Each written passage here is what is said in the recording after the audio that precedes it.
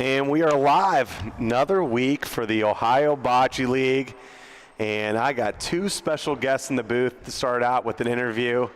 I got the one and the only Parker Robertson and his dad, Mike. Mike, you had to take a back seat this weekend, my friend. I did, yes, absolutely. He was the star of the weekend. So for those that haven't watched, Parker Robertson, you played in our club championship. So this is the largest singles competition for a club in the country. Parker, you got to play in it, and you made Sunday. You got to make Championship Sunday. How cool of an experience. Your dad obviously got drafted. He's a franchise player in the Ohio Bocce League. You get to watch your dad. Now, your dad's watching you on the stream, and you get to play. How cool of an experience was it? It was great. I mean, got to play a bunch of great players, got a lot of games in, and eventually went through and made it to Sunday. So when you're watching the Ohio Bocce League, what do you look for? Are you looking at strategy, or are you looking at how your dad's playing? Are you just a fan? How do you watch the league, and how does that affect your game? It's a little bit of both. I always like to watch him, but I love to watch the strategy of all the different teams and try to learn something in between. What I noticed, Parker, and so your dad was playing a different tournament, so he wasn't there, and I noticed that when you did miss, which was rare, especially on Saturday as you were making Sunday, when you missed the first ball, I saw you roll up on the second ball. Yep. Was that intentional? Did you already have to tell yourself, I'm not going to shoot twice? I had to think about it for a little bit, but, I mean, once you miss one, obviously you don't want to miss the next one, so you might as well play it safe. You get one, give up one. All right, so the experience got to go through Saturday. What was your favorite moment of Saturday as you go into Sunday? Favorite moment? I mean, probably the last game against Jimmy P. Making it to Sunday. So I'm gonna walk the audience through it. So Jimmy has a chance to maybe go up. He goes for the ball game. Yep. Right? He shoots one of your balls and Paulino. If he clips one of the balls, he stays in the game. Yep. Right? But then he has to go to another frame with you. And if he hits Paulino, he could win the game.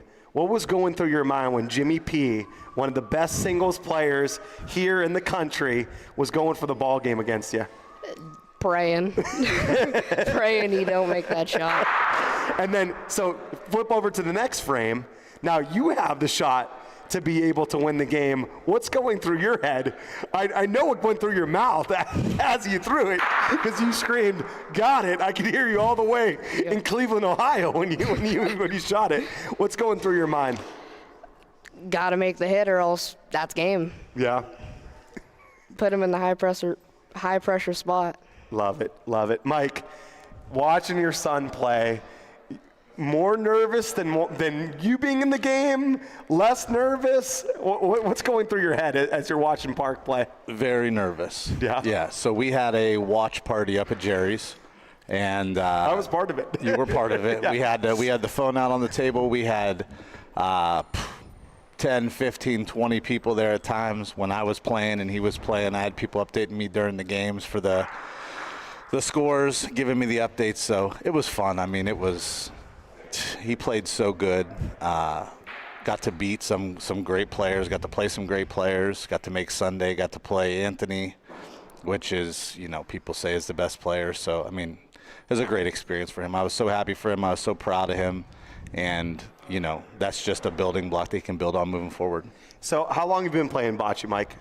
I've been playing for about 8 or 9 years. 8 or 9 years. Could you imagine when you first started playing that we'd be able to watch our games, to be able to rewatch your son's games? That's going to live forever. Forever. Forever. Yeah. You're going to be able to watch his kids. Yes. Yeah. You'll be able to show his kids, his grandkids. Yep. Hey, this was on YouTube. Yeah. Yeah. It's great. I mean, that's good for everybody. I think I go back and watch a lot of my games just to see, if I miss, I typically did something wrong. So I want to see, was I off balance? Was I too fast? So getting to go back and watch that feed and learn from it. And, he's making TikTok videos of himself now. So he's got a huge following. So. I love it. Yeah. I love it. So Ohio Bocce, obviously it's the first year.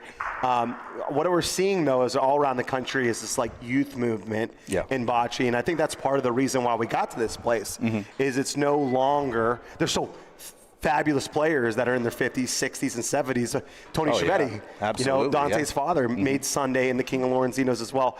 61-year age gap between Parker and Tony. Yeah. How amazing! It's crazy. I mean, but the youth movement. What are you seeing now that's going on, around the country, especially in this area, with younger players playing?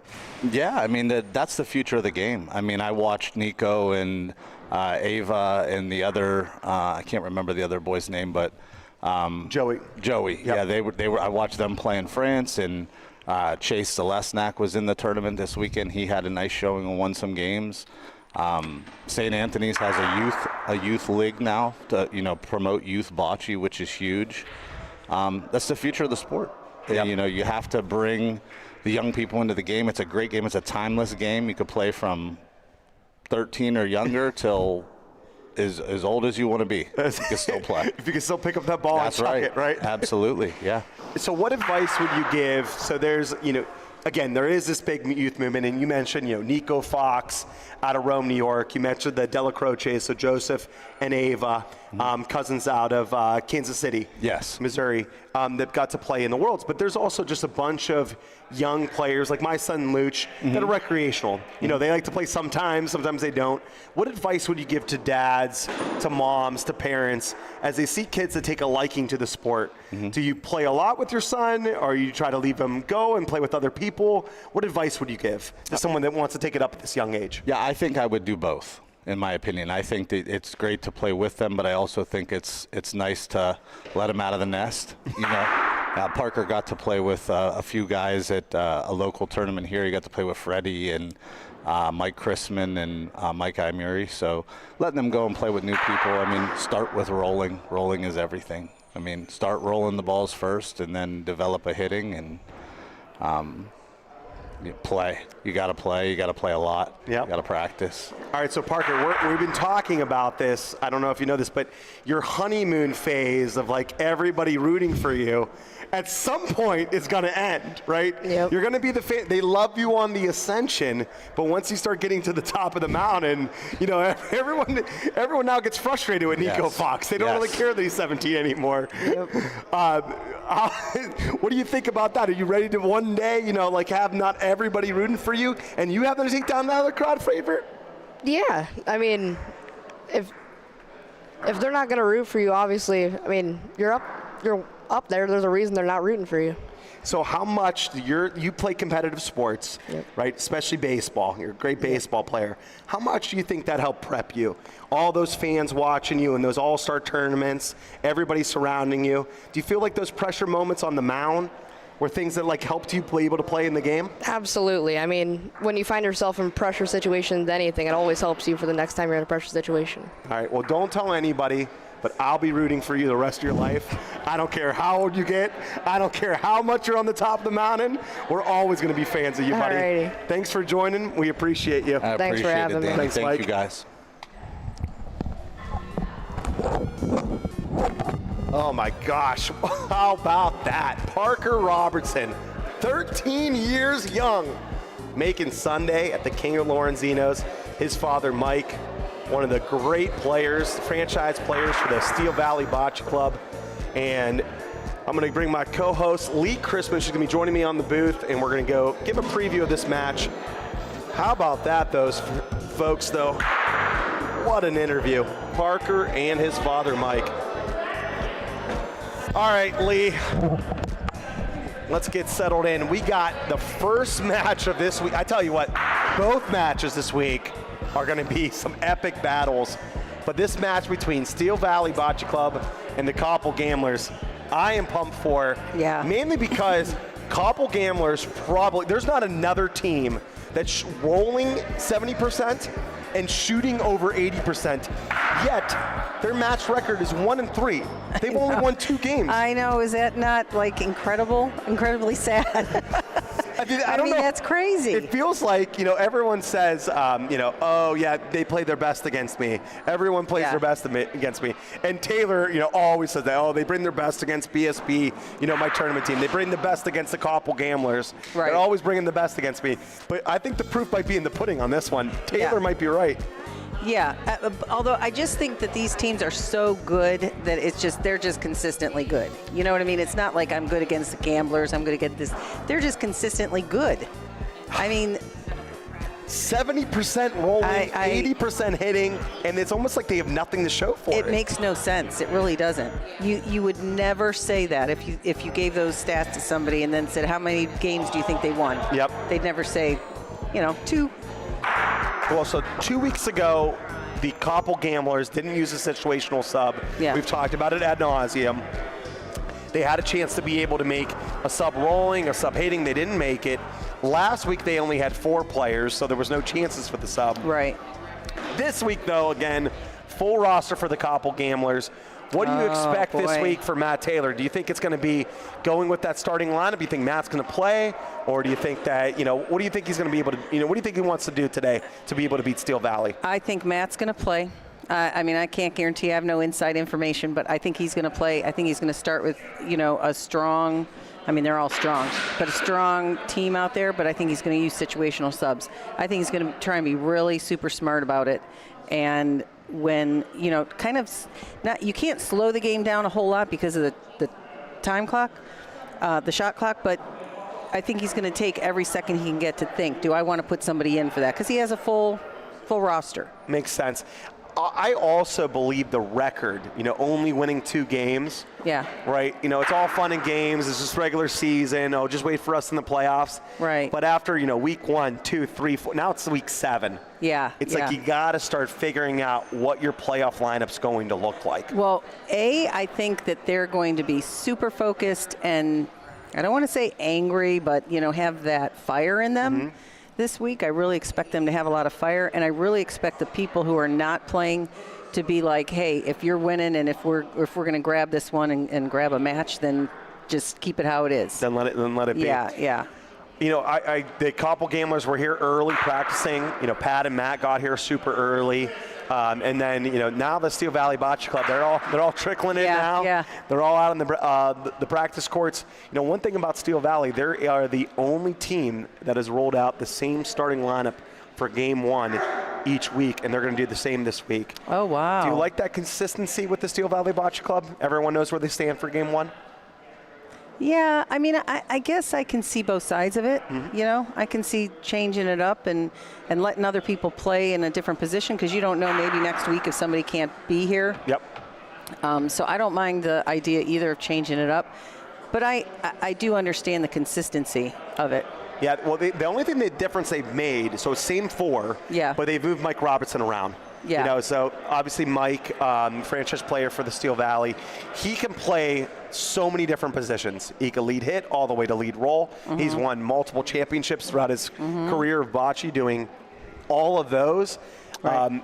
But what change they made that seems to have worked, though, is moving Sean New into that captain position. Yes. And it's really helped him turn it on from the mid-year going forward. Right. Well, Sean has a calmness about him. He knows the game. He knows how to call a game. But he keeps everybody kind of just calm, doesn't get too, crazy about it. So I think that's a great move. And Mike Robertson, being able to be moved around like that, that's fantastic. It's difficult. The only team in the North Division with a positive point differential is Wickliffe. The Barbarians have a plus 19. The Steel Valley Bocce Club, they're 2-2. They're basically even 5-3 game record. That leaves them on 7 points. Basically third in the entire league.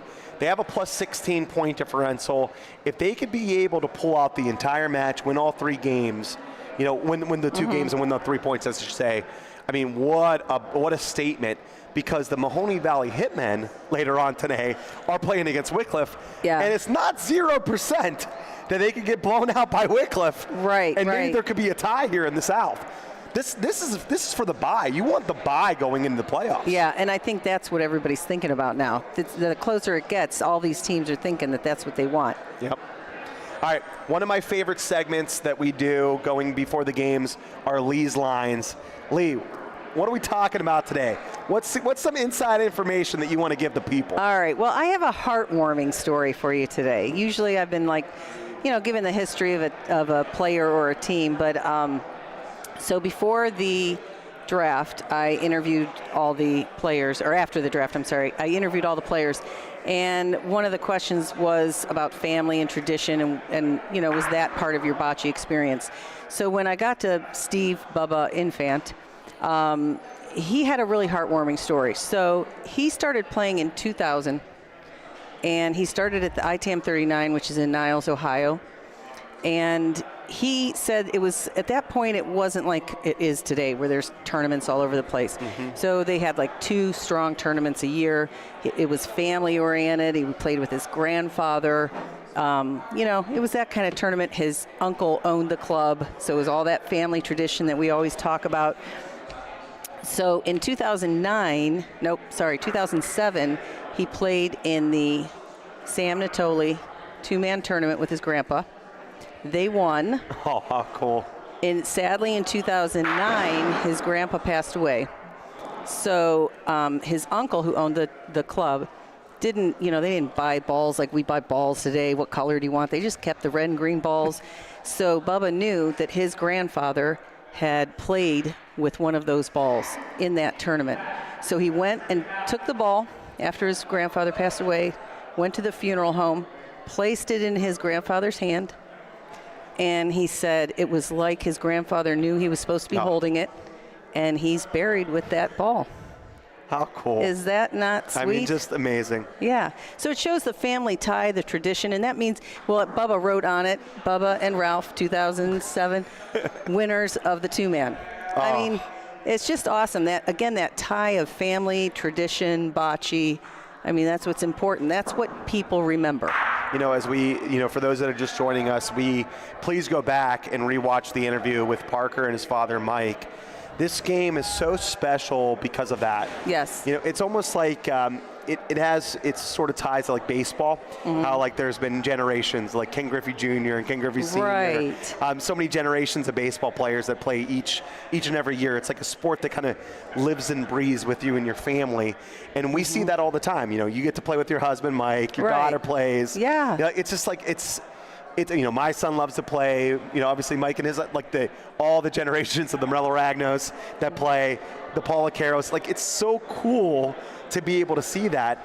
And then what a moment that Bubba got to share with his grandfather. I mean, and that it just shows so much about him and just the whole community that's what he remembers about bocce. He didn't say, "Oh, I remember when I won this one tournament." That was like the fact that he won that with his grandfather, and his grandfather is buried with that ball, just means the world to him. And I was thinking about it on the way here, and I thought, if you look around, all these people have some connection to bocce through family. So it was really neat.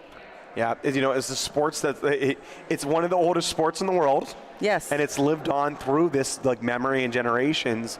A lot of times just playing with your family in the backyard. Right. Just what and a that's cool what moment. he said. He said it was leagues with your family. It wasn't, this stuff where you're practically buying people to play with you. You know what I mean? Oh man. All right. So what a cool moment for Bubba. All right. Let's also talk about this second match. So I want to hear what you're thinking. This is going to be a tough one. 2 first-place teams, one of the North, the Wickliffe Barbarians, one of the South, the Mahoning Valley Hitmen, leading the 2. These are 2 top teams in the league, leading with points. What do you think? What do you got going on here? Well, you know what? I was thinking I would probably take the Barbarians, but I really think that last week I felt like the Hitmen kind of pulled back on their lineup a little bit because they're so strong that they kind of gave some other people like some, playing Everybody time. A run. Yeah, they try to give everyone a run. And I really feel like they're not going to do that today. I think they're going to put in their really big heavy hitters right off the bat, and I think it's going to be a really good game, but I think the Hitmen are going to take it. So we got this starting lineup from Joe. I'm just pulling it up now. So one thing that Joe's going to do this week is he's going to have Dante DeLisio be the captain. Okay. So Dante's I going like to be that. out to start, but he's going to be the captain. Starting lineup is going to be Triv at the 1 role, Nick Capagreco at the 2, and then Joe and Mike Nardone are going to be hitting. Yeah, see, that doesn't shock me. It's kind of what I thought. I mean, I could see a couple other people in there. I mean, because they're all good. Again, it's not like any of them are slouches. Yep. But I just thought that he's really going to pick a strong starting lineup. He's not going to let up on it. Well, yeah, when you're playing against the other top division team, Yeah. you have to be able to do that. On the Wickliffe Barbarians side, they're going to be starting out with Bob Galise at the 1 role, Frank Popio at the 2 role. They're going to have Ron Dog in the hammer position, and then Doug Carter. Yeah. Again, Well, going that with the was what starter. they had last time, right? Minus Bob. Yep, yeah. Yeah. Bubba started for Bob last Right. week, but Bob's been rolling so well this Yeah. year. 74% they're rolling as a team, 74% shooting. How much more consistent can you I get? don't know. That's crazy. But again, I mean, I keep saying it, but they're all so good, and they're dual players. I mean, they're hybrid players. So you're going to get high percentages, I think, when you can pull someone out and put someone else in that can do that rolling and that hitting. How about the season stats for these two? They're almost identical, 73 to 72%. Yeah. Rolling, both shooting 76%. It's like over the course of Yeah. time, somehow, yeah. That's If why you- it's gonna be such if a you go great 75 and 75, it's like Jim Yeah. Tressel used to talk about this for Ohio State's offense. He wants to run for 200 yards and he wants to pass for 200 yards. Yeah. He wants to right down the middle. You got to be able to run the ball, you got to be able to pass the ball. You got to be able to roll the ball, and you got to be able to shoot. All right, well, G can't make it here. Okay. But somehow Mike coerced him to make a video, so we still got G's nice. picks. All right, Don't you great. worry. Let's see who G picks right. for this epic battle in match 1, and then we'll go to match 2. Okay. What's up, OBL family? It's Monday, and you know what that means. Ohio Bocce League, baby. I get to make my picks from my office. I'm the dean of students at the school, but you don't care about that. Tonight, we got a huge battle. Steel Valley versus the Koppel Gamblers. This is going to be a war. The Steel Valley's been mixing and matching, trying to find its ways, and the Gamblers have been like the Israelites, just lost in the desert a little bit. They're trying to figure it out too. This is going to be a battle. Everything in my gut says you got to put all the chips in on the Gamblers. Forget that. Steel Valley gets the win over the Gamblers. I just don't see it. I know I just don't see it. I see Steel Valley figuring it out, getting the right lineup. I know the Gamblers are going to put up a fight. That's why I'll go split. I'm going to go split ski on that one. All right, Lee, he goes with Steel Interesting. Valley. What Well, you know about what you? that means. You know what that means. I'm taking the Gamblers. Oh, you got to go against G. Yeah. Well, I was thinking about it today because I've taken the Gamblers quite often and been wrong, but I feel it in my bones tonight. It's the Gamblers for various reasons. Let's see if they do you well. All right, All right. I wonder who G got for match 2. Let's go see. The second matchup of the night, we got the Wickliffe Barbarians, one of the hottest teams in OBL, against the heavy favorites, the Mahoning Valley Hitmen. Another tough battle. Popio from the Barbarians has been rolling out of his mind. But I don't know if Bobby Galise will be in the building, but if he's there, this team's been playing hot. You got the Ron Dog, Doug Stickum Carter. It's going to be a battle, but you know what? I'm sorry, Barbarians. They're chopping you. The Hitmen, bang, bang. They come through and they take care of business again. They have been hot. Dante DeLisio's rolling. Phenomenal. He told me, be quiet, G. Let me cook. Joe Palumbo, Nardone. They're just very talented, but I'll say this out of the respect of the Barbarians, I got to give it another split ski.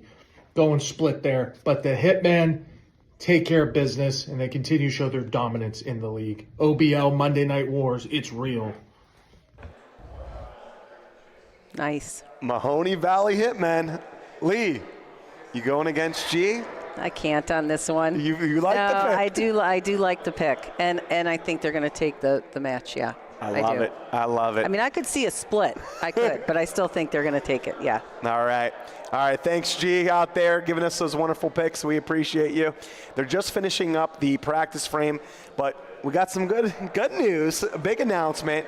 We now have the official betting platform of Semi-Pro Bocce, StreamBet. Wow. You can now bet on a match winner.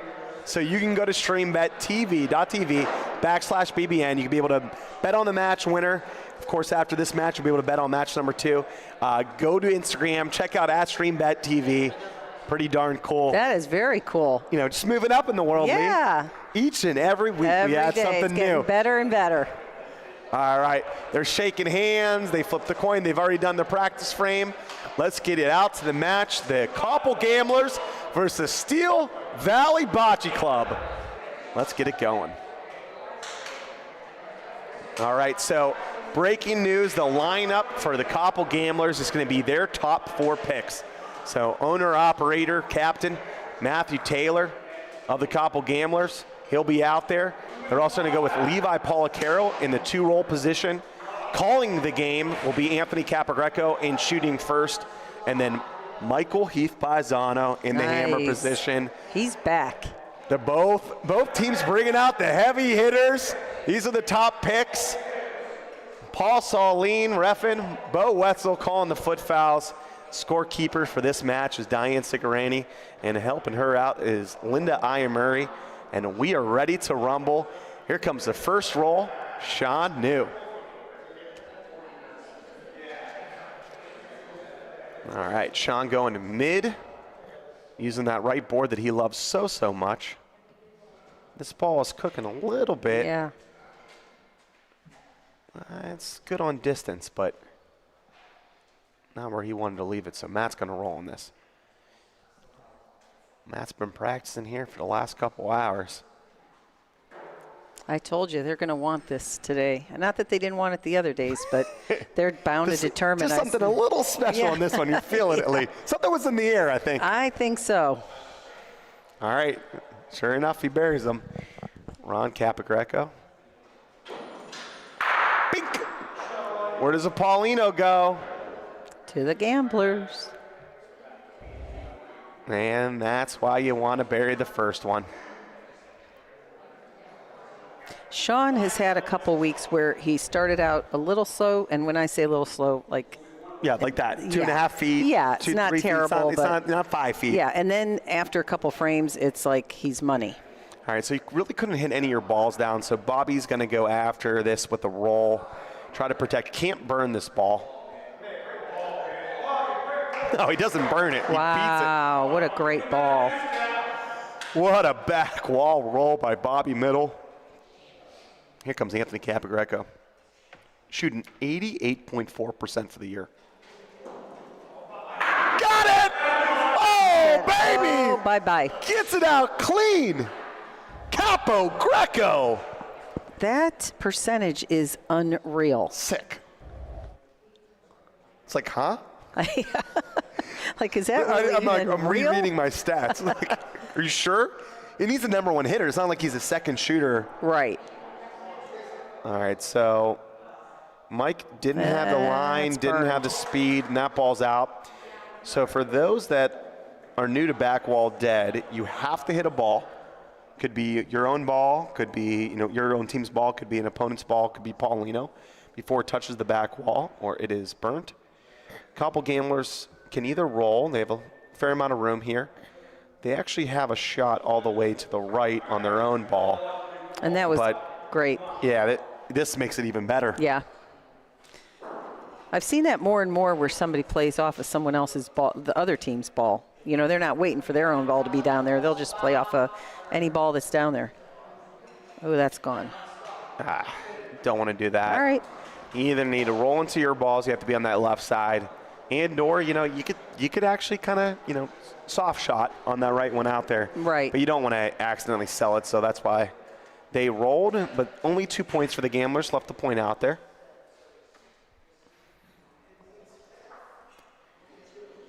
We got my Tulisenis in the chat. He goes Steel Valley in a split. He likes 3.5 point favorite for Steel Valley, though. I don't know. I think sometimes, I don't know. I'm one of those people where the tides have to turn at some point, right? You would think. Just feel like the numbers over the course of time. Mm-hmm. Comes Ronnie Capagreco. Got it. Sticks it. Ronnie Cap. He had to go see the back doctor today. Yeah, I said, I thought you hurt your back. He's like, I did. I said, you're not playing? He goes, I am. He got a shot, I guess, in his back. You know, for professional bocce, you got to be able to make it. All right. Oh, gets Paulino. Changes the frame. Anthony Capagreco says, all right, Pops, you can stick around and move the Paulino to the back. We'll play back there now. You know, we've talked about this a little bit last week of what frustration he must feel inside to have those stats and play the way he's been playing and not win. It gets frustrating. It's like it's okay once in a while where you say, okay, well, I played well, but we didn't win. I feel good about myself, but to do it week after week. Frustrating. Yeah. All right, so interesting choice here. They could shoot those balls on the right. They could shoot the ball that's point. That's what they're going to do here. So if Mike can be able to move Paulino, that'd be obviously the most ideal. Or be able to make point with his ball. Gets Paulino, but it goes back to Ronnie. Uh-oh. That leaves one ball for gamblers to put out there. What do you do with this one? First of all, I didn't like the strategy in the last one. I actually liked hitting my own balls, trying to move them over and or rolling. Mm-hmm. This was always a possibility for as hard as Mike shoots. Right. I think with this one, yeah, you play a little deeper, try to give them the 2. Make them think about shooting this. Yeah, because they would be in for 3. They're not doing that really at all. I mean, this is deeper than the Paulino, which is better. You want to be as deep as possible and still retain point, but it's really not deep. Now, there's some people who would say, well, you put it right on the pill so they shoot, but I mean, that's easier said than done. You know, like, all right, there you go. Miss number 1. Miss number 1. Well, Bobby's shooting this one, right? Yeah. But hey, even if he gets it and they get 1, if he doesn't stick and they get 1, that's a win for the gamblers. I think they're sitting 2, so this. Oh, they are? Yeah, this. I thought it was only 1. I think so. I don't know. Oh, Okay, there's now a it's sticky 2. bud. Bobby Middle stays around, and it looks like 2. Let's see what Paulie puts up. 3. 1, 2, 3. Yep. All right. I thought that other one was in. I didn't think. Yep. Shoot all day. All day. What a shot by Bobby Middle. Yeah, maybe they should have put that ball a little bit longer. I mean, then they roll in for 2. Yeah. So that's not too good either, but at least, you know, they would have. I liked it a little 3. longer.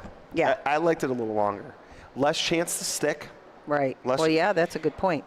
The further the ball goes away, the less backspin you have on the ball, because as it is rolling down the court, the less backspin that it's going to have, like the velocity of the backspin. Mm-hmm. And so the less chance to be able to stick around. All right, here comes Taylor. On fire to start the game.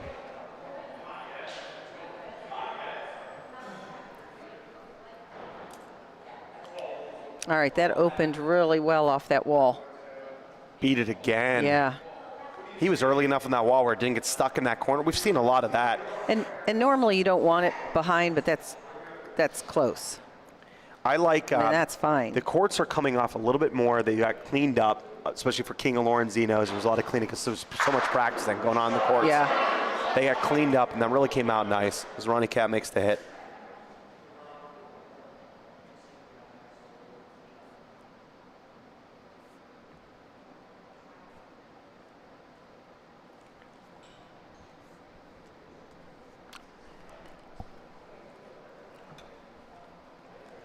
All right, let's see if Levi can get it. He's using the same wall. Lee, I think he got it. What a ball by Levi. You know, that's funny because that spot, too, has been starting to go to the wall. Yes. You know, they think it's coming off the wall, but it sometimes It lately it'll trickle back. Wants yeah, to and it didn't. He got it perfectly in there. All right, Mike Robertson missed his last one. Has to make a big hit here.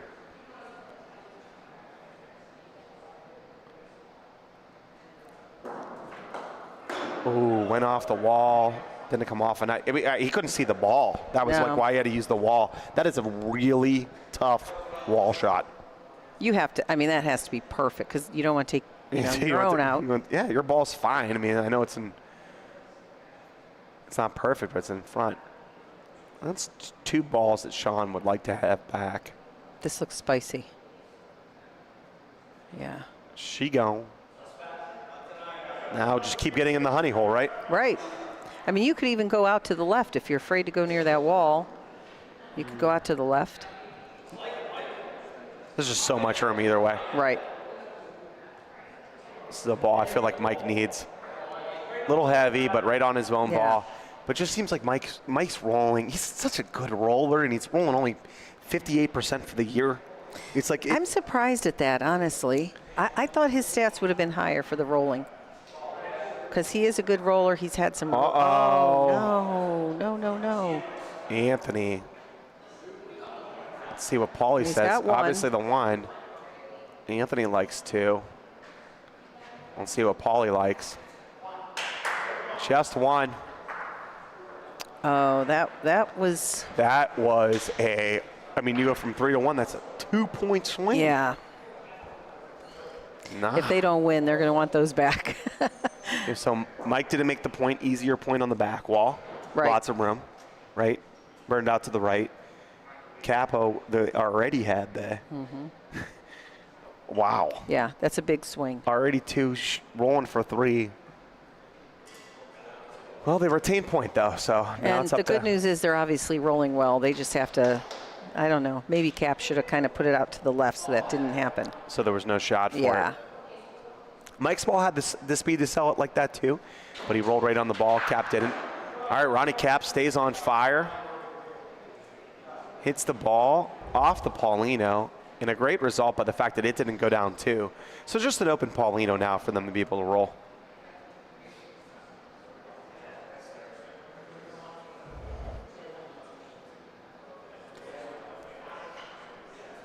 Hey, Carlo, thanks for joining. Yeah, you are allowed to volo. I don't know. I'm sorry, I didn't see the exact shot you were talking about. But yes, you are allowed to volo. There has been some times where we, even as commentators, would say a volo is a better shot. Oh, you're talking about Mike Robertson's off the wall. Yeah. Here's the deal. Because of the courts that we play on here, the courts aren't very long. There's not a D line. And so we're not typically playing PRV. So because of that, there isn't a ton of practice voloing. Right. So Mike has probably shot a volo in a game 1 or 2 times his whole life. So Yeah. to have to execute that there would be a lot more difficult. I was just going to say that. And they don't do it often enough, I think, to ever think to. They'd rather probably roll on it and steal it. I got than to do shoot a that. volo over at Jerry's. Did you? I hit it, yeah. Wow, you got it? I do Nice. practice volos though. All right, well, thanks everyone for joining. We already had 150 live devices. Feel like a record is a brewing. Kevin Clark, thanks for joining. Kevin, I'll make sure we talk about your special story you sent me later on in the broadcast, especially when we get more viewers.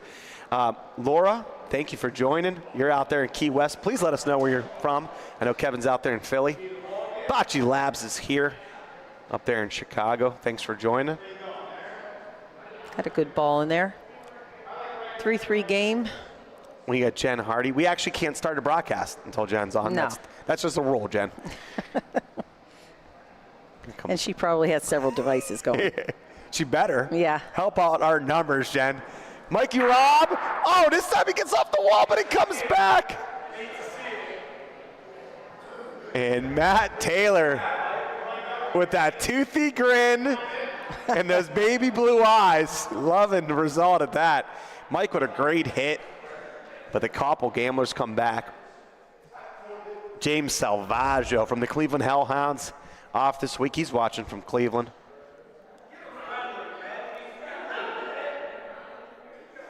Frank down there in Kentucky joining as well. Thank you, Frank. Still Gamblers with. All right, Anthony's looking at his ball, I think. We got Frank Pelly also. He's learned how to like the broadcast. He's really excited. It's Dante's cousin. He's learned. Oh, nice. Yep. All right. Learned how to like the broadcast. Say Dante's uncle. He's coming, and he also has it up on the big screen. I know Frank. He also has it up on the big screen. Nice All ball. right. You know what? He was trying to play on his own ball, but you can't go too far into the wall. I don't want to sell that other point. Getting that second point there, that's not an easy roll for Cap. I almost feel like he got that one back that he sold earlier. Yeah, and I think it's interesting because most people, when they go to bump another ball, they don't go off the wall and bump. Mm-hmm. He goes off the wall and bumps. He comes on the outside and bumps it that way versus just straight at it. You know, one thing about Anthony Cap, though, is he's just mentally strong. Yes. So, like, that frame didn't bother him at all. No. It happens. Yeah. You play bocce long enough, you're going to sell something. You don't want to lose that aggressiveness. And what we saw a lot, especially in the one-man play over the weekend, was if something went wrong, they just went away from it. They're like, I can't roll straight. Oh, yeah, I can't roll off the wall. Oh, Right. yeah, I missed a hit or I hit the wrong ball. I'm going to stop hitting. But you can't lose that aggressiveness. And these semi-pro players are just not going to do that. No, and you can tell the difference between a seasoned player and somebody who's, because if you're not a seasoned player, you start to break down. You keep going over. I missed that. I shouldn't have missed that. I missed it. And these people, they just let it go. They move it on. Whatever Toradol or whatever Ronnie Cap got, the injection today in the back, it's working. 4 for 4 to start the match. All right, we got Mama Paisano in the chat as well. Thanks for joining, Tammy. We appreciate you. I told Tammy I'm going to meet her one of these days. I think I've been talking to her for 2.5 years. That's right. Never met her. Listen, there is not much better home cooking than getting nice. Tammy Paisano's. So I need to meet her out at her house. Yes, on a Sunday. Yeah. On a Sunday. Just take Jimmy's place at the table. There you go. Yep. Got Uncle Ron, Ronnie Delicio watching, rooting on his brother Rock, and his nephew Dante will be playing later. Talk about family game, Uncle Ron. Comes Mikey. Mike Paisano. Second hitter, Koppel, Gamblers. Got it! Who's going to win the race coming back? Who's going to win the race coming back? Oh, baby. Mike Paisano. They're thinking it might be 2. I think it's just 1. Comes Mike Robertson. Courtney Strickland, fresh off her win out there in St. Louis. Congrats, Courtney. That was awesome. She says she wasn't planning on crying tonight, but your story's touched her. Aw. Thank you. I was so happy for you guys out there in St. Louis. Here comes Levi Policaro. This could be a back-breaking hit. Speaking of backs. Got it. Cleared it. Don't come back. Don't go back. Don't go back. All right. What a hit. Dangerous hit, too. Pauline could have been. But see, that's what I meant. They're not going to play it easy. They're not going to play it safe. It's not who they are. No. Especially after playing hard and not winning. They're going to go for it. Just 1. Great shot by Levi. We got Antonio Delagata, my buddy Tony Delagata in the chat as well. He's going Wickliffe, saying they're going to win all 3 points.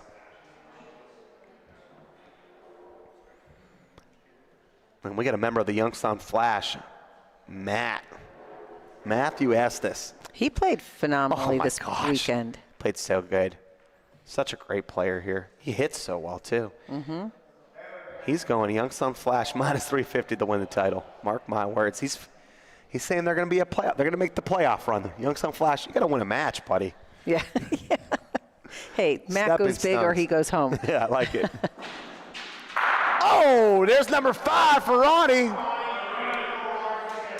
Oh, beautiful. And this time he retains the point. Slap hands. Son Anthony.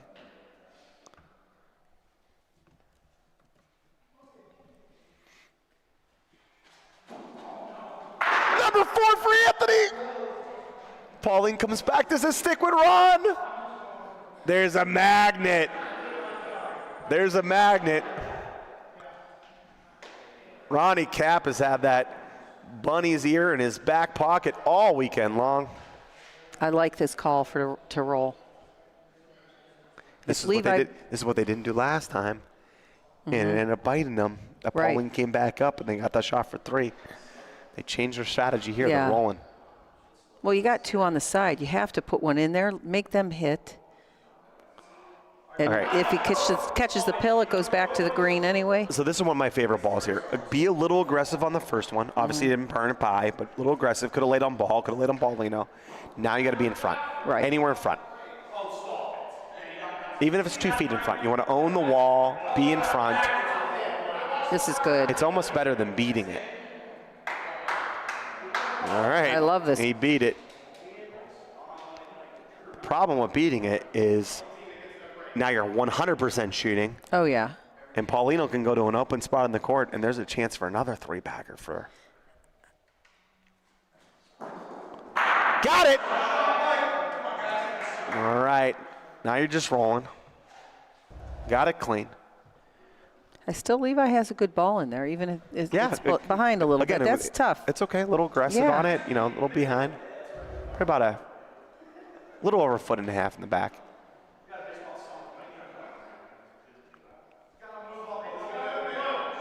All right, Sean's short. You're telling him he has to move about 10 inches.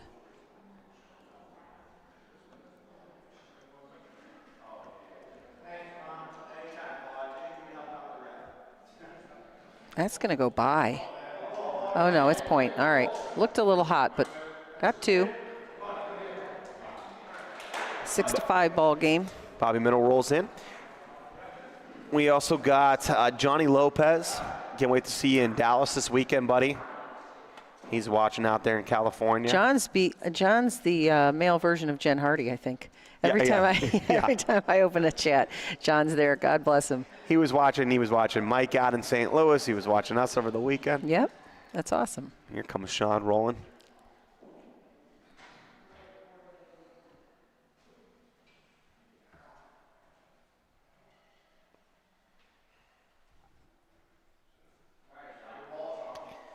Sean's going to like that. Being the left side of the Pauline, doesn't own the wall, but I like these sometimes even better if it's close enough to make the other team hit. Leaves a nice big window. And how about this? Another form of aggression is the roll on it. And Taylor basically called off the hitters and said, this one's mine, baby. So Sean, probably his best roll of the game, but doesn't own a wall. Is Taylor beat it or too heavy? Yep. right, Boy, was well, that a good line.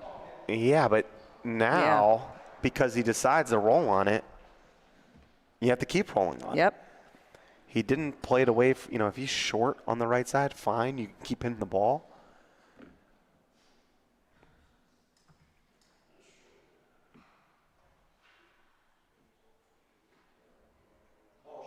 Short.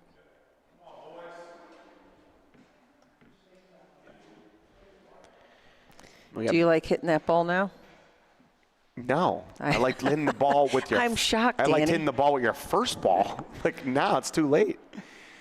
We got Ben Diaz of the Cleveland Hellhounds in the chat as well. Hey, Ben. Dylan, he'll be up here doing the second match, commentating.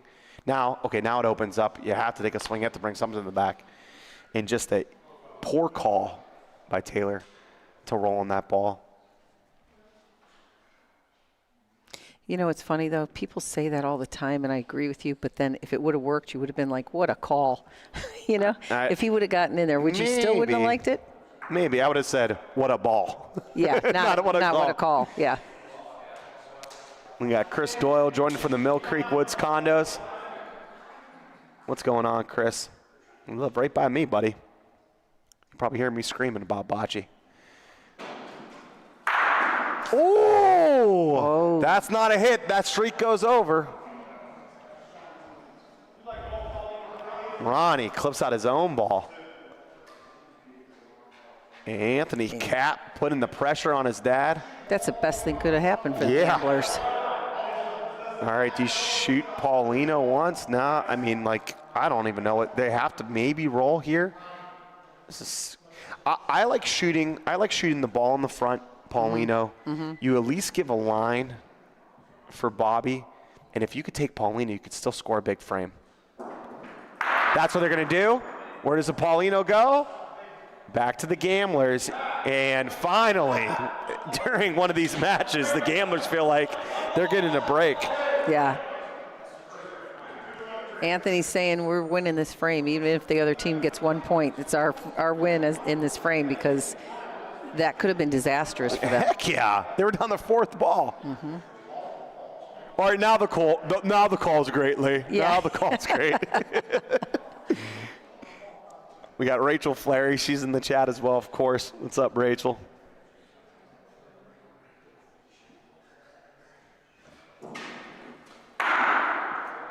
Took one away. And the Koppel Gamblers on their last ball, 3 balls back for Steel Valley. But when you hit your own ball, that's what happens sometimes, Lee. That was crazy. Steel Valley, I mean, that wasn't bad for them to give up 1. I mean, they don't want to give up 1. They want to take that pill over or something, get 2. But 1's better. Giving away 1 is better than giving away 2. All right, here comes Taylor with the lead.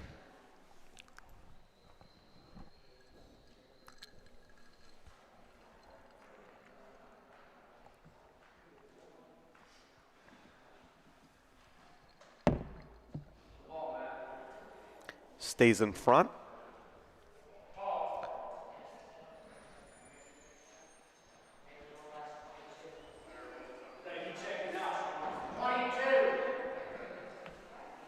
Less than 2 feet. You're gonna have Ronnie shoot this ball. All right, he's back. 6 for 7. Gamblers are getting some good breaks, though. You know, getting the point after the hits.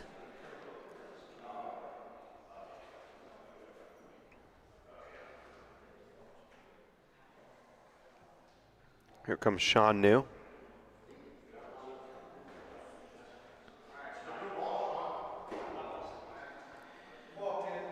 We got Nick Draws in the chat. Spiff.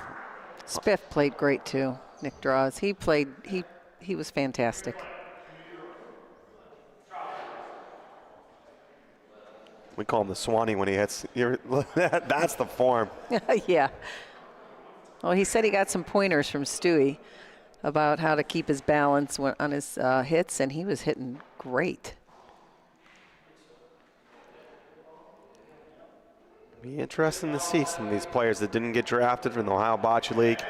Some of them performing really well this year, especially here at Lorenzino's. Well, one of these owners make a move. Yeah, my husband, he was a little disappointed, of course, because he's always like that.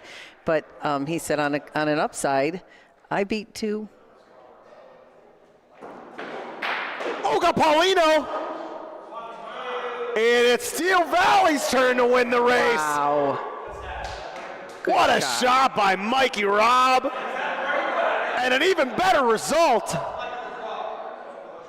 Here comes Capo. Right back at it. Goes underhanded. Oh, his ball stays up, but he gets the point back.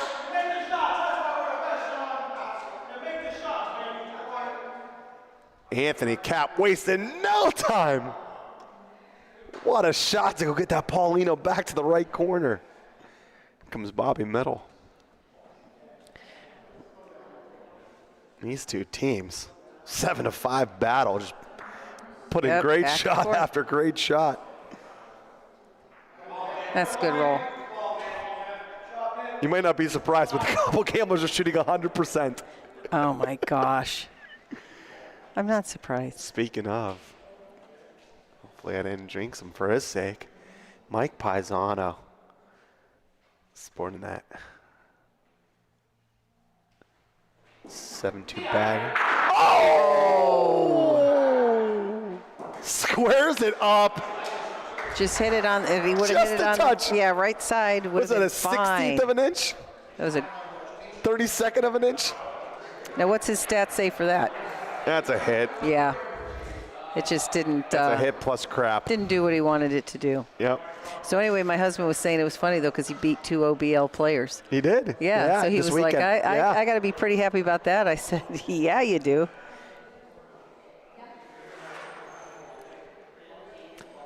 Yeah, that tournament's fun. If you are somewhere around the area and you are not a member of Lawrence, you don't even have to be one. We have these great players, professional players here, but we have all types of different skill sets for members, all types of different leagues, and you can come anytime to be able to practice. And I swear, like, from, let's say, skill set from 1 to 10, somebody will come help you. Oh, yeah. Whether yeah. you're a 10 trying to sharpen a skill, they'll play you in one-on-one so you can be able to work on your game. Right. If you're a 1 trying to get to a 2, they're going to come help you, show you the game, show you the game calls, show you what to do. That's what's so beautiful about this club. All right, here comes Bobby Middle to roll.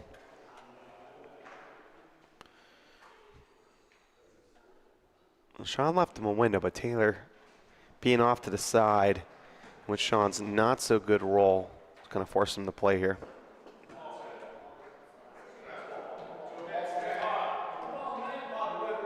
Tucks it in, Bobby Middle. I mean, what a great game. Both teams put on a clinic.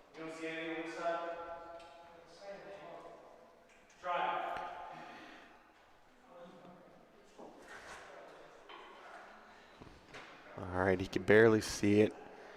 This is another spot where you could potentially skip a ball or a bolo, but low ceilings makes it hard.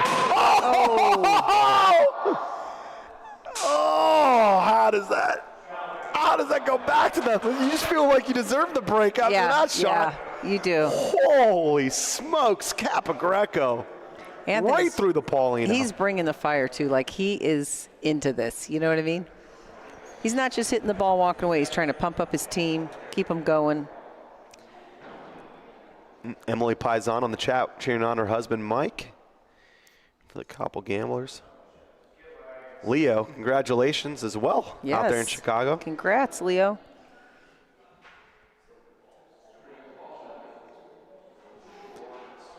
Andrew Mastrian out there in Farrell. What's going on, Andrew?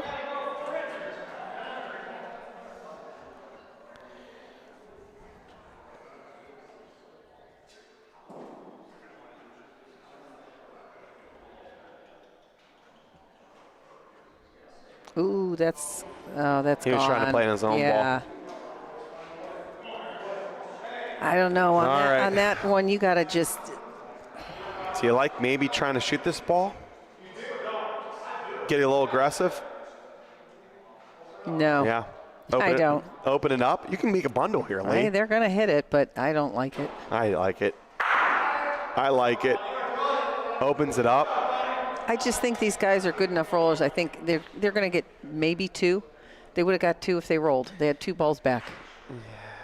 That's, to me, they could have gotten 3 if they rolled really, really well. But the 2 hitters are back, though. Yeah. You really don't like. I always say, don't like leaving the gun in the holster.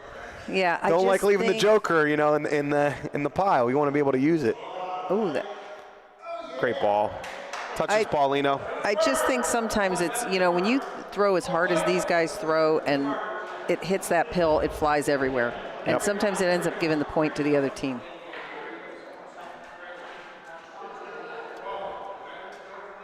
If Ronnie heard me say that, he'd be like, Lee, you don't know what you're talking about.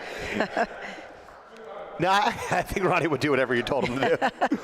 But you know what? 8 for 9 today. Let the guys shoot. Mm-hmm.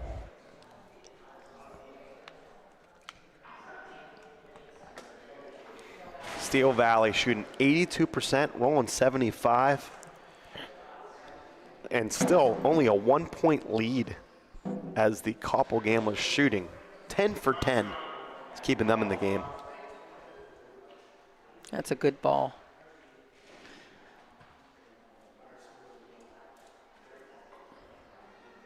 See what Anthony Capogreco does. Oh, his first miss of the game. Right through the window. Yeah. I don't know. I kind of liked him going for the pill. He's so good at that. Take that back to the back wall. I wouldn't say it's an easy hit, but it's easier because it's near the wall. If you catch that rondino, you might take it anyway. But all right, so I think they're doing that now with Levi. Mm-hmm. Unless they're going to have him shoot the wall. Levi shoots underhanded. Great wall shooter. Let's see if he goes off the wall to try to get the ball. Got Paul. No, Got he's going it. straight Paulino. Stays with it.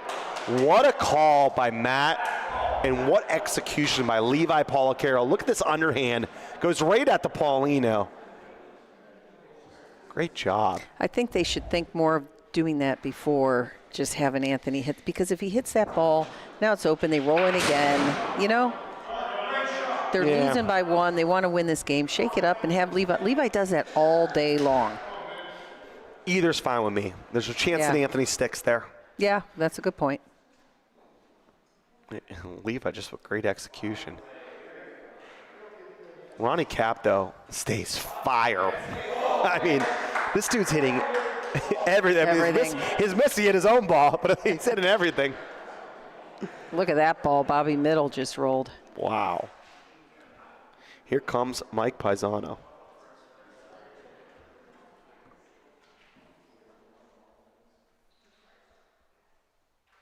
Lining up. No, misses to the left. Seemed like he dropped it a little bit, I think. Dropped it early. All right, so Matt's just going to cover up at this point. Try to just keep him to 1.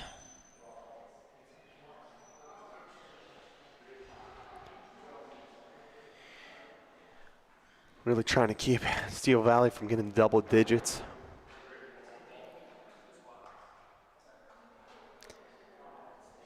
I mean, it's good as far as distance, but the fact that it's on the side and not in the front.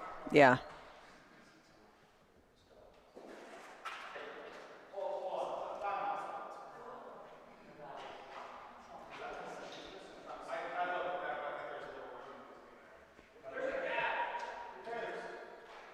So Mike's trying to figure out if they want him to hit it off the wall. They're saying there's a little.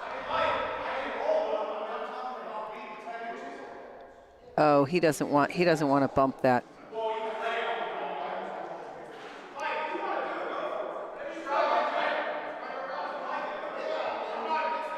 Is he trying to hit his own ball? Yeah, they're trying to bring the pill around to the right side. So there's a chance, yeah. So what Mike Robertson's trying to do here is try to go off the wall. This is the only way to be able to make Paulino behind the ball, because you can keep it clean on the right side. Oh, if Koppel somehow ends up with a bad, just misses everything. So that's why he was asking if there was a gap to see if he could pick it clean. He didn't want to do that, obviously. He wanted that pill to shoot around to the right side. Yep. And at worst, if he's too late, he can get into the gambler's ball, right, and potentially make second point anyway. Right. So aggressive play call. I don't mind it. Said I don't want to try to beat a 10-inch point.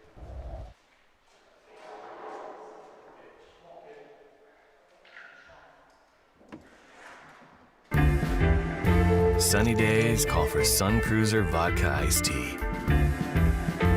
Made with real iced tea and real vodka. Refreshing and goes down smooth. Let the good times cruise with Sun Cruiser.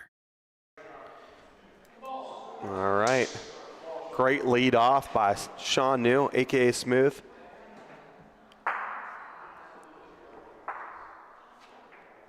Here comes Capo.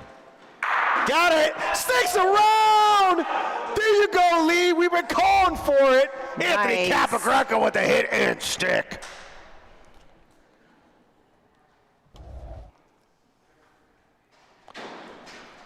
Ronnie Cap! Anything you can do, I can do better. Let Papa Bear hit.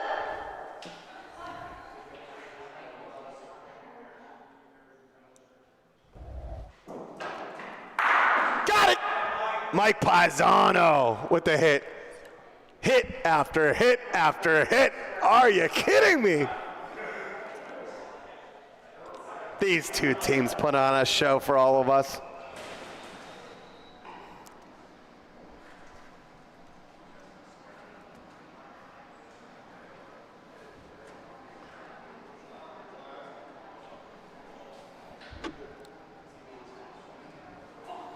It's a little short, but, well, more than a little short. Yeah. I That's mean, just being nice. right? Yeah. Somebody told me this weekend, you're too nicely. I'm supposed to you're just not say with that me, stinks. yeah. When you're not with me, when I left you on your own accord. I tried, Danny. I tried. Okay, you're- Danny would want me to say Yeah. that stinks. Okay, that ball stinks too. Yes. Double stinker. Yeah, I that's mean- surprising. Stank on stank.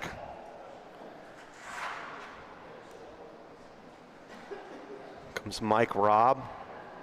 We saw that fantastic shooting, and then we just saw crap rolling from Yeah. both teams. Won't. You could tuck one here. All right, so Levi has a choice here. He's hitting this off the wall all day long. Okay, if Paulino goes, I have to see where the balls are in the frame. But if Paulino goes, it can go to a good position as well for them. They own 2 of the 3 spots in the back wall, Koppel Gambler does. And his ball should go back. Underhand roller. Gets ball clean. Levi Policaro. He's money on those shots. Welcome to the starting lineup, Levi. He's 2 for 2, but both hits got points. Yes. Both hits were huge. Yeah. That's why I think They're not all created equal, by the way. Sometimes, no, but sometimes do that first. I like that. I mean, they couldn't do it on that frame first, but All right. if you Speaking can. of rolling, our top rollers this year is with percentage, minimum 8 attempts per match. This is presented by State Farm. A shout out to Eddie Isabella. Some people are lucky, others call Eddie. Number 1 in the league, Robert Stewie Stewart, 85%. Freddie Sablak, 5 percentage points lead to Freddie Sablak, rolling at 80.4. Frank Popio, 3rd. Matt Taylor and Nick Capagreco bringing up the rear, all 78% or more. And it's interesting that 2 of them really aren't, they're more hybrid players, Stewie and Popio. I know Stewie says, I'm a roller, Yeah. but he's always been a hitter, as well. It's not saying the other ones can't hit, but Popio and Stewie are more, kind of back and forth. Might be easier to have that better percentage when you don't have to roll 20 balls a game Right. when you're hitting some too. But no, both of them great 2-way players. Yep.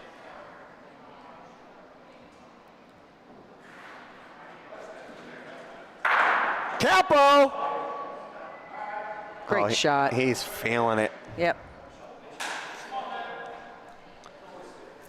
Luch watching up there in Cleveland. He says he wants Mikey Showdown to do one of those McDonald's commercials. Anything you could do, I could do better.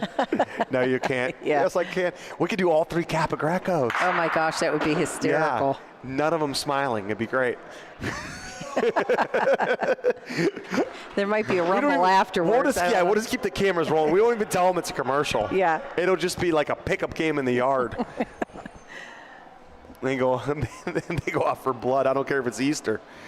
Here comes Levi Policaro.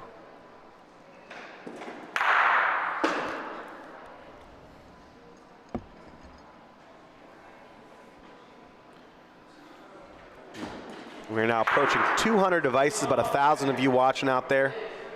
As many of you are watching on TVs. Being streamed at bocce clubs and also just bars across America. I had a in the teacher world. at school today tell me they were going to watch it tonight at dinner time. They got hooked on it last week. Love it. Up till 2 in the morning rewatching film. And How said, about Ronnie? He is just feeling it today. Ronnie Cap with a big hit. might be hurting a little tomorrow. I don't know. He's feeling fine right Yeah, now, you Lee. You get that shot and you think I'm Superman. Yep. Mike Paisano, this is, hold on.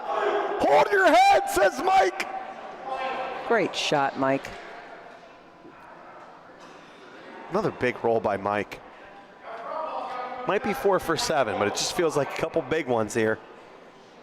This is one you had to get. Paulino's in play. It's a tough shot by Mike Robertson.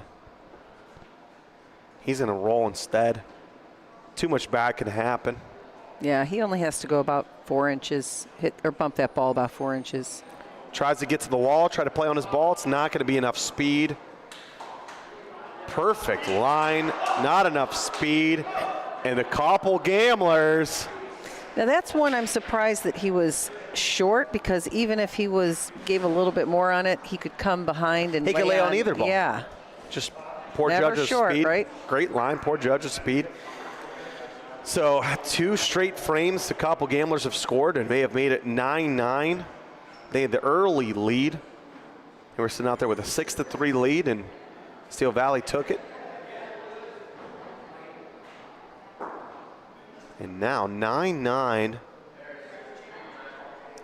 And Taylor's going to go to the left side. Sean's been playing that right wall, so I like going to a different spot. Matt's going to be happy with his stats if he keeps it up. Here comes Ronnie Cap. Got it! Stays around! Ron Capagreco.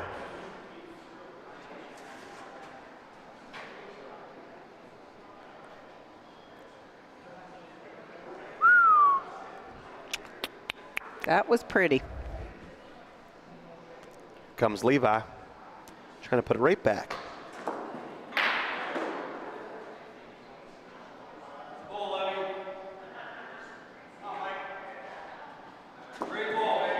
I think that's a perfect spot for that ball. Off the wall, little space. Puts Paulino in play. Might go off the wall.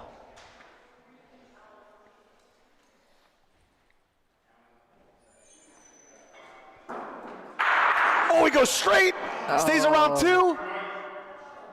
Should be at least 1. Just the 1.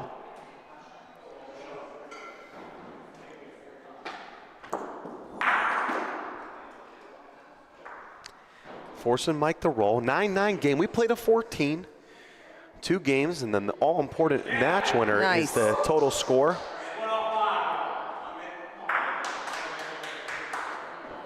Ball's a little bit behind, but Bobby Mills going to shoot this.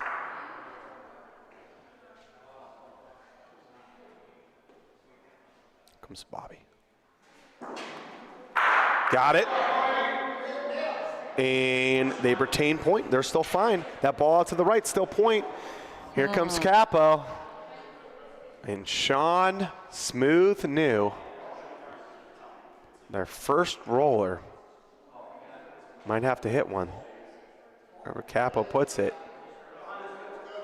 Okay, it's behind. I like rolling here. Yeah. Okay, so there's no shot to get the extra point unless he sticks. It's a very hard spot to stick. It's pretty deep. Right. Roll here, lead roller, go make your point.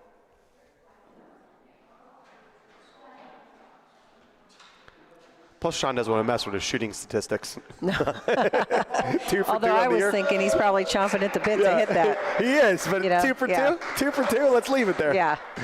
Let's leave it there. All right, great roll by Sean. I've done that in a tournament. I've hit once, and I walk out, and I'm like, I was 100%. I hit 100%. That was pretty good.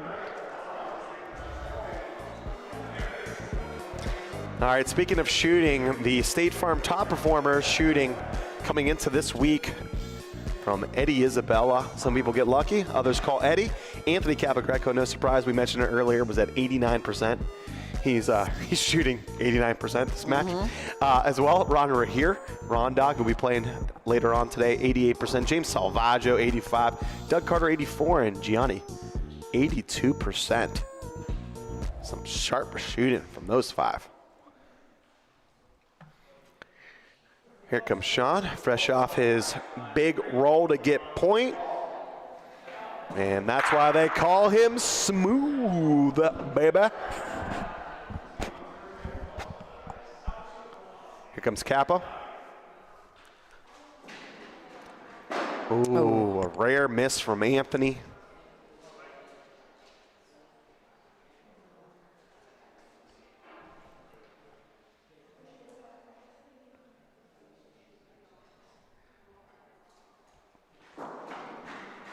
Got it.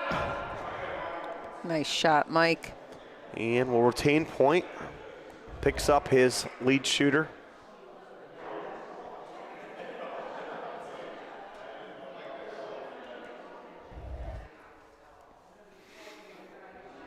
Mike Paisano, 5 for 6 for the day.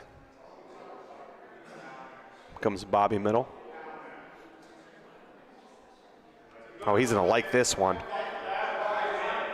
It's this 2.5-foot ball, but he owns the wall. Yeah, makes the other team think, what do we do? Well, they have to roll, but Yeah, you do wonder. They have a ball out there. You don't want to burn it by. And he stays on the right side, so anywhere this gets beat, it's typically on the left. Oh, this looks nice. Beautiful ball by Matt Taylor.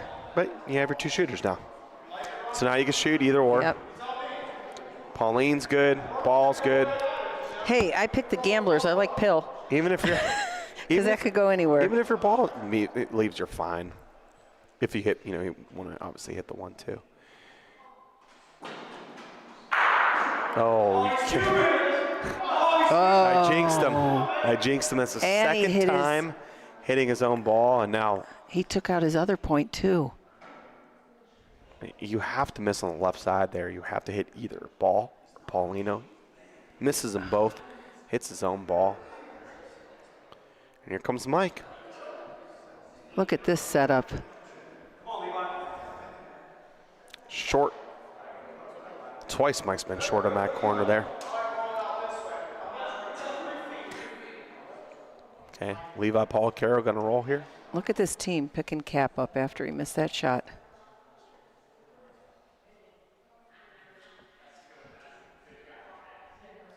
Back and forth game.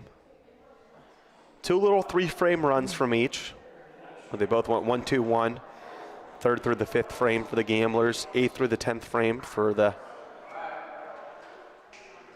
And that is a missed opportunity to get a second point there. Yeah, well, it's where he placed that ball because actually Levi could have hit and he would have had 3 or 4. Sure. But That would have been a huge frame, but where I like Levi using the wall. Deep wall, going Yeah. in the honey hole. Just go deep. If you're going to miss up there. Instead, he tried to go right at it, be on the left side. Was it 10-10? All right, if you haven't told us yet, please let us know in the chat where you're tuning in from. All over the country, all over the world, the Ohio Bocce League. Of course, live each and every Monday on the Bocce Broadcast Network. Our sister league out in Chicago is going to be starting in January. Pretty excited for Yeah, that. it's very exciting. See if they can carry the torch. This is the first league in America, the Ohio Bocce League. Comes Sean New. We're going to be playing league here, watching them. Just like they do for us. Yep. From Koppel, PA, Sean New. Great ball there. All right, from Niles, Ohio, comes Anthony Capagreco. Ooh, another miss. Just a He didn't little look bit like to he left. got his arm out there like he normally does on that one. Do you miss left when you do that? Me? Yeah. Yeah. Have to get it all the way to the ball. Mm-hmm. Whenever I call it short arming it, then I miss left. It never comes all the way through to the ball. Yeah.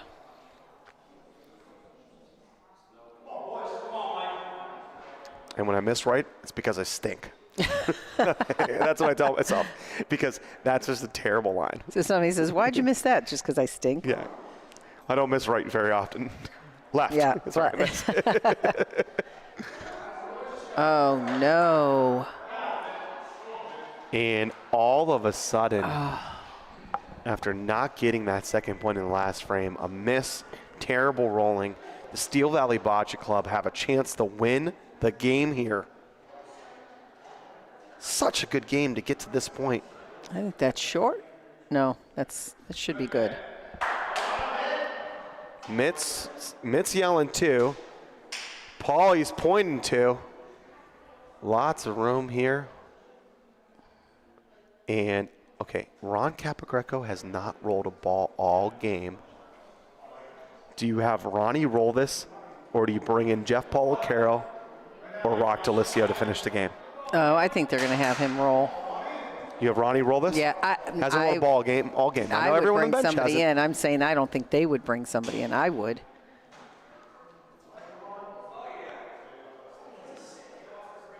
Comes Ronnie. He likes it. He likes it. He likes it. And that ball is gone. Yes. And not doing a situational sub may have bite them in the butt, as Steel Valley Bocce Club with Two fantastic rollers on the bench elect to have their lead shooter who had not rolled a ball all game to try to beat that. Yeah, you have Rocco Delicio and you have Jeff Policcara. Like I said, I would have brought one in. I didn't think they were going to. I missed the opportunity. Just bring this up in. Who are you? Right. Ronnie's going to be okay. He's a big boy. Yeah, because he's playing fantastic. He's hitting win the everything. game. We have seen the teams that have not do this consistently make the mistake. I still think the Gamblers are coming back in this one. All right, here comes Anthony Cap. See if Anthony can let loose on this one. Got it!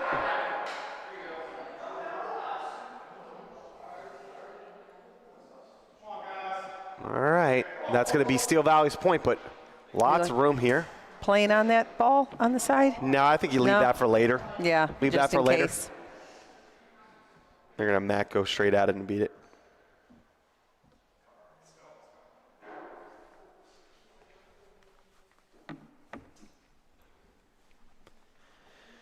And you can see Anthony, he stayed low on that one. Went all the way through. Yep. Brought his hand up to the ball. I know his lovely fiance Carmelina would tell him to do that. Get all the way through. Oh, that short? what a No. mistake there. Rolling short. Never gave it a shot. See, I'd be asking how far does that ball have to go? Because you don't want to go so far you're burning it, but roll right into it, roll point speed. Point speed on your ball. They didn't use that ball out there on the wall. I said not to use it. Just because Taylor's so good at rolling these balls. Levi, great ball here. Yeah, now see, if he would have bumped that, that would have been 2, but it wouldn't have been a great 2. They would have been pretty far away. Hides Paulino. All right, Ronnie, after his missed roll, has a chance to be able to make a big hit here. Put all the pressure on the last ball. Misses to the right. The Gamblers still have life. All right, Mike Robb makes this hit. Will the Koppel Gamblers make a sub to get Mikey out of the game and have Corey roll back wall? I expect them to. All right, he misses the ball. Oh no. This could be 2. I'm telling you. This could be 2. 2 points, I think, for the Gamblers. They're looking to check. All right, now Pauline sort of hit in the middle. Do you like covering up here, or do you like just shooting? You can get a good result. Paulino could move. I don't like. If I were them, I wouldn't shoot. It's I would cover aggressive. that up. All right, 2 timeouts left for Steel Valley. They're going to use one here. Let's know in the chat what we're going to do. This game was all but buried, and they left Rock Delicio and Jeff Policcara on the bench. Ronnie Cap burns one. And look, Mike Doesn't get Pisano the fourth point. eyeing it down. He's in the backs, pacing, focusing.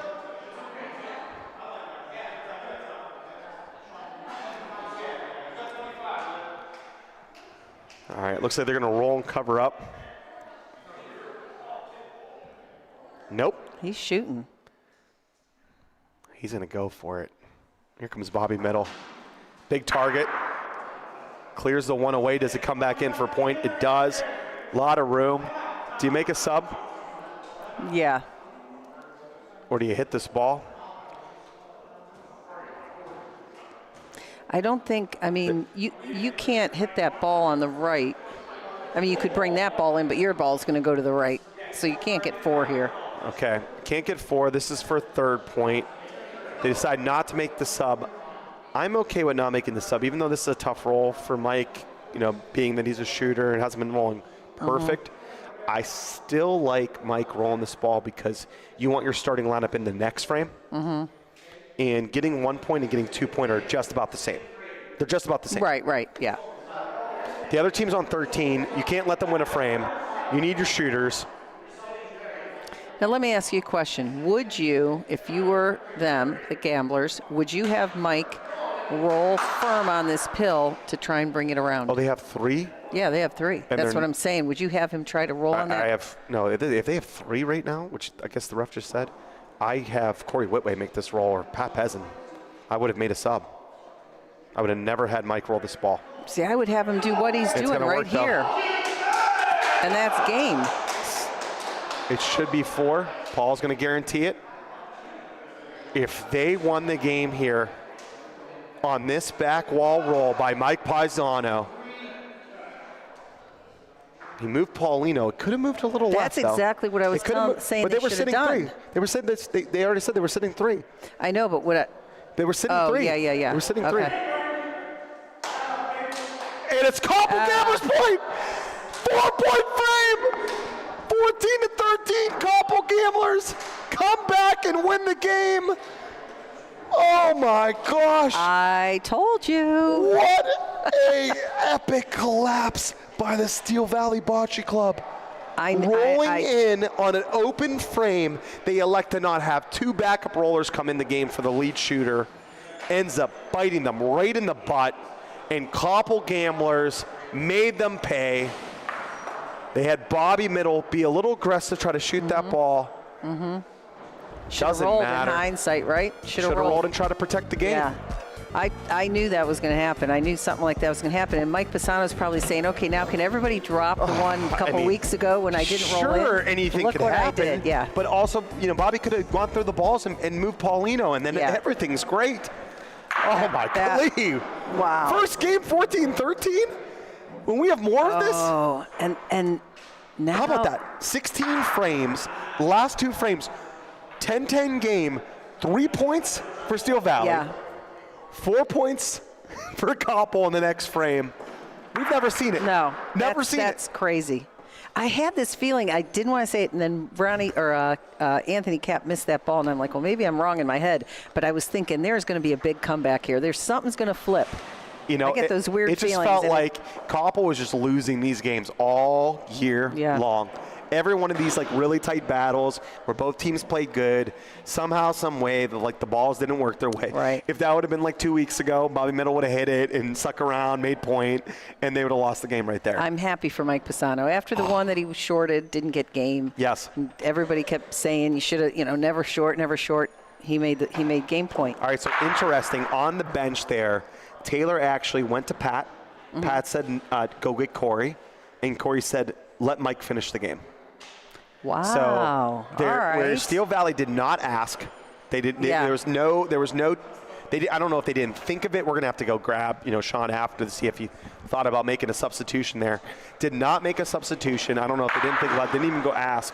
Right. That was it's a little bit different, I think, that when you're Mike Paisano and they're like, okay, we're keeping you in. Right. To roll the line. It's okay to be long, but just make sure you roll the line to be able to bump into something. Right.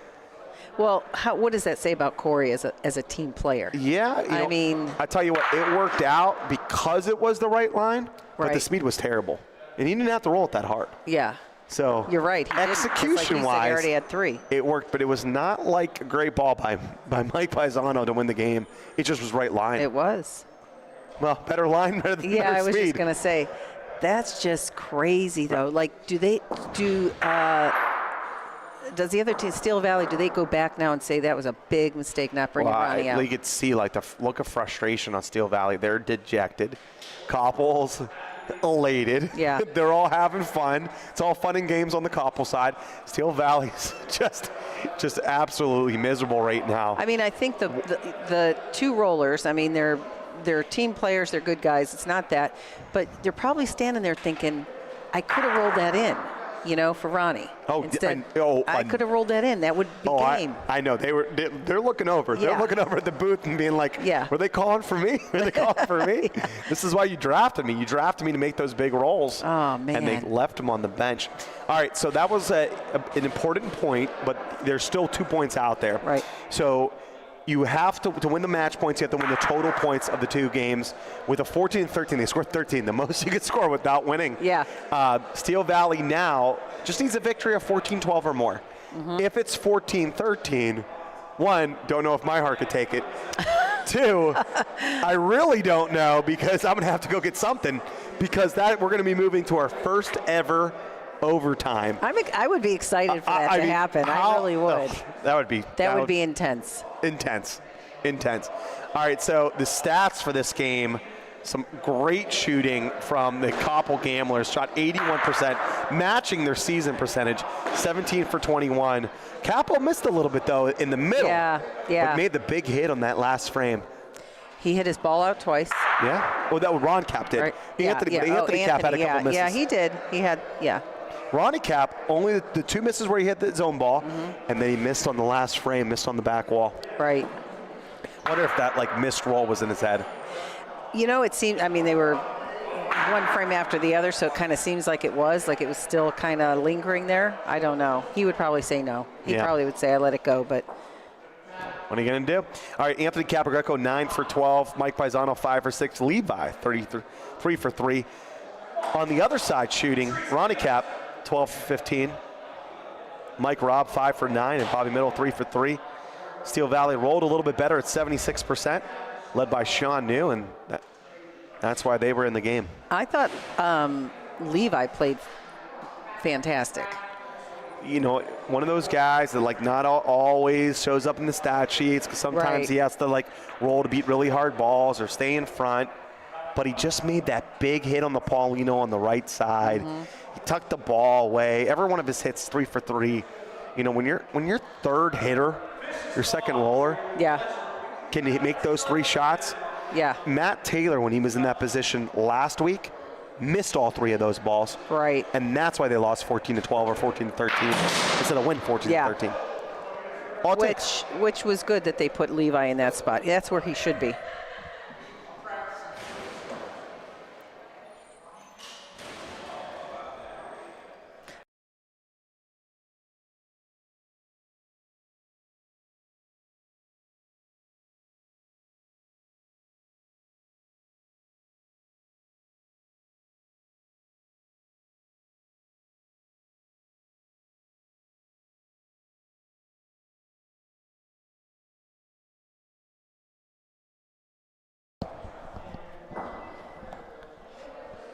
All righty. Corey's stretching. Looks like Corey's in, look like Peasant's in. Jared, if you win the game, you're like, oh, here's, everyone gets to come in. Yeah. Koppel's feeling good. Taylor might have ordered a burger. He's smiling. He's nodding. I think what a great thing that Corey did not. All right, as we get ready, please stick around. This is going to be another epic battle. Wickliffe Barbarians, first place in the north against the first place team in the south, the Mahoning Valley Hitmen, battling for the first time. Can't wait to watch those two. Two great teams, both rolling and shooting, both looking to stay atop of their division. Mike Nardone just coming off his big win. Yeah, he will be shooting at the hammer position for the Mahoning Valley Hitmen. Joe Palumbo in the starting lineup as well. Mike Trevisano and Nick Capogreco. On the Wickliffe starting lineup, Bob Galise, Frank Popio, Ron Dog, and Doug Carter. All right. Shook hands. Lots of changes on the Koppel side. No changes on the Steel Valley side. What do you think about that, Lee? Oh, those guys all played well, so it doesn't shock me. But I probably would have traded out a couple players just to give the other players time. You can always put them back in, right? Yep. I mean, you know, let the other guys in, and if it's not going well early on, make a switch.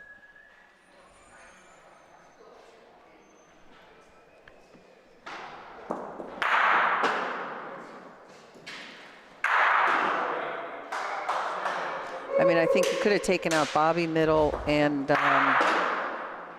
Sean New just for half a game and see how it goes. But I think it would have probably gone fine. Cap, fresh off that victory, feeling well, sticking around. This ball is gone. All right, boys, come on. Here comes Mike Robb.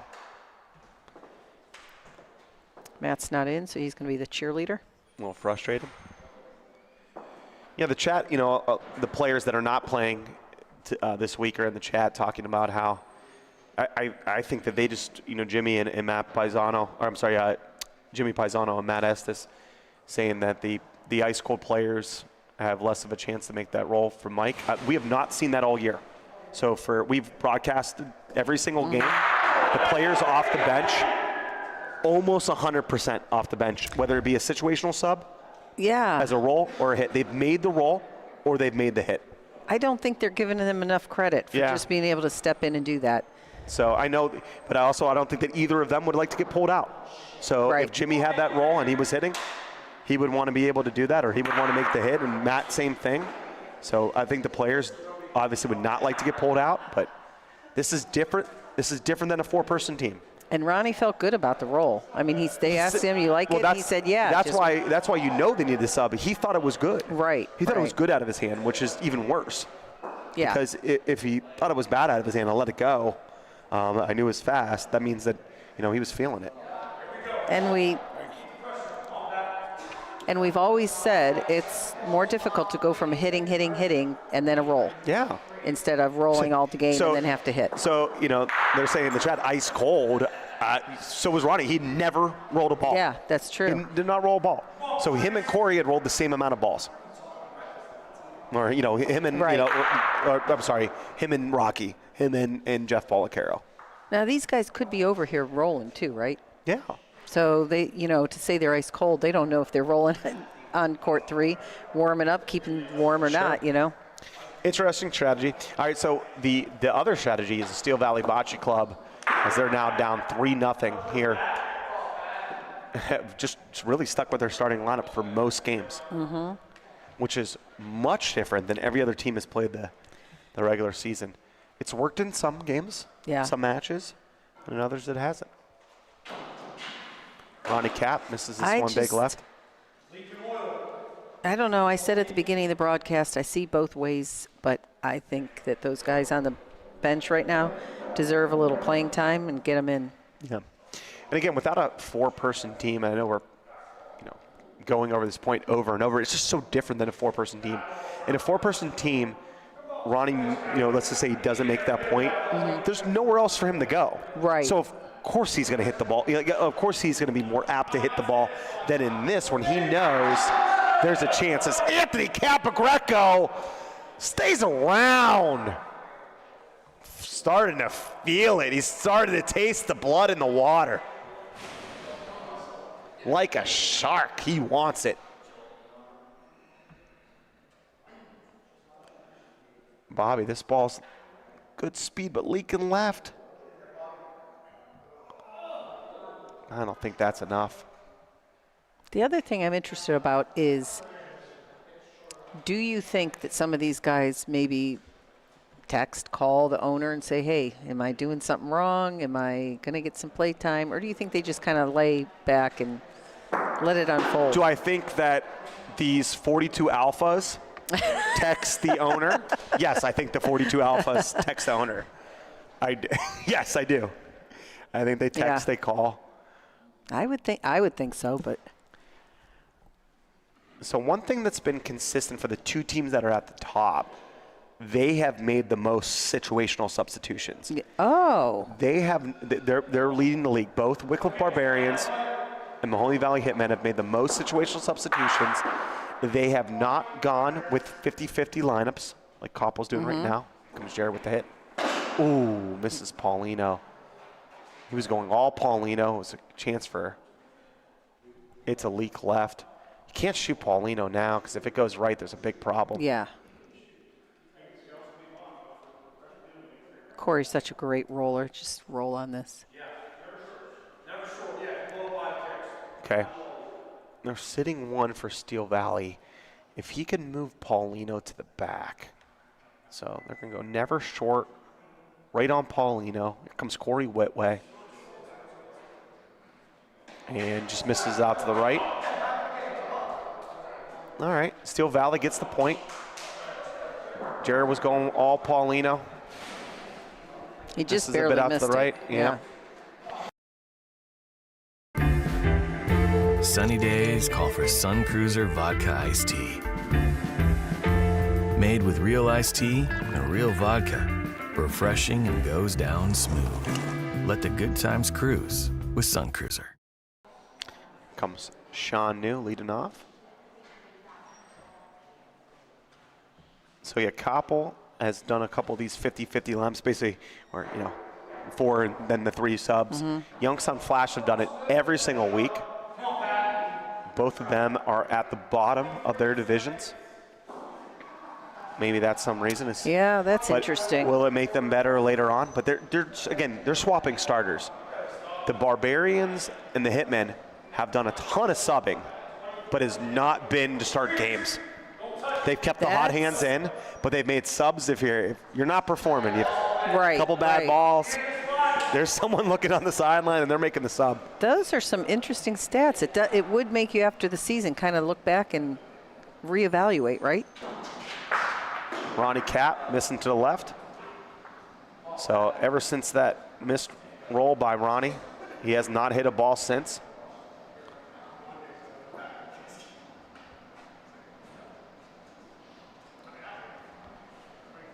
Got to be playing into his mind.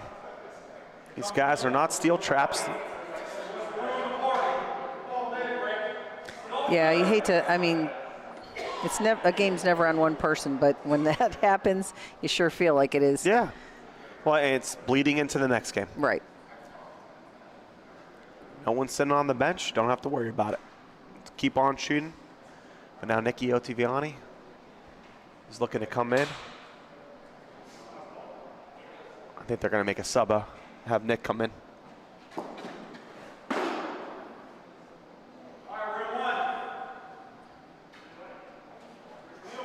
Wow, this is interesting.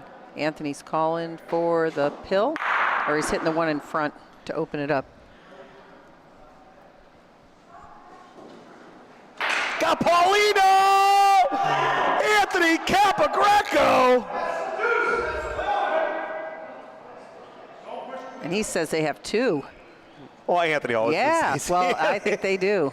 I think they do. The pill's way over on that side. Oh, man, what a shot. This time he's telling the truth with the two.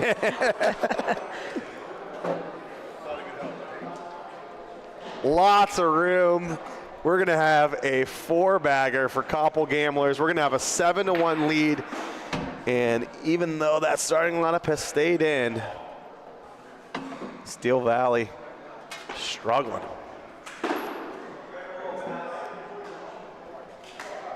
So Nick Atti, say his name for me. Ottaviani. That's why we call him Nico. Nicky O's come in, the lefty sharpshooter. Nico shooting 75% of the year.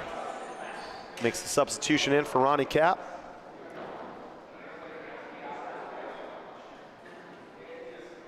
You know, it's funny, if you use substitutions more often, then people aren't thinking, okay, I just played horrible. But if you don't use them and then you get pulled, you know your game's really off. Like, they don't do that, and they're pulling me. No, so we get to be bird's eye. You and I. Here comes Nick Ottaviani. Speaking of, with the shot. First one's always the hardest. Coming in. Big Nicky O! Welcome to the game. But you and I, of course, bird's eye view watch, and all we're giving is our perspective from what we've seen, using the statistics, of course. There's never been a league like this before, never been benches like this before.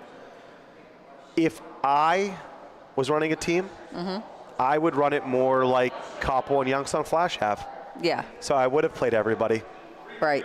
And Yeah. I wouldn't have worried about my record and said, I'm going to be building for the playoffs. But I would do that up until this week. Now, last 3 weeks of the season, we're getting to 7, we're getting to 8, we're getting to 9, 10. Those last 3 weeks of the season for me, I'm going to start using those situational subs more. Yeah. Let everybody feel comfortable, see who's playing well, see what the right mixes are, totally get it. I like the idea. The more I think about it, the more I saw what just happened in the last game. I like the idea of giving the players a chance to play through the situational sub. You know what I mean? So that they're getting time, but you're not necessarily taking out your first 4 players all the time to put in a whole new team or three. All right, here comes Bobby. Got it. Stays around. And Steel Valley looking at a big frame. Expect Cap to put this over to the right. Make point. And guess who's coming back in? Ron Capagreco. All right. Wow. Bob Marley. Redemption song time. Here comes Ronnie. Big! Gets the ball, doesn't clear out even side, makes 3 points! Oh, they're saying no. Are they saying it's a foot foul? Oh, they're just saying it's not 3. Okay. I thought maybe they were saying it was a Now foot they're fault. saying it's 3. Yep. They were wondering about the substitution. They were wondering if he came in for the right person. He couldn't come in for Nick Ottaviani after Nick had to play 2 frames at least. Yes. And Okay. so he is allowed to come back for somebody else. It is good. It's a good, valid substitution. They were just making sure who he was coming in for. And he just has to stay in now. So Ronnie has to stay in for, now 2 frames. Yep. So just a question.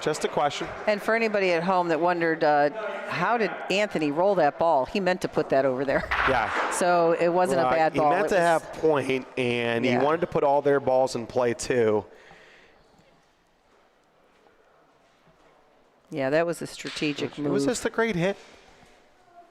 But led to a big frame. 3 points there for Steel Valley. I mean, the other play where Anthony has to roll really deep on those other balls and just give him the 2. I like making his dad, coming as you basically also you get Sean out of the game. You get Sean out, you get another roller out of the game. Well, and Ron just missed 2, right? So it's 2, he's not missed 3. Yeah. Not surprising to 3, think. 4 in a row. Yeah. Yeah, not surprising to think he might miss that one. And that's if they put him back in, but they did. So now this is moving Mike Robertson to the 2 rolling position. And who's going to roll 3 for Steel Valley? Nick Ottaviani or Ronnie Cap? So we're going to find out maybe. Unless they have to use them both for hitting. Oh, is that fast? Well, Sean New not in the game. So you may have given up the 3 points, but you forced them to make a substitution. And instead of, they couldn't use a roller for either Ron or Nick, so they had to keep the franchise player in. Just has to make a better roll.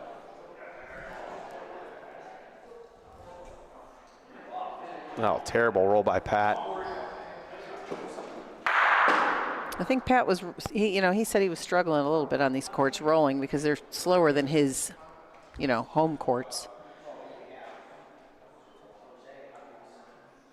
He's got to give it a little bit. Pat was here all Sunday playing the King or Lawrenzinos. No excuses, Blake. Better ball by Man, Corey. you're rough. You're tough. I am. Yeah, they keep texting me wanting their stats to get changed for better stats. Roll better balls, Pat, and then we'll change the stats. Here comes Ronnie Cap.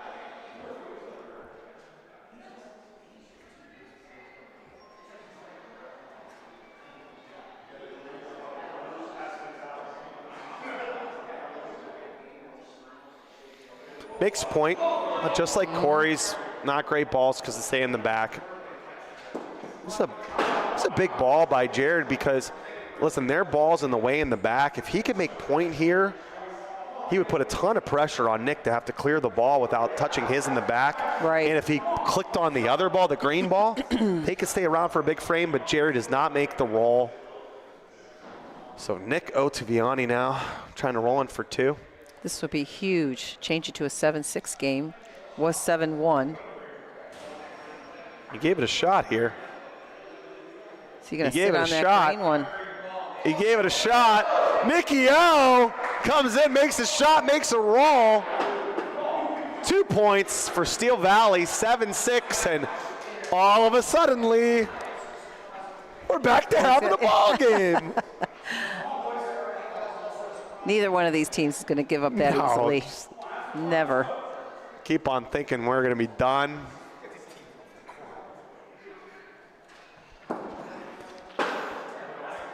And here we go, Jeff Policaro.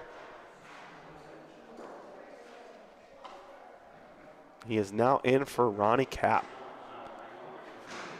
All right, so instead of bringing back in Sean, Yeah, that's interesting. they're going to move here with Jeff. Jeff's a fabulous roller. I mean, Sean's rolling like about 90% for the game. Yeah, that's mattress to say. But again, they could bring him back in. I like giving Jeff some play time. He can play.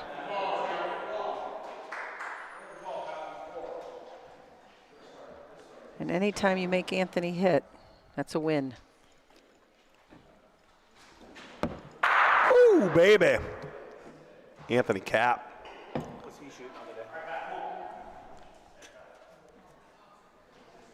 Anthony Cap at 14 for 17.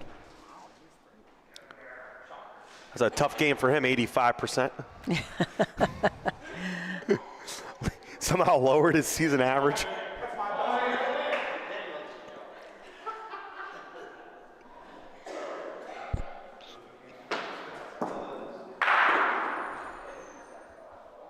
All right, Pat leaves one short again. Comes Bobby Middle.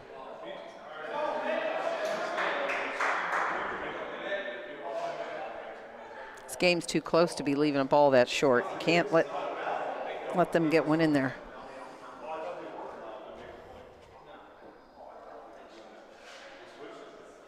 Comes C. Witt. And yes, like Kevin Clark said, OT is sort of back into the mix. You ready for cash games, Mike? And that ball is shorta.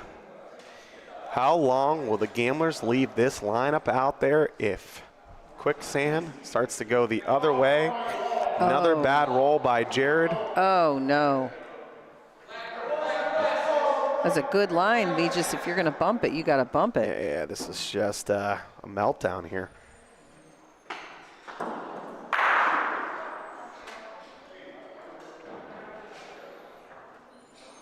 Off the wall, Mikey Robb.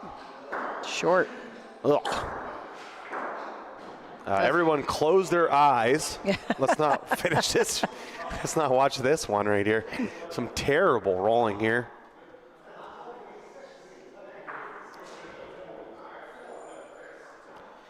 We're going to take a picture of this frame and Burn it.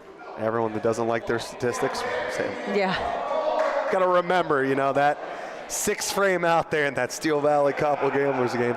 Nick Ottaviani, though, great roll. I kid.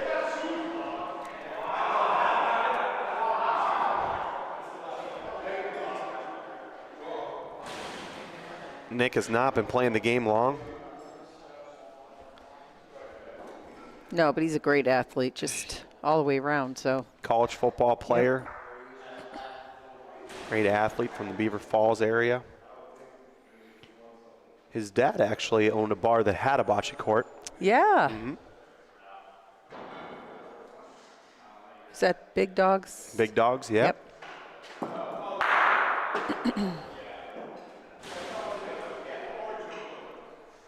Nick kind of grew up on the court there. Watching players like Bobby Middle. But it's a different Look at that ball game ball. growing up and playing for fun and then And playing competitively, That's right? one you're going to have to hit here. Oh, yeah. But you just grow up watching these, you know, Bobby Middle, you know, Jimmy Paisano. Comes Anthony Cap. Bink! Probably saw Anthony Cap as a kid play there. Anthony's been playing for a long time.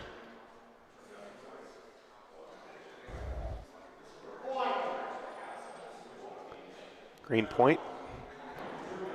And Rock Delicio's All out of the game. right. All right. All right, bring in the fan favorites. Here comes Rock Delicio.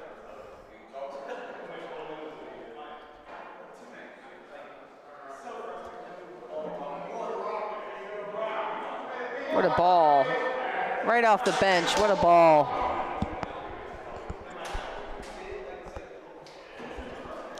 Ooh, Jared with the miss.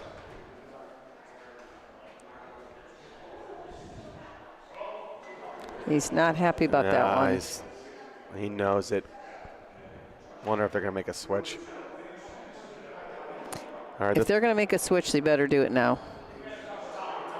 do they want to switch? Do they want to make a hit here is I guess the question. I would have Corey hit here where the balls are laying.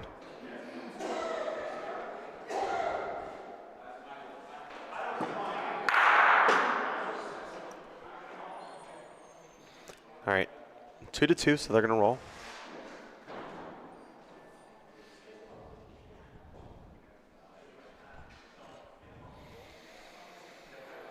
It's got to go.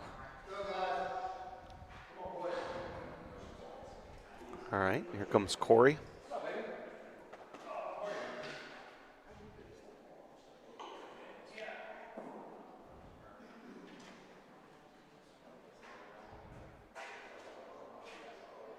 This is a nice ball. That's going to work. Yep. Little help from your friends. Little help from your friends, says.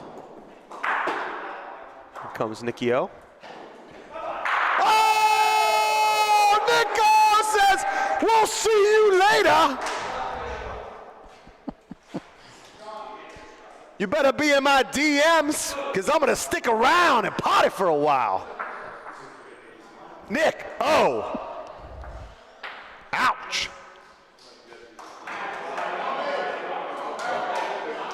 And 7-1. Wow. Looks like it's just turned into a 10-7 lead for Steel Valley. 9-0 run.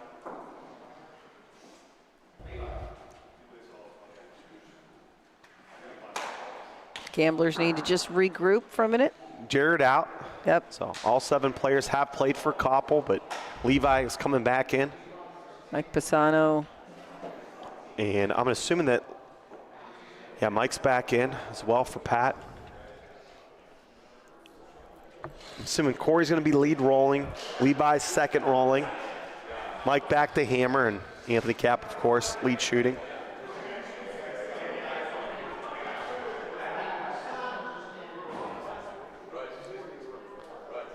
Comes Jeff.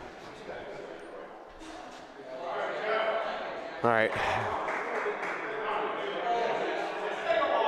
This Friday, trade deadline, by the way, Lee. I don't know. Oh, I Think we'll have any of those? No. Think there's been any backroom deals? No, I don't. Me neither. I would be shocked. I think these owners have gone with the players and saying, we'll live and die with you. Although I said there weren't going to be. Just misses it between. I said there weren't going to be any women drafted, and I was wrong about that. So Look at this. Oh, eighth of an inch. Here comes Mike. And it's all going wrong for Koppel. Swing and a miss. A double hike. And now, Corey Whitway. Don't look now, Lee, but Steel Valley could win the game. yep. I They thought that last time. 7-1. Nice ball. 7-1 is Corey. Great ball here. If Nick sticks this one, I don't even know what they're going to do here. Here comes Nicky O. Got it! Stays around! Is it going to be 2? Just one. Just one. All right. It'll be difficult for them to go out. Here comes Levi. Open Paulina. Just got a roll point, right? Mm-hmm. Only play here. Got to make If Bobby hit. Nico stuck, we would have been left with a very unique call. I wonder what Taylor would have done. Maybe take one off and try to hit. But instead, this is a great ball. Because all you want to do right now is put Paulino in play. Yep. Okay? He just wants point. Ronnie Cap stays on the bench. Here comes Bobby Middle. Got it! Does it clear? All right. Listen, they're only sitting one. Do you roll for the 2? Do you go for the ball game? You can roll for 2. You can go for the ball game. Let's see what Steel Valley does. Do they make a substitution? Do they have Rock shoot this? Sean New is going to use a timeout. What would you do in the chat? Let us know. Look at Rock smiling. Yeah. Do you want to go for the ball? Do you want to go for the game? Or do you want to roll He's for rolling. 2?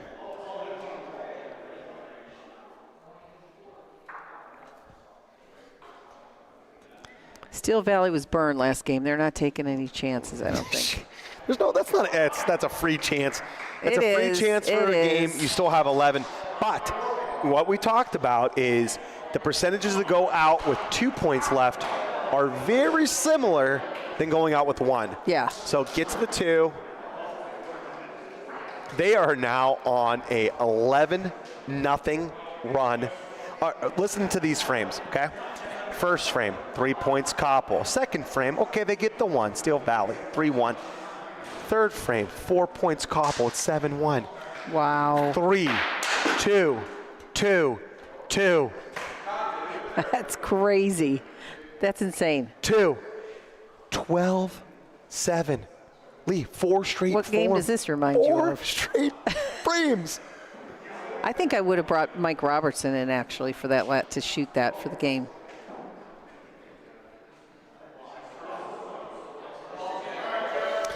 Sure was a thought.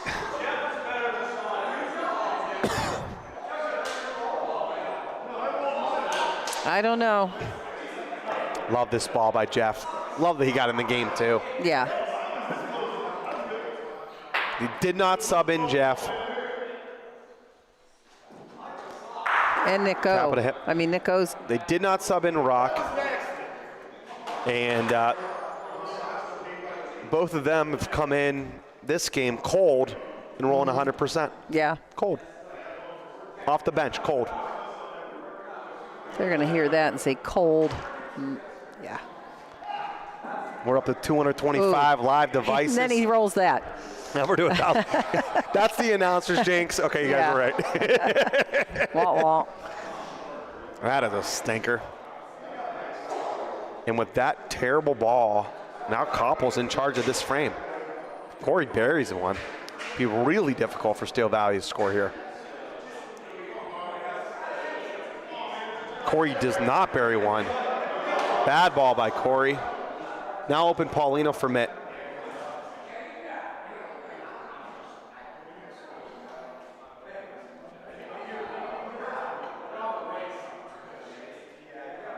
I think he likes it. Yep.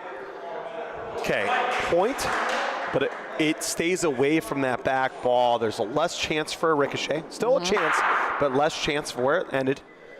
Mike needs to make a big hit here, keep him in the ball game. Ooh. Okay, it's in the back there. It's in the back there, so there's a ricochet available. They got Nico. Well, Nico can get With the sticky hammer. with it.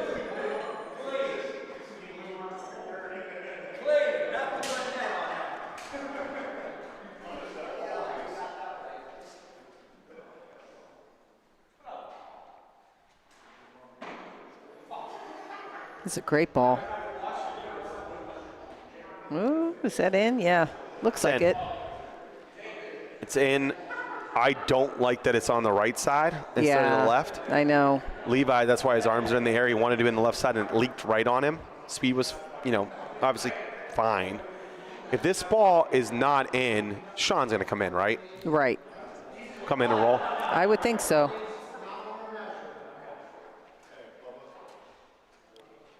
So he wanted that ball on the left. Oh, they're boy. in. Sean's going to come in here. Yep. They wanted Levi's ball on the left so that if somebody tried to hit, they would take themselves out. All right. Don't want to make the same mistake twice. Situational sub here for Steel Valley Bocce Club. Sean New off the bench. This is to win the ball game. Down 7-1. That's short. Short and bad line. Yeah. Looked like he rushed it. Doesn't make point.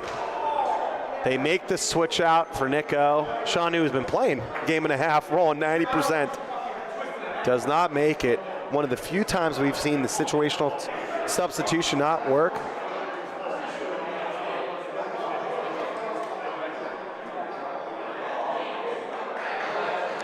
That was one that you would think was a guarantee. I thought so. Even the haters of the situational sub were loving in the chat. All right, we're up to 225 live devices. I mean, it's probably around 1,200 of you watching from all over the country and the world. Here comes Jeff Policaro, 13-7 lead, 12-0 run. Does Koppel have 7 more points in them? If they do, Oh my gosh. if they do, they win the match with 2 14-13s. If they can somehow have 6 more points in them, and Steel Valley would win the game, we would have our first ever overtime. That's a great ball. Clap hands. Steel Great Valley, ball. they're all pumped up. Koppel, they were pumped after their win, now looking dejected. Comes Capo. Sticks Oh. You don't want to stick there. Oh.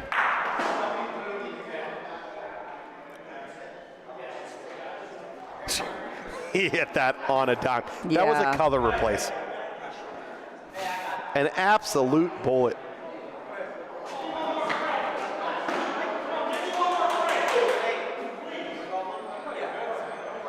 Anthony's asking for one more frame. Wants his guys to pick him up like the last time.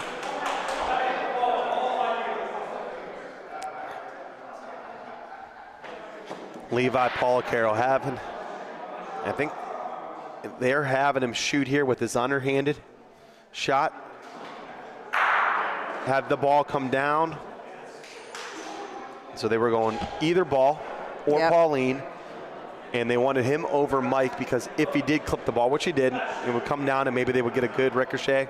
Yeah. It didn't happen though. And now I think someone just has to be a dog and beat this all the way Yeah. down the court, find a way. And you know what? Would you bring someone in for Pat since Pat's been short? You can't be short.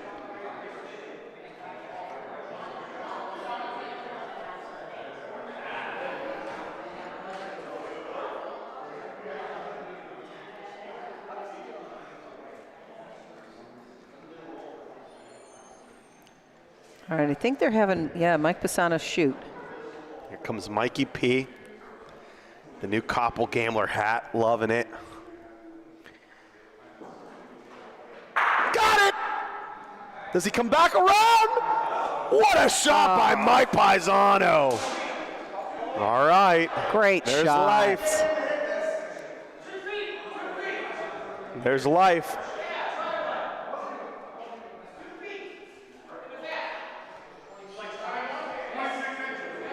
.26 inches. They're going to roll. They're not going to shoot. I love this call. No reason to shoot this ball. Right. You can hit the ball and Agree. it come back better. Beat the ball. That's why Sean New's in the game, to beat this ball. And then Koppel Gambler's going to have a decision. To keep Pat Peasant in the shoot, or bring someone else in. There, Sean's saying, I'm not going to be short again. Okay, do you try to beat this ball? Do you shoot it? All right, I like this call. Try to beat it. Maybe you stay on Paulino. Put all the pressure on Steel Valley to make the shot. This is such a tough roll. Never short for Pat.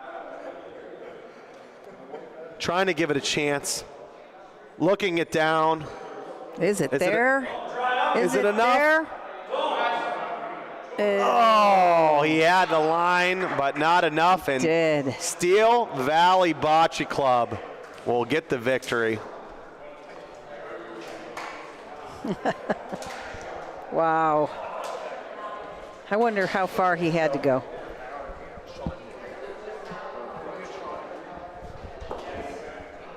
Let me step out. All right, 14-7, and the Steel Valley Bocce Club not only win the game, but they also win the match. And we are going to get Captain Sean New over for an interview. We get to ask him why they did not make that substitution in game one and what his thoughts were. What a game. All right, Lee. Wow. 14-13. Koppel comes back to win, and then they go on a 7-1 run. Yeah. And you just think like it's Koppel. It's Koppel, Right. it's Koppel. It's all looking Koppel. I thought they were so fired up from that win, they were just going to bowl right through the second game. I really did. And all of a sudden, Steel Valley makes the run. Oh, man. I cannot wait. We're going to have Sean New on for a live interview, fresh off the victory. Got to bring in the captain. Here comes Sean. How my hair good? The hair looks good, Sean. You're fine. Oops. You got it? All right. So Sean is getting. Sean, you should be used to this. Didn't you live stream? Weren't you on Twitch doing video games? I was. This is different. This is another level of stress, man. Another level of stress. All right, Sean. We have to start off. Apologies. We have to start off. Why not make a sub for Ronnie Cap in that first game? It didn't even look like you were contemplating it, or were you in your head? What was the thought process there? I'll be honest. Never crossed our mind. Because, you know, when you're playing like 4-man open all the time, 1, 2, 3, and then you're hitter and you're grooving, you're just rolling in for 4. There's a backstop, there's a pile, and Ronnie's a hell of a roller, even though he hasn't rolled yet. Yep, he hadn't rolled all game. He had not rolled one ball all game. That's what people were saying, like the bench was cold, but Ronnie was cold rolling too. Yeah, he might have had a ball in his hand. Ronnie brought it up in game 2. Yep. He goes, hey, you should have subbed me. I'm like, yeah, we should have, but I trusted you. He's like, man, I ain't rolled yet. I was like, that's my fault. So, yeah, gotcha. So do you think, unlike a 4-person game, typically, so like, you know, Ron didn't make that roll, and then it looked like he was off hitting. But typically in a 4-person game, there's nowhere for you to go. So it's almost like less, I don't want to call it pressure, because there's no bench for you. Ronnie, after he didn't make the roll, the whole bench is like, I could have made that roll. Absolutely. You should have put me in. Absolutely. Do you think that led to, you know, maybe some of that, you know, misses from Ronnie kind of leading up into going into the second game too? Possibly, yeah. I mean, I think it was that frame, but then that led to the frame how we lost. And I said, I looked at Mike P, and I said, if that's an IMBS way to lose things, that's an IMBS way to lose things. So, like, we're up 3-1, 13-10. I got 2 of the best shooters and Mitt, and we ended up giving up 4 in one frame. So I think it was kind of like a compilation of everything. It was you know, it's just no fall, right? Yeah. It's like you're up 13-10 and found a way to lose 14-13. And that's kind of why we went with no change going into the second game. We were like, we wanted to build some confidence, like how we just lost that game, try to maybe take a lead, even though we got studs on the bench, as you see. Yep. And then we were kind of down then until obviously we made our so let's talk about that. So then it's a 7-1 lead, so it looks like the starters sleeping in are now another decision, and Captain Sean's like feeling it all.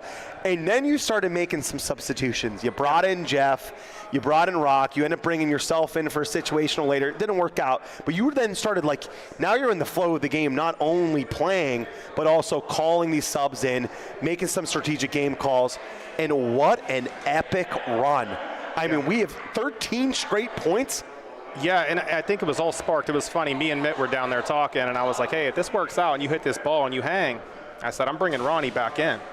He goes, no, you can hang this. I said, I know, but I'm still bringing Ronnie back in. So he put it over there, and I was like, Ronnie, he looked at me. I was like, come on in, man. He makes that hit, and it was just kind of like a little jolt we needed to like make it fun a little bit. We were like stressing out, and that made it fun again. And then we just started playing loose. Then we started plucking in those subs. Yep. Like, Sean, you're not going back in. You're playing well, but Jeff's going in. Yep. I don't think he threw a bad ball. No, he's on fire. Nick's in, he's sticking everything.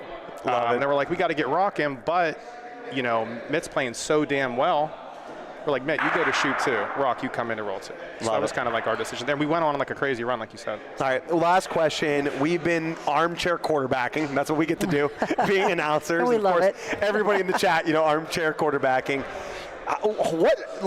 Explain to the crowd here, you know, we have about 1,000 people watching, how difficult it is to do the strategy of being a captain in the Ohio Bocce League, and how different it is than normal bocce.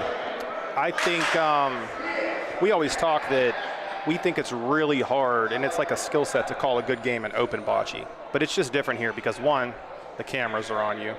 Every decision's magnified. You have the bench. You have your owner watching you. So every little thing, we hear you guys talking, not that that's a bad thing, but we know there's 200 people on YouTube like, hey, why did Sean do this? Why did Sean do that? So if you watch, like, I'm not one of those guys that I was like, hey, do this no matter what. I look at my guys. I try to give them 1 or 2 options unless it's like a for sure thing. But it's different. It's just a pressure you haven't felt. And I'll make fun of myself a little bit. I was playing great. They called me in for that point. And I tell you, I've played everywhere in the country. The pressure that was on me, that damn roll. Yeah. And then I throw the one down there.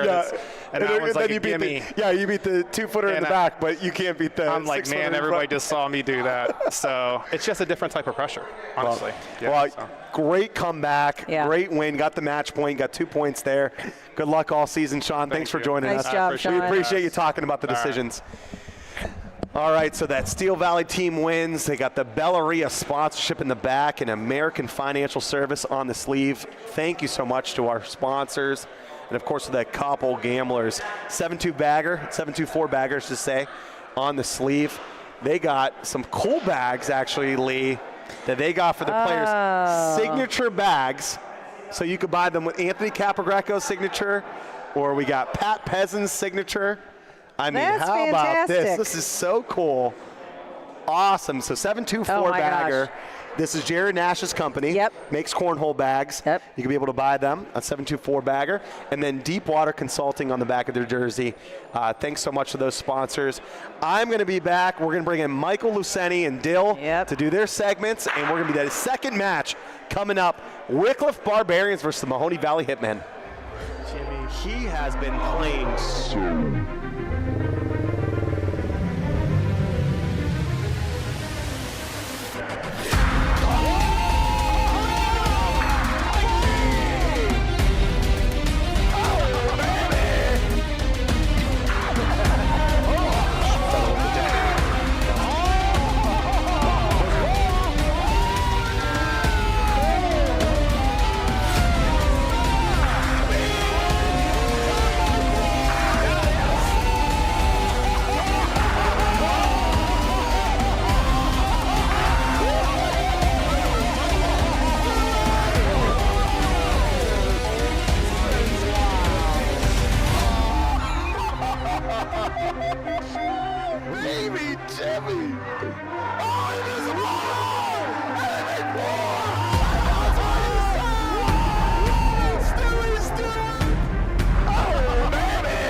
welcome to the game.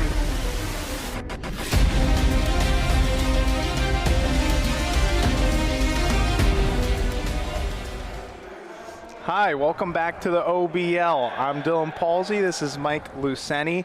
We just had a great match. We're getting ready for our second one between the Wickliffe Barbarians and the Mahoning Valley Hitmen. But before we do that, we have a couple different segments to get to. Mine and Mike's two Lucentes, but we'll start with Dill's Thrills from last week. Not as action-packed as the previous week, but still had a lot of great shots, a lot of great bocce. So we'll start off with the Cleveland Hellhounds. They were hitting everything last week. Let's just put it that way. This is Tony D'Onofrio. This ball that he's shooting is probably 6 inches away. Now his ball's 6 inches away. Just how it works with this Cleveland Hellhounds team. They shoot everything. They stick constantly. They are just one of the best at changing the colors of some balls when they shoot. Then we have a 2-for-1 in our first match. Joey Palumbo, the founder of the Mahoning Valley Hitmen, lining up to shoot. And this was a big shot in this game. Having your lead hitter shooting shots like that, sticking around, is big. So for Joe, that was a massive shot. And the last one from the second set of games, Ben Diaz. He's a lead roller. But if you ask him, he'd say he's a lead hitter. Takes it clean. Hellhounds were feeling great last week. We'll see them. They have the bye this week, so we'll see him back here next week, but they were hitting everything. Ben does it all. Yep. Ben He's a Diaz complete does it player. all. So we'll love to turn see it it. over to my co-host Mike for his 2 loose entes. All right. Now, apparently, along the way during some baggage claim or something with Mike Chaldone, he wasn't able to get the footage from last week, apparently. I ran into Ron Dog out there. He was coming in from St. Louis, Chicago, the latest flights. He's got in 10 minutes ago. Yeah. He's ready to go, though. Popio still thinks he's there. He said the courts are beautiful, by the way. Long, beautiful courts, 80 feet courts down in St. Louis. So we don't have any footage from last week, but we could talk about my 2 loose ends. Situational subs. Last week we had Nick Capingreco subbing in for the Mahoning Valley Hitmen late in the game. He was able to get a couple back wall rolls, if you look back at the footage, and then later on he would have the game-winning point for the Hitmen. They were down at that stage in the game when he was subbed in. They made a nice run. That's what you got to do in the Ohio Bocce League. You got to take advantage of the substitutions and make your run. So if you go back and watch last week's games, I know we had a lot of technical difficulties, but anyways, all that aside, we also had the Cleveland Hellhounds last week in a barn burner, and saw Ray Brook subbed into the game late. They were down 7-8 at that stage. I was calling for Ray Brook. The guy could roll. He got it all. He was a hot hand. A couple points on the back wall. Ray Brook was able to catch the ball, catch the Paulino, do what he had to do to steal the point, to keep the momentum going for the Hellhounds. They were down 7-8. They won 13-9. And during that same game, I should call Jimmy Paisano, Jimmy P himself, put himself in for Ray Brook for the very last frame of the game, making the game-winning shot. We don't have the footage for that either, but you can go back and watch that. I promise you. He did. Jimmy Paisano came into the game, subbed himself in as the captain, made the game-winning hit. That's what you got to do in the OBL, at least in my opinion. Some of these teams aren't taking advantage of that. We've seen this last game. They didn't take advantage of that, or that last match, game 1, Ron Capingreco. He was hitting great. He's hitting great, but he hasn't rolled all day. So it's just tough. When you haven't rolled all day, it's tough to get a feel, to go from hitting all that adrenaline to try to calm yourself down and get a nice roll in there. Might want to make a sub. Yeah.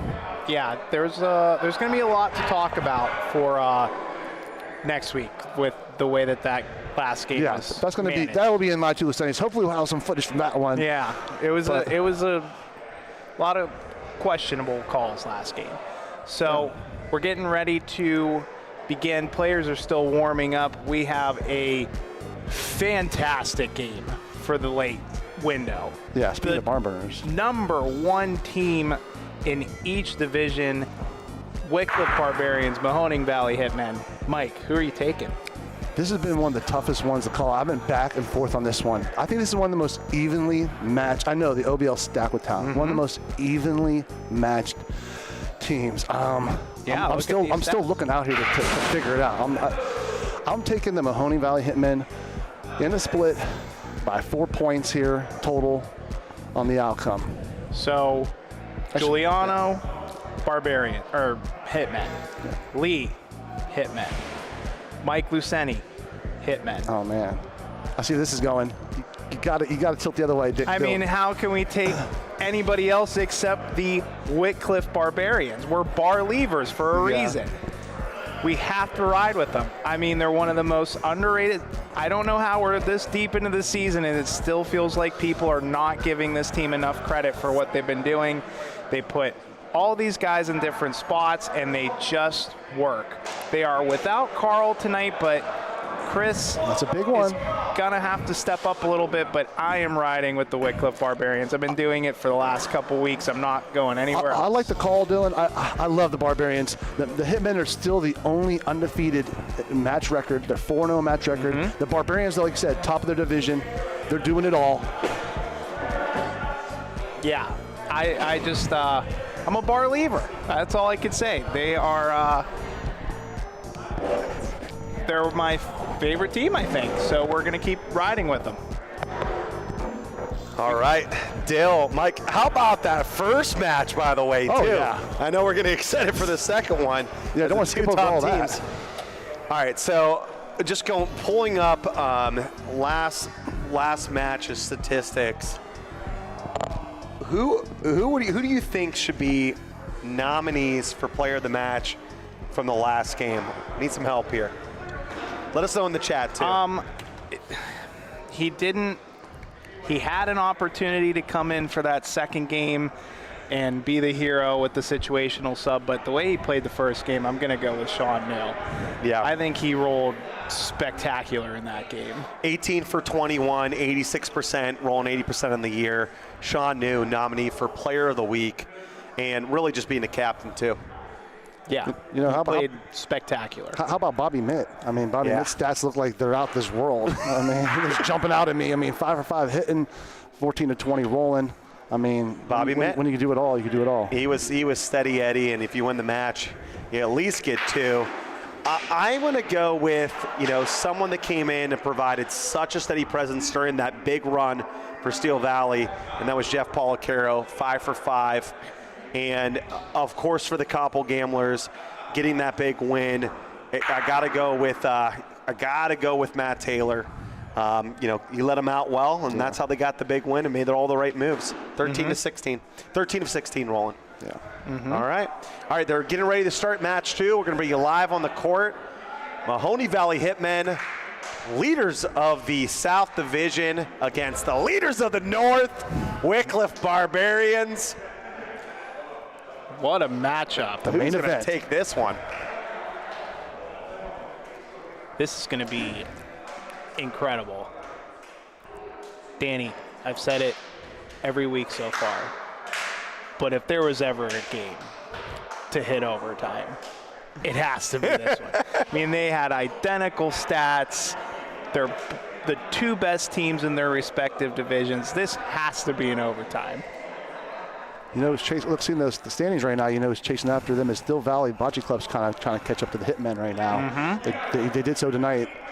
Yeah, very big to win that second match. And Hitmen need to stay ahead. All right, Bobby Gullies leading off the Wickliffe Barbarians. Owner of the team as well. Game is a 14. 3 points are available, 1 for each game, and the all-important winner of the match by total points gets an extra one there.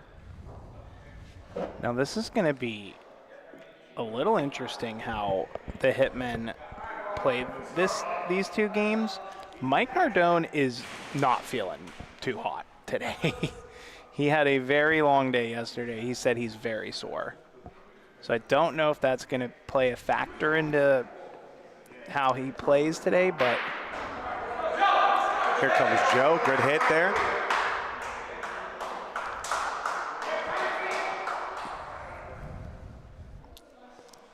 A lot of room, though.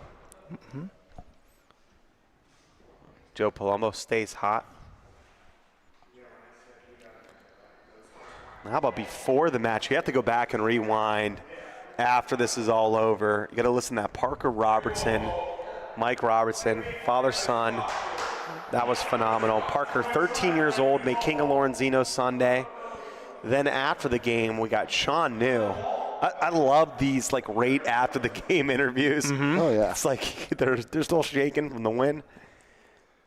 Here comes Trevisano. I'm up there in Cleveland.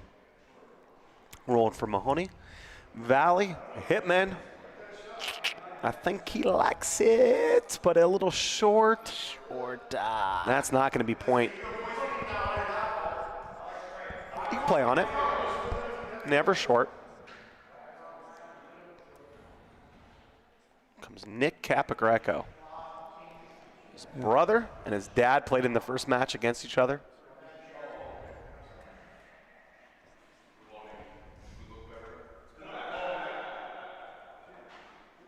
ooh, this ball's fine. perfect.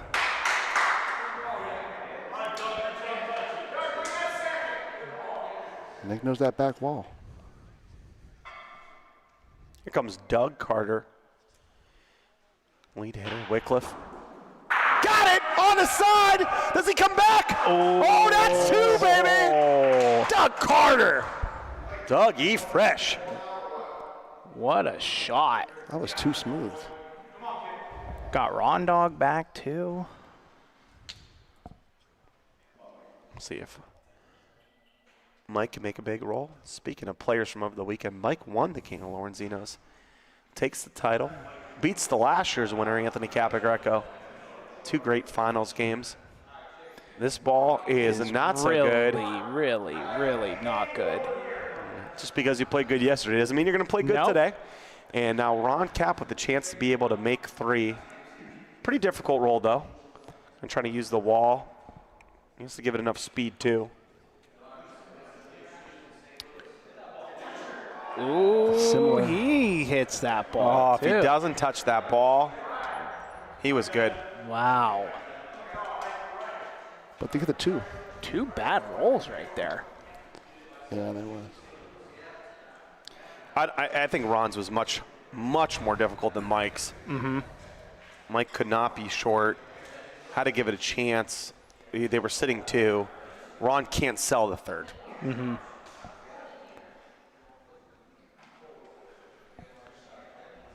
There we go. Vito, he's joined in from Chicago. Thanks for joining, Vito. Oliver Markin up there in Cleveland. Thanks for joining. Courtney Polacaro. Chat's been very active tonight. I love it. We appreciate you. If you haven't done so yet, make sure you like, make sure you subscribe. It matters. Let's accidentally get on somebody's feed, show them this wonderful game. Absolutely.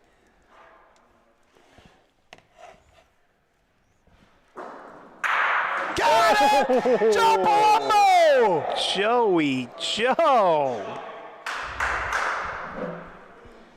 Attacking the ball. Here comes Doug. Oh, what a shot, Joe. Got it. Clips it, and they'll retain point, and that's what you got to do.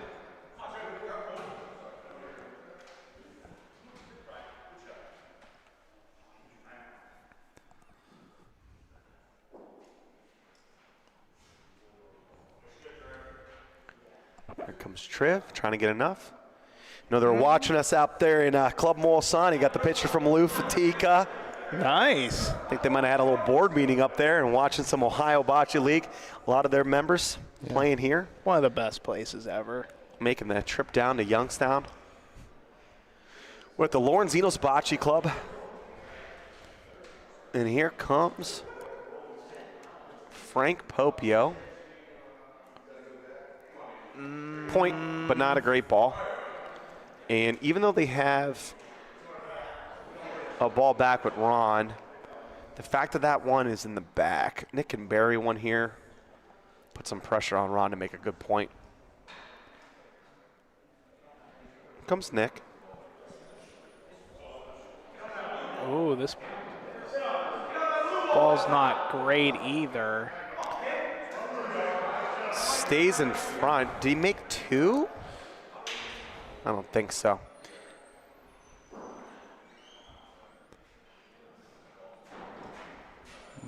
If he made 2, you're not a this no matter what. great ball. Mike might have a chance of redemption here. This is a great ball by Ron.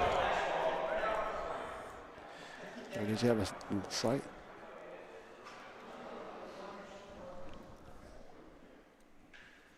Here comes Mike, going for the shot.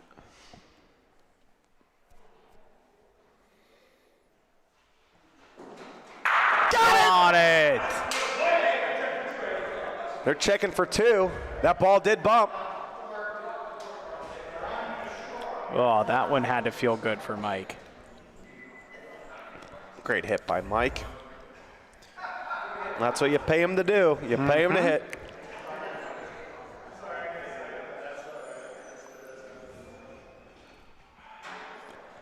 Yeah, that first hit for him feels so big. Coming off a really long weekend, not really feeling too great.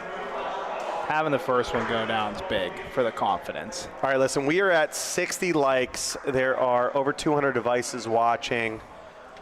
If you're watching on TV, pull it out on your phone, like the broadcast, we get to 100 likes. If you write down where you're from, where you're tuning in from on the chat, we will give away a pair of Ohio Bocce League official shorts. Tune on in. Shout out to James Salvaggio with the idea. I love it, James. We need 40 more likes. I'll tell you what, I'll make it 39. I'll put a like in there too. You know what? Get on the device, put I'll a do it like too. in. We want to give it away. And speaking of James, 3-time player of the match, James Salvaggio. I mean, he's eating them up. Put a 2-time, I would say a 2-way performance for the ages. Rolling 15 good balls, 80% clip. 10 for 12 in the match shooting. Shooting 85% for the year. And captaining the Mahoning Valley Hitmen today is Dante Delicio. 16 great rolls and 5 more. Dante had 2 of those balls where he was nowhere near the Paulino because they had a chance to shoot the Paulino and he saved the back wall. Right. You know, one of those sacrificial rolls. I know they're bad rolls on the stat sheet, but saving big frames. Dante Delicio put on a clinic last week and now running the show for the Hitmen. Not according to our colleague and good friend Giuliano Romeo. He was calling to get him out of the game halfway through. That's why he took it off. It was unbelievable. The captain taking a look. I love it. Carm's watching in from Chicago. Bobby Davis from Struthers tuning in. Doug Carter's son. Doug watching in from Houston. What's up, Doug?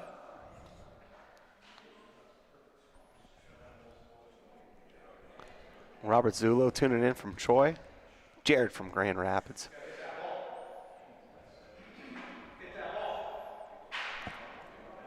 The pick of Dante. You know, listen, Dante makes the pose before he shoots, not us. Yep. And then we just bring in one of the best in the business, Ronnie up there from Cleveland. He does all the Molisani pictures. Yep.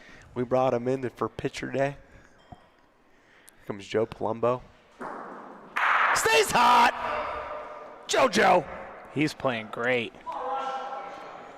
Filled up again. Joe Palumbo. Starting out 3 for 3. My friend Pete watching up there in Saratoga Springs, New York. Just saw Pete on Saturday. Had the pleasure of playing against him. Dave Howard watching at his house in Lowville. I know often he has it on the bar up there in Mount Carmel. What a great facility, too, for bocce. Great festival this summer. Shooting this with a ball back. Here comes Mikey Nardone. Oh, clips his own. I like the shot. We can, make Doug roll. Yeah. Could have been sitting 2. Doug's a shooter. Especially the way Doug has been rolling this season. He's been This season, great. this career. Yeah, I mean, He's a hitter. he's a shooter.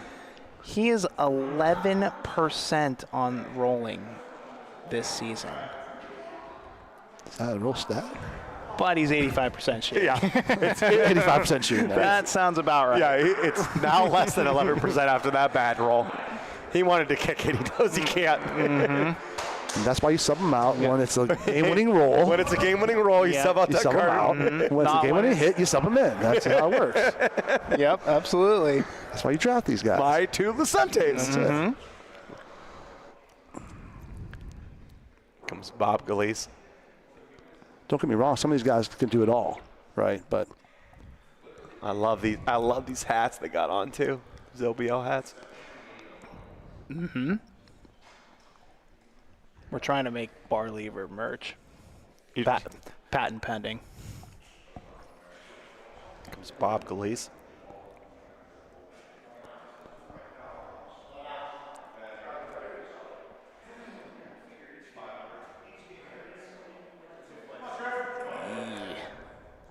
Little long here. Little. You know, Lee leaves and all of a sudden you become nice. It's early. We'll break out soon. No wonder all the players in the world want to beat me. I call it like it is. I call it like it is, folks. That ball's short, huh?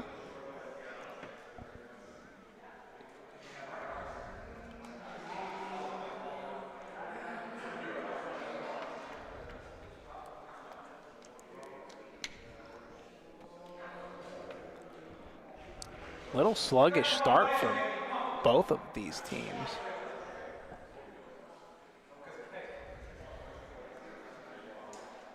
Two high energy teams, they're kind of like corpses right now.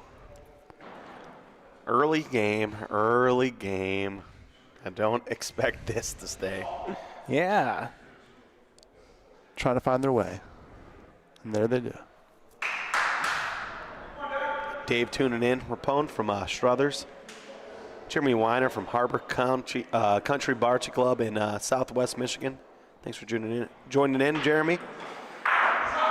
Ooh, that's a good shot. That's what you Doug. pay Doug Carter to do. Yeah, I mean, If it's pro bocce and you got Doug Carter, you pay him to hit the ball. honestly, if we told him he was rolling 11%, he'd probably say that's pretty good.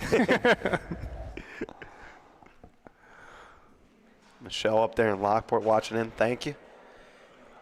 Vinny tuning in from Canfield. Ooh, this ball's short. Todd's in the cigar room tuning in. I love it. Who's in the cigar room? Todd Urban Latesta. Wow, love it. Pistol Pete. He's watching from Southern Illinois. Doug Carter's son, he goes, here comes the putter throw after he didn't roll one in. Yep. That's how it works in this game. Doug knows. Little young Doug knows. Young Doug knows his dad. Mm-hmm. Here comes Ron Dog. Got it! Oh, the Paulino comes back. Wow. Okay, 1 point. Still make your one. Oh, they How had it. does it come back that way? They had a chance to make two. Look at this. Some backspin on that ball. Wow. Had the sand wedge. Paulie thought he was good. No way that Pauline's coming over here. How about this? Mama Dog. Mama Dog. Mama dog. Like it. Mama Dog, Mr. Here. She's on the chat. His flight didn't land until 6:39 tonight. Yeah. Came straight here. He was playing in St. Louis over the weekend. There was snow. There was delays. We almost lost our producer director, Mike Shawdown, to it. Luckily, he got in on time today. Frank Popio was in the bar at 7:30 saying, Ron's still in Chicago. I'm like, I don't know about that. Tim DeSanto tuning in from Erie, PA. And remember, we just had the nominees, so you can vote for Player of the Match at OhioBocceLeague.com. You can vote for the Player of the First Match. We had Sean New. We had Matt Taylor, Bobby Middle, and Jeff Policaro were nominated. After this match, we putting up our nominees as well. And that ball is back to Chicago, where Ron Dog got off on the plane. How about the snow? Boo. Just came out of nowhere, like it always does. Mike Nardone walked in. It looked like he dyed his hair white. I was like, what happened? Dusting out there. Yeah.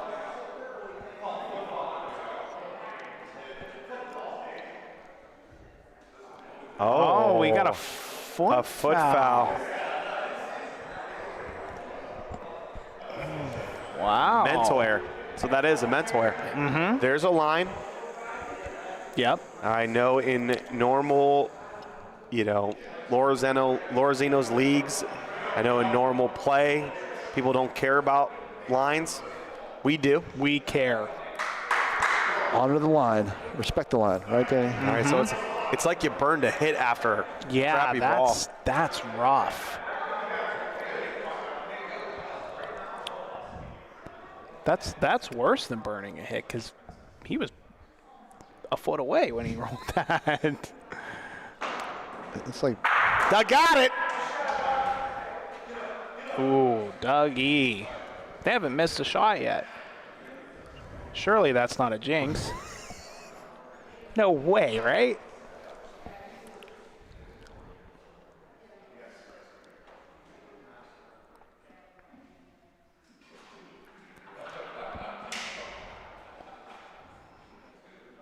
I don't know if he likes this. he's up there though. He should.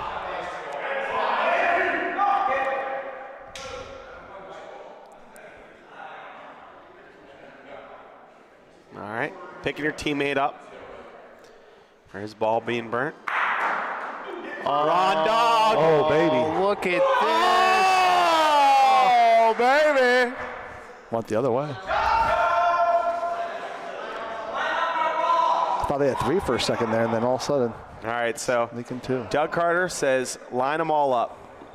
Every Yeah. single one of our balls. Let's see how they look in the position. You could shoot from the right side, line up everything, He make could- something happen. He could hit anything here and be Anything. in good shape. Any like single ball. any ball he hits in this pile, it could end up good. Frank Popia, one of the players we were worried about when it came to the shot clock. Uh-huh. And you're just telling him, just go ahead and hit. Like anything, literally any ball on the Anything. court. Frank, normally a hitter. Look at It's a ball. that. Does he make a point?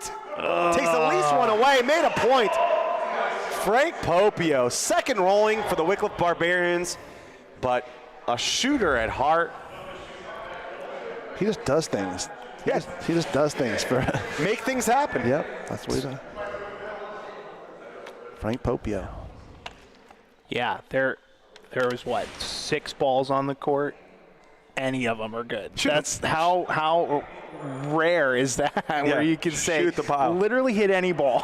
It's like a practice ball. Yeah. You know, practice ball, everything's out there, and you want to feel good. Right. So you're like, okay, I need to feel good. I'm going to tell whoever, if they ask me, that was the ball I was hitting. Yep, Yeah. absolutely. Throw it all out there. And you weren't aiming at anything. You're It just doesn't like, matter. let me just hit something. I just want to hear a crack. Right, that's it. Yeah. Popio made the point. Almost made 2 if that second ball moved a little bit further. Joe's been fire. Oh. Didn't miss by much, but he does. The Barbarians are just winning the frame pretty much is all I can say about it. They're making enough shots to win the frame. So listen, the number 1 overall seed also at play here. I know we're only week 7. Well, 3 more weeks to go. But pivotal matchup for that number 1 overall seed. You want to win this match. Absolutely. You want to play the worst team in the league. I mean, this is also it's big because these teams don't play again for the rest of the year. So like this is it. They're both the number 1 seed right now. This could have It's your big chance to knock 'em down. implications. You want to play the lower seed that makes it to the Final Four. And the Hitmen have not lost a match yet this year. Barbarians have only lost 1. So this is the biggest game of the season so far for both these teams. Yep. And you got Still Valley coming right up behind them. Yeah. Hitmen trying to chase them down for that. Right. Yeah, For they that got the bye. 2 points today. Yeah, this is a massive game. And this ball is flying. Just like Ron Dog was 2 hours ago. Flying. Yep. So he burns the ball because I think just a little bit in his head after that last one he gets called over the line. Yeah, now you're thinking about it. Before you're not thinking, you're just You're pull just my rolling, ball. just playing. Now you got to worry about it.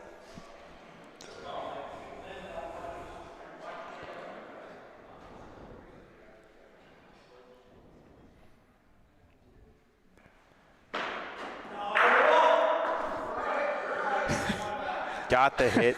I wish I could yell no and still hit the ball.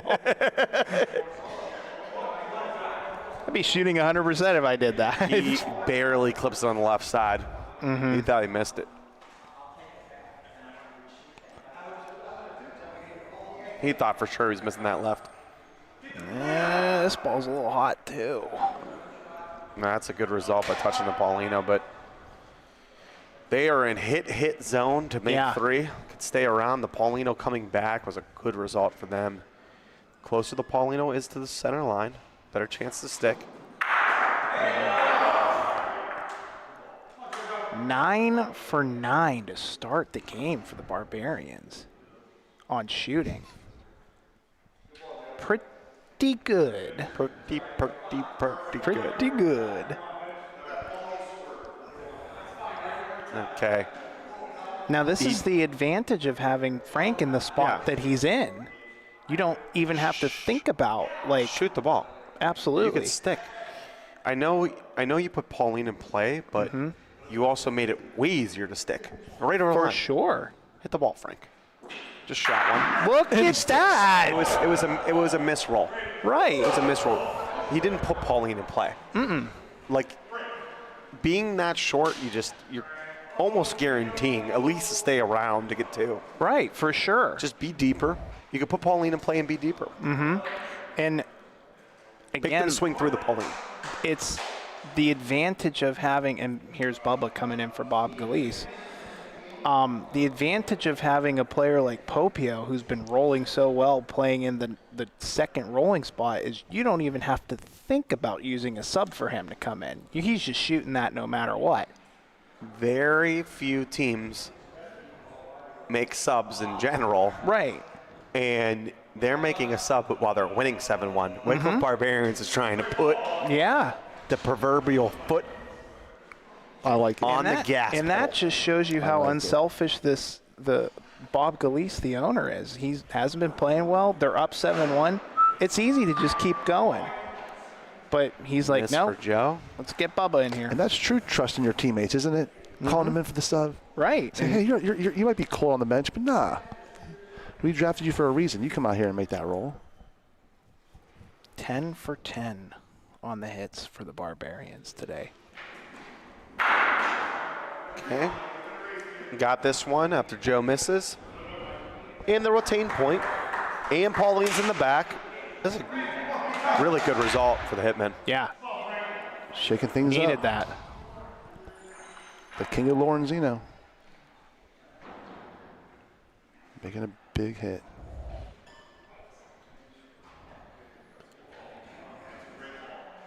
All right, here comes Frank. And he will park it. It's unbelievable. The frame prior to that, he replaced the ball. And then he's rolling points like this. He's on fire today. Wow. 5 for 5 rolling, 2 for 2 hitting.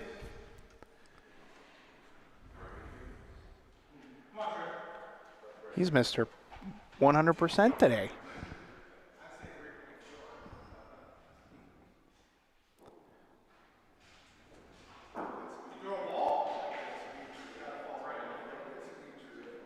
Ooh. Speed's good. Line's It's a not. little outside. Speed's good. Line's not. We can shoot this ball. Good. You could, yeah. I mean, that's not a If you not a bad spot. If you get it clean, you have to make you make Rondog try to beat it. Most likely, Doug's not beating it. He's not going out of the game. The So you're giving only him one. worry is the way that these breaks happen. If you hit that square and it comes all the way right back for point, it's tough. You're probably giving up 2. Yeah, but Okay. it's tough. I had that happen 3 times this weekend. It's not fun to be in that spot. Part of the game. Here comes Ronnie.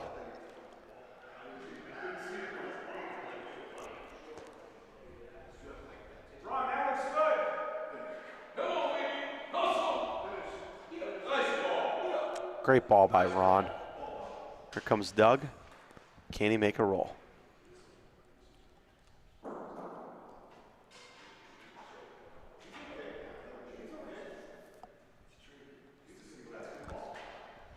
He's running it down. He's running it down. He did it. Doug Carter roll good. Not 11% no more. Did it. Not 11% any longer, Dylan. And Moving up. Doug Carter in Houston's going nuts 12%. right now. His son. That's 2 good rolls. And the Barbarians are running away with it. All right, speaking of shooting, the State Farm top performers for shooting, presented by Ed Isabella. Some people are lucky, other people call Eddie. Anthony Capogreco leading the league, 88.4%. Ron Dog, 88%.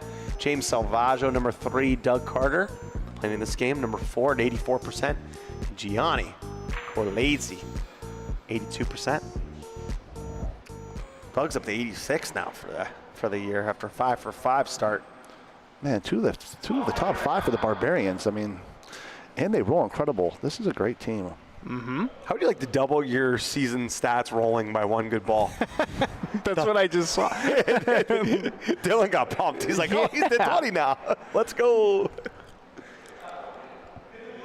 10-1 throbbing. But we've seen comebacks before. Yeah.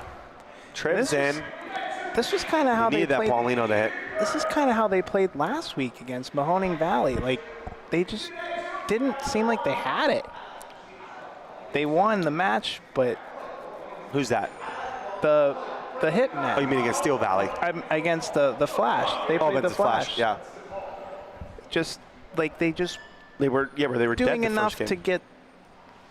They were kind of dead points. the first game. They lost the first game. They ended up winning the second game in the match. But, yeah, they came out like doll. And Yeah, that's they're out kind of- doll again today. Yeah, it's like a repeat of what happened last week. They just made point. Great ball. Shooting 100%. How about Popio? That is a great ball right there. Bumps the ball to get point. Bumps Bubba's ball. And so speaking of that for the Hitmen, Robert Stewie Stewart out today. It's making a difference, maybe. That yeah. franchise player out. I mean, he's one of the best players out there, but just the energy standpoint, Yeah. like it just feels like they don't have any spark right now.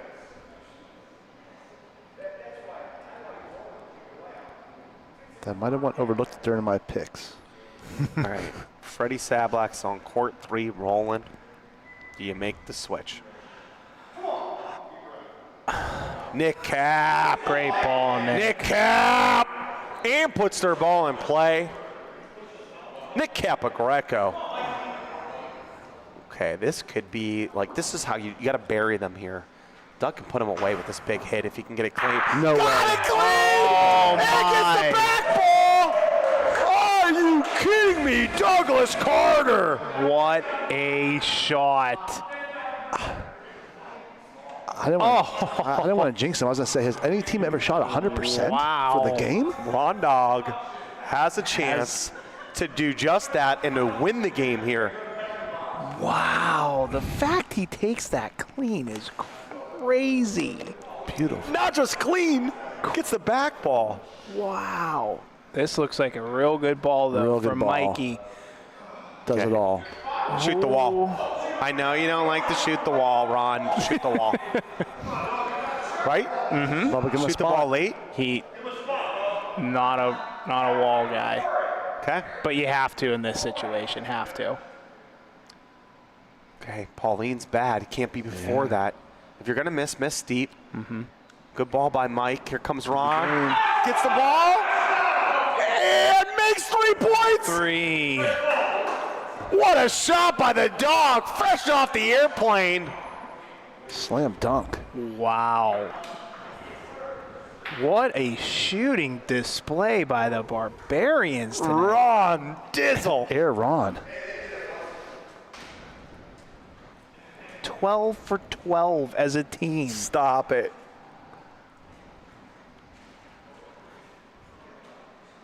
On fire. They're shooting 80% as a team for the year.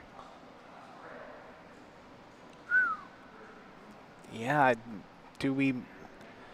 If you're the Hitmen, do you even think about switching right now in a 13-1 game, or just let it go? What would you do? You kind of put yourself here. Now you got to find your way out of it. My Barbarians are playing goodness. great. And it's almost like so disheartening too. Going if they end up winning this frame, Okay, you had a player of the match, Dante DeLisio, and then you don't start him game 1. yeah, What are you doing? absolutely. Who made the starting lineup? Giuliano Romeo? He definitely had an impact. Joe must have watched the replay and said, "You know what? Why is this guy in the game?" This is a bloody scene here for the Barbarians. Got it! And guess who's going to win the race? The Wickliffe Barbarians. Comes Nick Cap.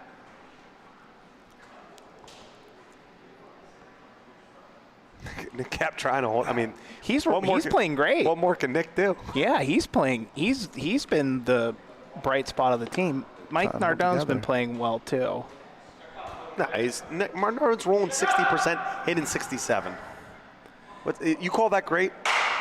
Me personally, I would, but No. some other people probably wouldn't. Nardone's not playing up to par. Triv's not playing up to par. Yes. Joe Palomo's shooting 50%. Yeah, they should have made a move. Nick over there. Capogreco is the only one right now playing well enough. But doesn't mean they can't turn it up. Oh, If they could somehow win this frame, do you maybe make that call then Somehow. No, to make a sub?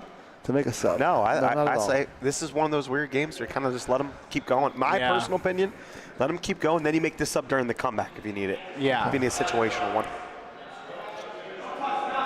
Almost 250 ball's live hot. devices. Can we get a comeback? Big frame.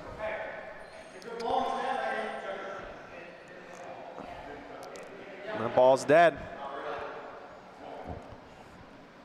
They're talking it over there. If you're just joining, we need 100 likes. And we will pick somebody that chatted where they are tuning in from to win an official pair of Ohio Bocce League shorts dressed like the Stars.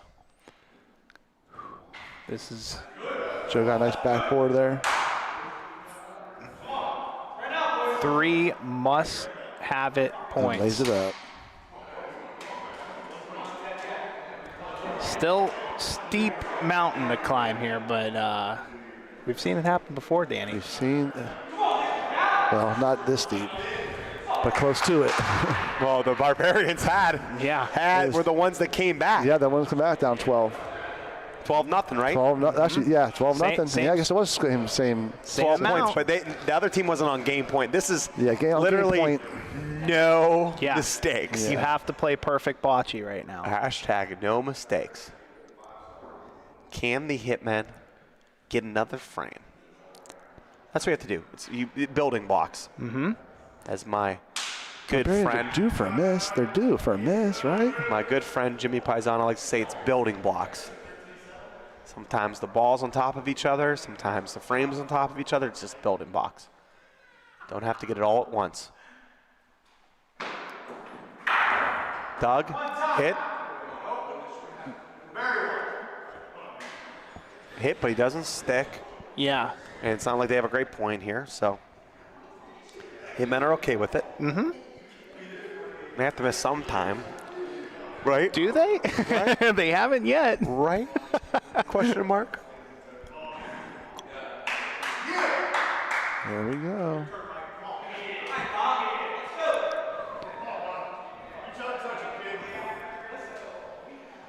All right. Ron, we're here. They call him Ron Dog, or at least he calls himself that. Got Paulino. I call him Ron Dog Millionaire. Oh, the Hitmen. Get the break. Bubba got to bury one here.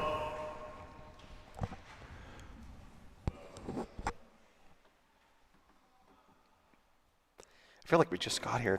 Some team has 13 points. Then we just turn live. Mm-hmm. I don't know about that. It's a bit short.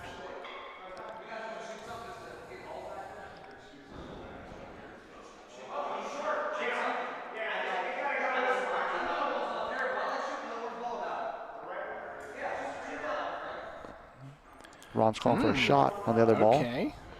So this is interesting. Yeah. Shoot the ball. The far right. Can bring it up. Oh, no, I'm doing that. If you're going to do that, I would probably shoot off the wall to try to clip it in. One of your balls should stay in the middle. Oh. This ball's humming. Yeah, I don't. The comeback is on.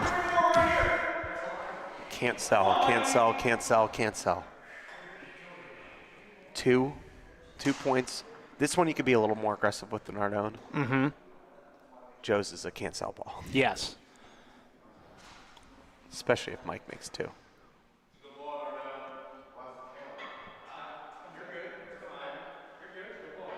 Look at this ball. Wow. Mark Nardone. That's why they call him the king, Danny. Joe Palumbo.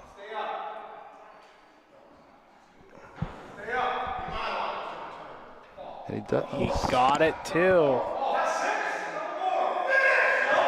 Oh, he's short. Yeah, that's okay. Can't sell. Can't sell the second point. Can't sell the second point. Release your 13-6 is okay.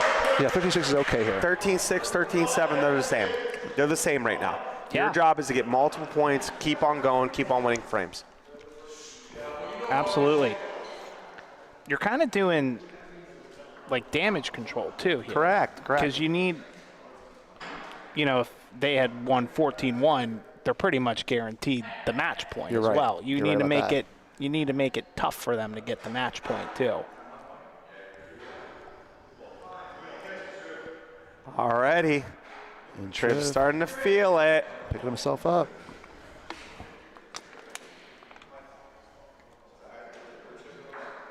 Here comes Doug. Hasn't missed since the Reagan administration.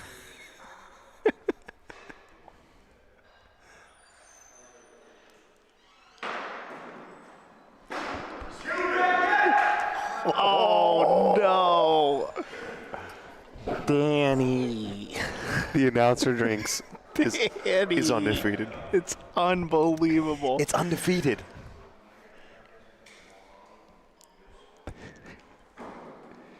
Oh. And Delisio puts his hands up to the air. Captain Dante Delisio starting to feel the momentum swing to the Hitmen. Oh my goodness! They got to put a good cover ball here. Got to try to prevent a big frame.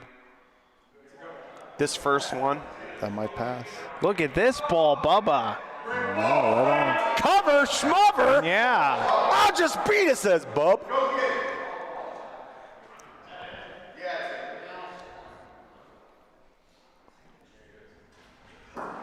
Oh my.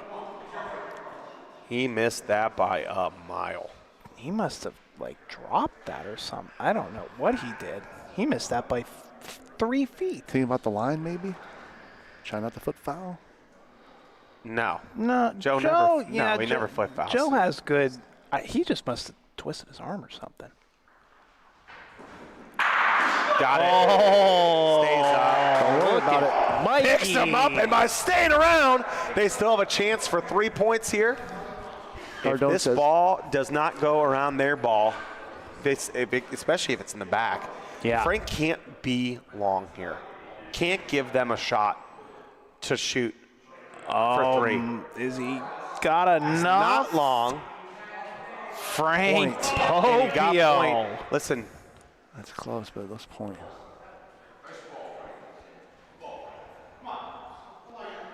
Oh my, what a Gotta go ball, get it now. Pope. Nick Cap, they're not subbing, keeping him in. Well, they don't have Stewie. He's lefty. watching from work or at home. The lefty. Oh. Oh my goodness. That is all she wrote. Not that way. Listen, first of all, huge miss by Joe. Wasn't even close. Somehow, that 6-inch point just got beat twice Yeah. by the Wickliffe Barbarians. Absolutely. They did not roll well that game, and those are 2 huge rolls. Clutch rolls to beat it. After they Wow. were perfect on shooting, they missed 2 shots in a row. They beat that ball twice. I mean, Unbelievable. That was such a difficult ball to beat. Unbelievable. And talk about picking your team up. And the momentum was going the other way. 5 straight points for the Mahoning Valley Hitmen after a 13-1 lead was sort of getting blown a little bit. Yeah. And you start worrying. Those rollers, oh my gosh, Bubba Infante, Frank Popio to beat that ball. Clutch rolling. And they put the Pauline in play both Yeah. times. Yep. Clutch roll. That's why they say hitting wins you games, but rolling wins you championships, Correct. Danny. That's correct. Yeah, you hit for clicks, you Yep. point for ships. Yeah, that was kind of just a domination by the Barbarians on all fronts. They rolled great. They hit great. I mean, everything they did that game was flawless. So we're going to have to see a change here, I'm assuming, for the Hitmen. We see I believe we see some guys out here Freddie, we rolling. see Dante, getting ready. We see Joe Palumbo he has to kind of swing through without Stewie. Yeah, there's no replacement for Joe or Nardone pretty much right now. Like I said, the energy maybe without Stewie, the energy is not quite there for the Hitmen as it normally is. They feed off each other, and maybe that's hard for them to do tonight. They don't got that extra player to pick them up. Yeah, Definitely. So one of our big fans that's always on, Clevin Clark from Philadelphia, was talking with him. Last weekend they had their Special Olympics, and what a cool event. Fall Festival, state tourney, all over PA. They go to Villanova to play bocce.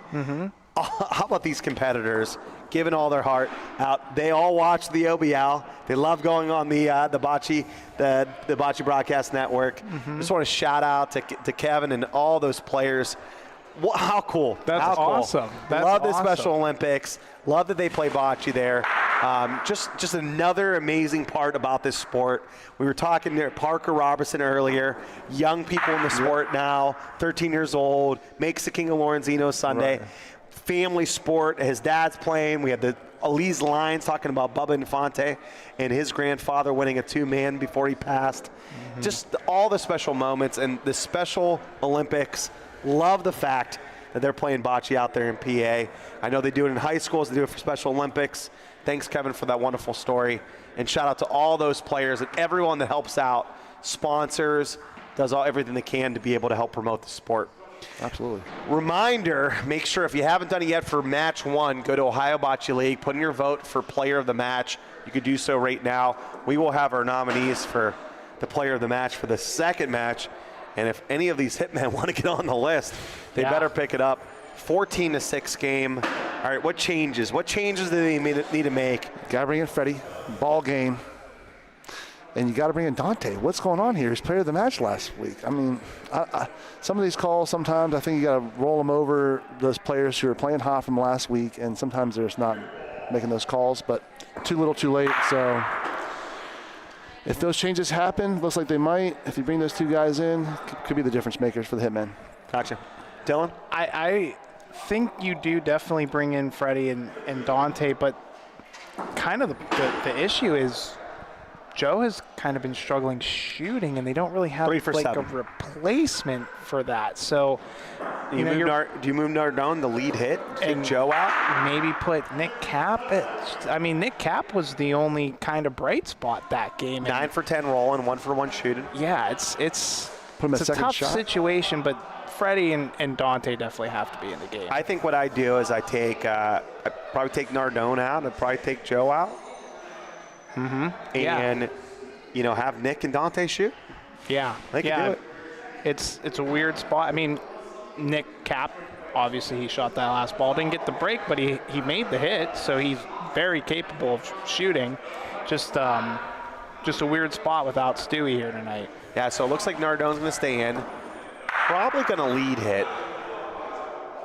Let's see if Joe comes back with him. So if Joe doesn't come in, Nardone will lead hit. Delicio's definitely in. Sablock's definitely in. So maybe Nick Cap. It's going to be Nick Cap. And rolling makes a difference. So I like bringing in Freddie, get him going. Should played okay, but that first ball it makes a difference if you put it right on. And let's see if the Barbarians will make a switch here too. Looked like Chris was warming up. But how do you take out Doug and Ron, who pretty much didn't miss a shot? Well, till the end. Ron can roll. He was in the two rolling spot a couple weeks ago. He played very well, so it's not obviously his normal spot, but he can do it. You know, not only the question, I think that's what we're going to see here. We're going to see Ron come in the second rolling position. All right, speaking of rollers, the top performers rolling, we got Robert Stewie Stewart, 85%, leading the league. Freddie Ball game, second place at 80.4. Right behind him is Frank Popio, playing for the Wickliffe Barbarians today, rolling phenomenal again today, up in his percentage. Matt Taylor at 78.7%, and Nick Cap, 78.4. 9 for 10 today is going to help that, Nick.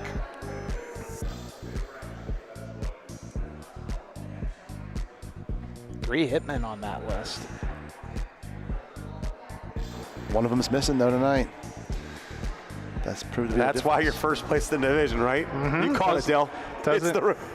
Doesn't hurt for sure. Hit for clicks. Roll for ships. That's what it is. That's what it is. We need a chick stick the long ball though. That would be a great shirt. Somebody made the comment. It was great for the first game, for the first match. Anthony, Ron, and Nick do a McDonald's commercial. Anything you could do, I could do better. Like Bird and Jordan. All these trick shots in bocce. I love that. Yeah. And then I love the chick stick the long ball and have the pictures like Freddie Sablak, the rollers, go try to hit. That's a great shirt. Chicks dig the hits. I love it. Freddie loves it too. Look at him. So is Chris gonna second roll here? All right, so Chris Chemalinsky is in, which I'm glad to see. I want him more action. Missed the first couple weeks. Glad to see him in the ball game. He's with Bubba, Ron Dog, and Doug. So either Chris or Ron Dog will be second rolling. The Hitmen are going to put Joe Palumbo back out there. He'll find it. Mike Nardone will be still the hammer. And Triv and Nick Cap are out. And Freddie and Dante are in. And I'm sure Nick Cap's a quick plug back into the lineup if you need him. Yeah.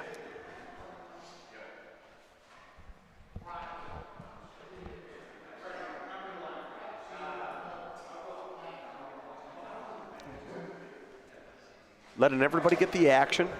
So that would be a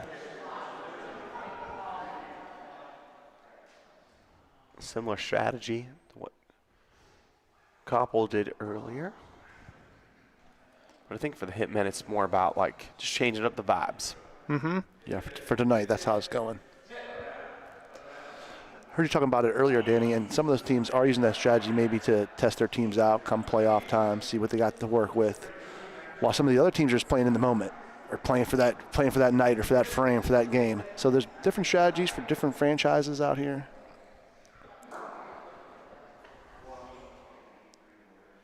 These two have been the ones that have, I think, situationally subbed or not just for a ball, but also for game flow. Correct. So Wickliffe, Bob Gleese, okay, he wasn't rolling that great, but he saw the chance to go take a big lead. He's 2 for 6. Even though they had the big lead, he makes the switch right away to Bubba. And does it pay off? Of course it does. Right. Beats a 6-inch ball, brings out a ball, brings out 2 because Joe had missed. They're just going for the wins. Those players are foaming at the mouth, ready to get in. Got it! Dougie Cotta. Stay hot, Doug. 9 for 10. And the reason that Bubba was in a spot to beat that was because he came in halfway in that game and he was ready to go. Warm instead of cold. Yep. The big question will be, as Nardone sends this one back home to Koppel. The big question will be, this strategy all year will pay off in the playoffs, or will the teams that have been making the team subs each and every game, like the Young Sun Flash, will they have the advantage because they're now going to be playing with a completely new strategy going into the playoffs that teams haven't seen yet? Time will tell, my friends. Time will tell.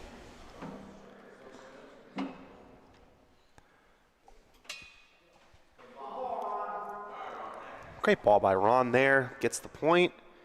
Chris.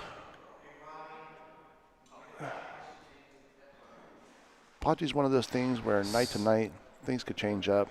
So that, to me, kind of seems like Ron's rolling too if he rolls before Chris there, huh? Yeah, that's what it is. Chris, a little too long here. I think it's just going to be 2. They're going to check to be sure. Head referee for the match is Paul Saline again, pulling the double duty. Shout out to Paul. Yeah, Jake Panzero helping out on the measurements. We love you, Paul. Foot fouls. These teams joking with each other now. He was here all weekend too, Danny. Reffing for the King of Lorenzinos too. He was all over the place this weekend. I call in all my helpers. He was great. I always go to the right hand. Calling my helpers. We got Diane Sigarani and Linda Imeri on the scorekeeper today. Also helping out today in between was Renee Abatista. We got a great group that run the OBL. We appreciate all of our team. I'm on the mic here with Dylan Palsy and Michael Luceni. And on the ones and twos, our director, our producer, our COO, Michael Shaldown, who, thank God, did not get into that snowstorm and missed it.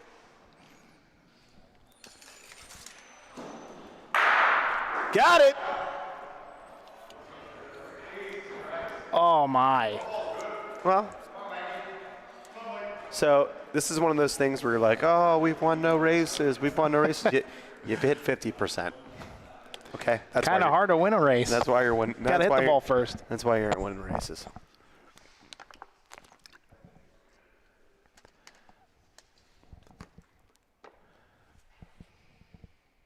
Mikey Nardone, deep breath. Goes after it. What a shot! Blows it up. Stay hot, young one. Stay hot. It's a close one. They're measuring.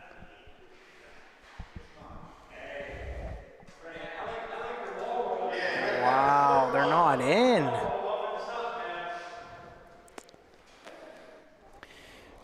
Roll never short. Maybe use the wall. Bump on Paulino.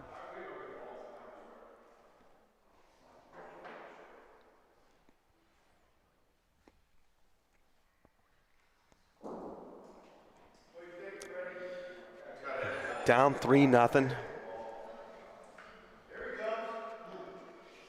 It's not going to come off the wall enough. A little too low on the wall. Touch Just higher. missed it. Thought they go right at it.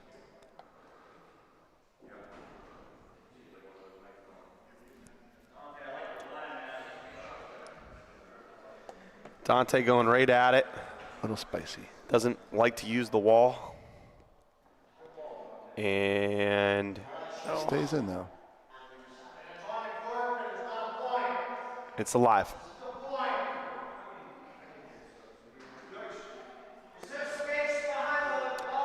Four more likes, and somebody who mentioned where they are watching the OBL from today can be able to win a pair of official OBL shorts. Just 4 more likes? And I tell you what, we'll throw in an autograph from Dylan. Yes. Now that is priceless. Oh my gosh, we're losing likes. I'm just liking it now. Just messing. I love this call here by Doug. What they were trying to do didn't work. They were trying to shoot the left side of that back ball, try to make a big frame. Yeah. If it worked out the way that Doug was thinking about it, they win the match. They would have gotten 4 and won the match already in the first 2 frames. I love it. I love the aggressiveness. All right, so Bubba's putting Chris on basically on their back ball. This is the advantage of Don't sell. oh.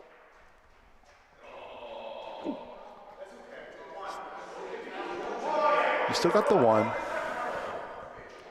I mean, this is kind of a throwaway ball here. Why even take it?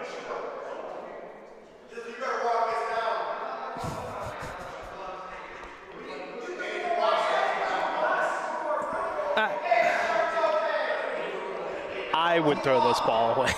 No, I mean, you could roll on your ball. Yeah, It's but you part could of it. essentially throw the ball away by just rolling short. Yeah. Don't burn your timeout.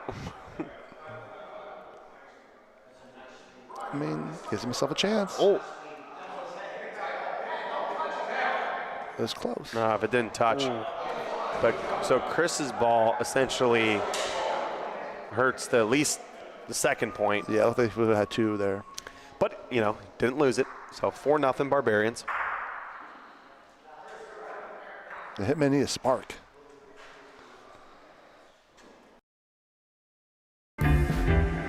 Sunny days call for Sun Cruiser Vodka Iced Tea. Made with real iced tea and real vodka. Refreshing and goes down smooth. Let the good times cruise with Sun Cruiser.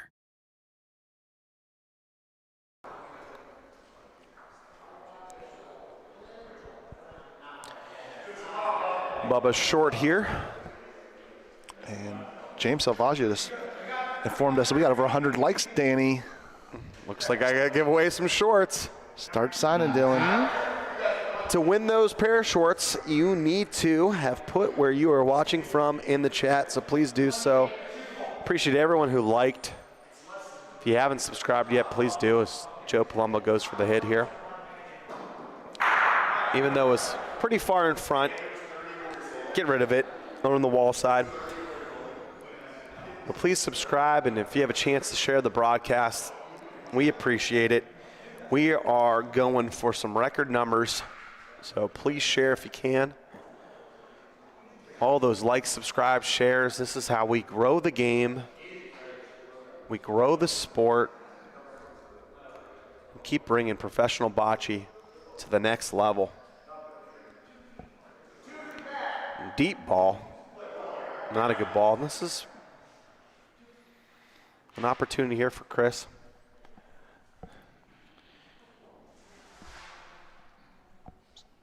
So I'm just wrong again. He's now Chris's second rolling.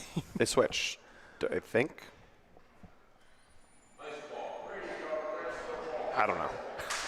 Don't know either. Sure. Whatever. It's Ron Dog. What do you expect? It's unbelievable. Here comes Dante.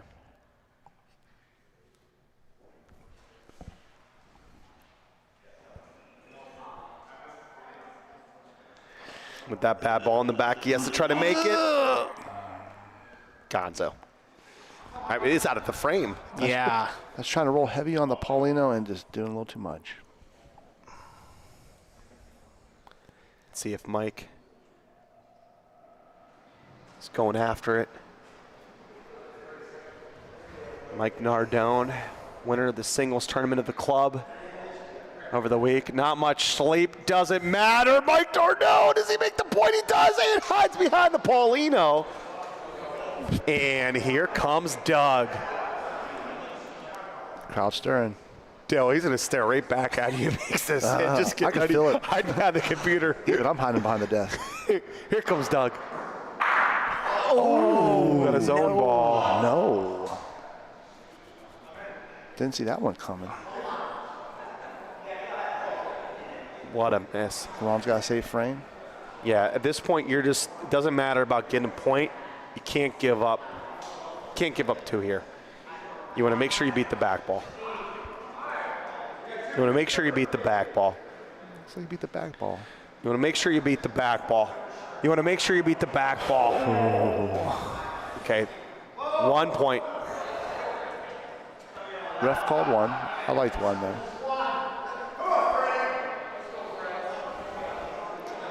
Players maybe want to take a closer look, but that looked like 1 to me. Oh, yeah. It doesn't matter.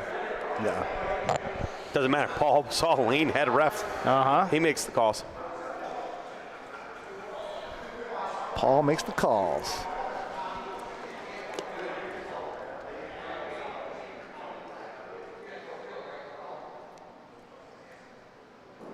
This is the earliest, right?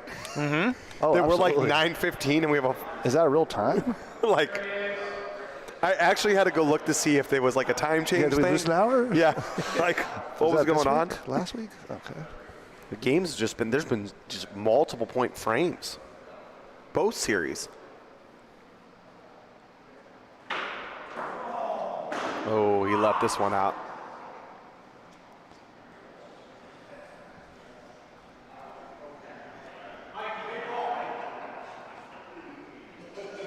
Doug started off 8 of 8. Now he's 9 of 12. Comes Ron Dog. Got it! Does he come with it?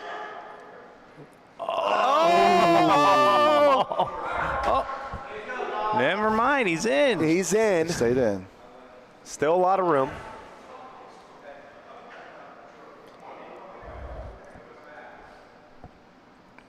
And Ron is 6 of 7 shooting tonight.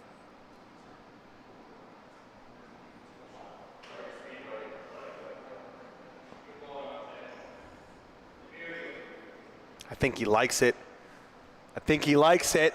No, he loves it. Dante Delisio straight at the Paulino, puts it right on it. Number 7 in the program, number 1 in your hearts. And we get to see Chris Tremolensi hit. And he'll put on a show for us all. Here comes Chris. Ooh. Misses to the right.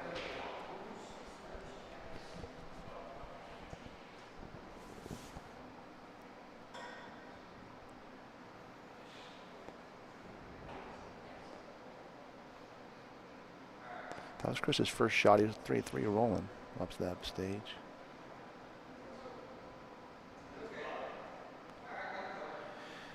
That is a good cover ball. All right, so the Hitmen with 2 balls back, both hitters. Shoot the ball, maybe shoot the ball off the wall. Can move ball in Paulino of yourself.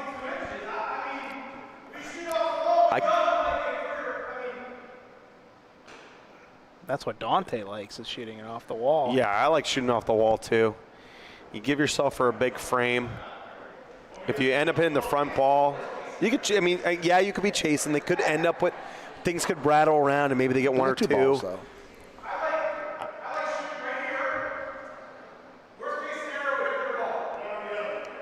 Yeah. If you ricochet in your own ball, it's not, might not end up the worst thing in the world. Going for the gusto, down 4-1. Joe Palumbo off the wall. Ooh. Okay. Ooh. Ooh. They just got dirty.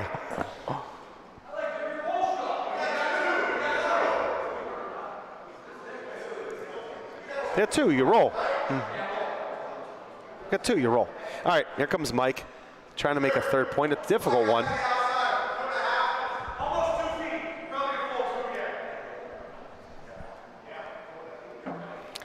Mikey Nardone trying to get 3 here.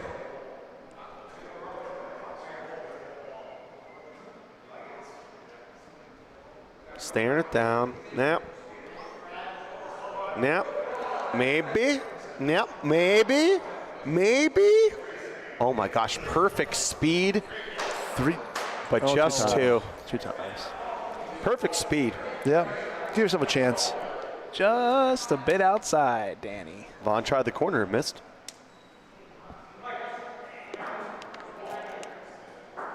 How can Paulie lay off balls that close? All right, speaking of support, our wonderful sponsors of the Wickliffe Barbarians, Carver Financial Services and Shawnee Wood Products. We appreciate you. This is how we're able to do what we do here at the Bocce Broadcast Network. And our sponsors for the Mahoning Valley Hitmen, Lodge 2850 from Warren, Ohio, the Sons of Italy out there, and Quinvestors. Without you, we aren't here. Oh, Freddie. I plan on making a trip out to Warren to go to that Sons of Italy. You two are welcome to come. I hear the little facility they're building with the bocce courts, being able to look over top. Really nice. Warren has some great bocce clubs. Some great bocce players. I had to play one of them my first game of King of Lorenzino's, Jared Cooper. Great. It's made me sweat. Dylan Fields, he plays with him all the time. He's great. Then the OGs, Phil Tate, Nate Kirk, Larry Infante. There's too many. We're not going to name you. Apologies. Those were just the guys. We didn't even get into the girls yet. I know. Carrie Jones. All of Dirty 30. Yep. Mm-hmm.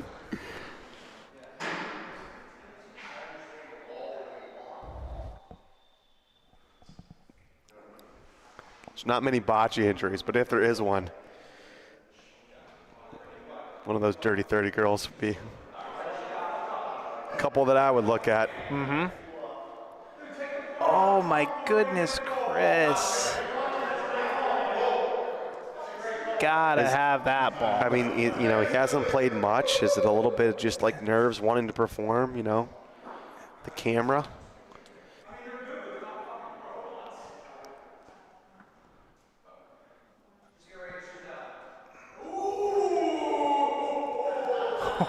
Nardone is on to Paulino. Stares back at Nardone and says, get ready to shoot that. And I think Nardone's going to take this as a challenge. Ron doesn't talk much. Mike likes the chirping. But Ron Daw gets the final say. Nardone with a swing and a miss. Off to the right. And close. That is as close as you can get to not a foot foul.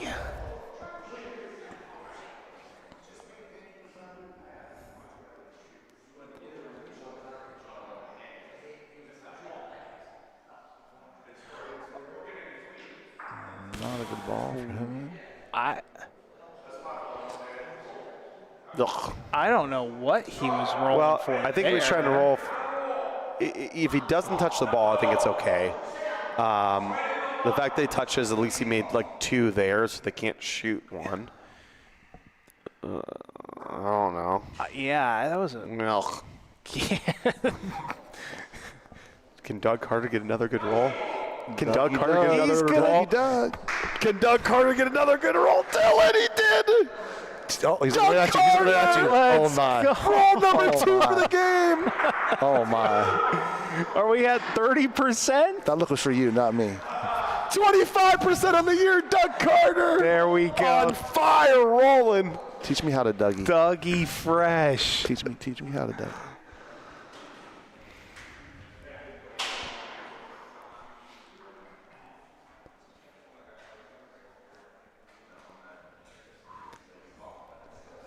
If people knew how much fun we have in the booth, they would be so jealous of us. All we do is we get production notes from Mike telling us, you're doing this wrong, you're doing this wrong. We're just like, okay, and then we have some fun. We laugh it off and have some fun. Oh, poor Mike. He might be the youngest out of us, I think. I don't know. Dylan, you're somewhere between 20 and 50. Correct. When you the math checks out. Yes. when you're cooking Sunday sauce and you put in those photos on Instagram, I'm getting pretty good. I know you are, man. Listen. Yeah, cook off. Oh, misses left. I wonder if they make a switch here. Might. He's at 9 for 14. He started off 8 for 8, right? So 1 for 5, 1 for 6. Sorry. Comes Dog.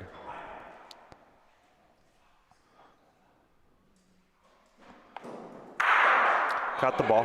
Do you do something different, perhaps? Maybe put Ron at the lead hit and put Frank at the hammer. It's not a bad option.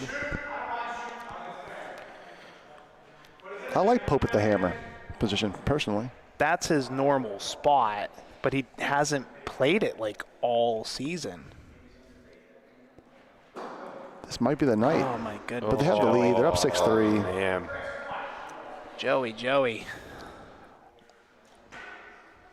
All right. They still have a chance to win the frame. But it's going to take a big roll by Chris after Dante makes point here. All right. Dante's in the back, made point. His ball being in the back, though, means that he can put it in the way. So not a good ball by Dante. Even though he's got point, you don't want to be in the back there. Yeah, a little too long. Comes Chris. I feel like he needs to see one, you know? I feel like he needs to see a good point here. It's going through. Well, it sits on that ball. All right, a lot of room for Mike. Can't shoot, obviously. Your ball's in play. It might be 2. Here comes Mike Nardone. Missed the big one last frame. Trying to roll in. Can use the wall here. Quickity quick. That ball is gonzo. Ooh, wow, Mikey, Mike. A frame you feel like they had to have right there. That is going to be the Hitmen's first loss on the match point this season. They cannot get total points. 1 for the Barbarians. And the all-important match point is gone. The Hitmen have to, they've not gone home empty-handed yet, right? Right. And if they do go home empty-handed, there's a chance for Steel Valley, right? Mm-hmm. Yeah. Look at these stats. I mean, Barbarians are not shooting well, but that's a little deceptive because they really haven't shot a whole lot this game. They're just rolling really well this game. Really, really well. Great ball by Baba. Speaking of rolling. You can look at the schedule and the standings on OhioBocceLeague.com as Joe Palumbo with a good hit. That's a big shot for Joe. Joe's getting his work in. He's not quite getting the breaks. All right, so Steel Valley got 2 points there, so they're at 9. If the Hitmen don't get a point, if the Barbarians sweep them, Steel Valley will only be 1 point down going into the last 3 weeks of the season. Wait. It gets better. Oh. Gets better. Both are on a bye next week. And then they play each other in week 9 for the division. Oh my goodness. This league, Freddie. So you know Steel Valley, they might be watching out there in the bar at Lorenzino's. They're probably watching on the way home.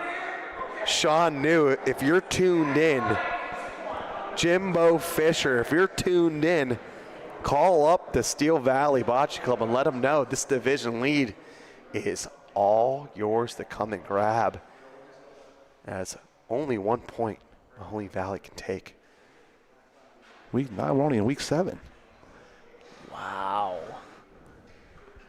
Here comes Chris Chim. A little short, I think. Little short. Both of them put up short. A lot short. Little short. Just being nice. Oh, boy. Okay, here comes Doug. He's going to hit something. Gotta see this. Got Paulino. He had either or on his ball. Oh. Hey, that's fine. Yeah. No, that's fine. That is not a miss. Yeah. That's not a miss, but just a bad break. No. He's fine with this. Is a good break. Yeah. This is a good break. They have a chance to be able, it's going to be really hard to steal it, but they're not giving up a big frame here. Yeah. If he misses everything, it's no good. He could hit his own ball and they both go left. This is not a miss. That was a good hit by Doug. Yeah, now Chris' ball is in play, too. I mean, that's not a terrible front ball. You make Chris's ball trouble, too, because now they stole the left line. Wow. Look at this. Those are two really great calls. That's a good result by Doug. He had an either or. It's a good hit. And then now the Hitman. You almost forced them to shoot something here, yeah. Right. Great cover by Rondal Millionaire. All right, you got to get freaky with it, and that's what they're going to do. Mike Nardone, as Jake Pinzera looks on that foot line. Here comes Mike. Goes Underhanded gets Paulino. Ooh. What a shot by Mikey Nardone. Big time. The Nardog. Flips him. Underhanded. Mike says, thank you, Pat Peasant. He hit that perfect, right where you want to hit it. As good as it gets. Right there. Like, big ball by Mike. Dante's chilling on that ball. That's a big frame for the See Hitmen. why. 7-6 ball game now. Climbing that ladder. No overtimes tonight, though, Dylan. That's impossible. Nope. And oh, shocker! I was wrong about that again. It's gonna be the playoffs. That's what's gonna happen. We're gonna have one in the playoffs. Mm-hmm. Somebody told me this weekend I should start doing the George Costanza, where I just do the opposite. I say the opposite of everything, and I'll just be right all the time. It's gonna be week 10, playoff spot on the line. I thought you did that. No chance for overtime if it goes into playoffs, and we're gonna get an overtime game in that last one on that Tuesday when it matters. Mm-hmm. A 2-frame roll-off. If we go to overtime. All right, here comes Doug. Feeling good after that last hit on the Paulino.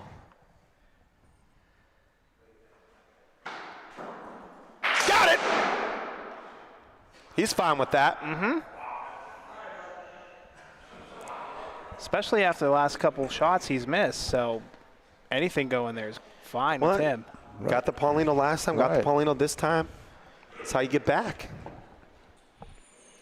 Comes Dante, rolled a good ball on the last one to the back wall.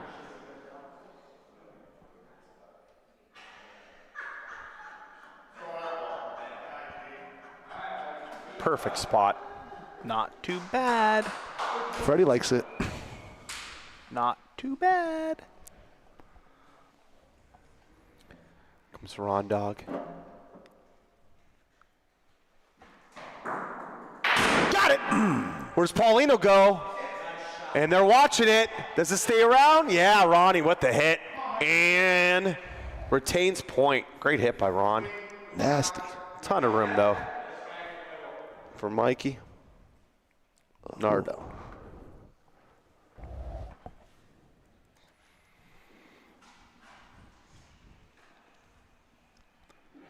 Some of the hits here are so violent.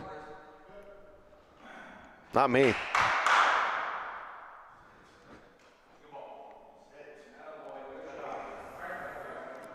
That ball was not too bad. They're rolling a little long, and they're not sitting in front, and they're not giving them a chance. They're giving Barbarians a chance to come in and steal the point. You'd like to be in front there. But hit this one. Here comes Chris. 1 for 5 on the season. Clips it. Hey, made a ton of room for Bubba. Made a ton of room. I think the Hitmen are in, but we're going to take a look here. All right, so trade deadline this Friday. Oh, man. Did we get any deals? And we've had no free agent moving. I haven't heard anything on my end, if that's what you're asking. If that's what you're asking. Dill? The most powerful cell phone in the world over here, Mike Lucenti. All right. We're probably not going to get a deal. A couple things, or a couple reasons why. One, even with the free agents, it's like these players, they haven't got paid yet, right? They have a chance to get paid at the end of the season. Percentage of winnings, percentage of sponsorships. So everyone's going to make something. We've done both. Mm-hmm. So players are going to be able to make something. Trading, I mean, you're really like, there's personal relationships too that you have a chance. Right. All right. So, okay, no trades. Hypothetically, though, we get to say it in the booth. If you got to make a trade, who out there, what trade would you make? What would make sense for both teams? Give us what you would think. I'll give you a couple frames as Nikki Cap buries one. A trade? I wasn't really thinking trade. I was thinking there's a team that could maybe make us free agent. So situational sub Nick to come in for Joe. Great ball by Nick. Here comes Bubba with the hit.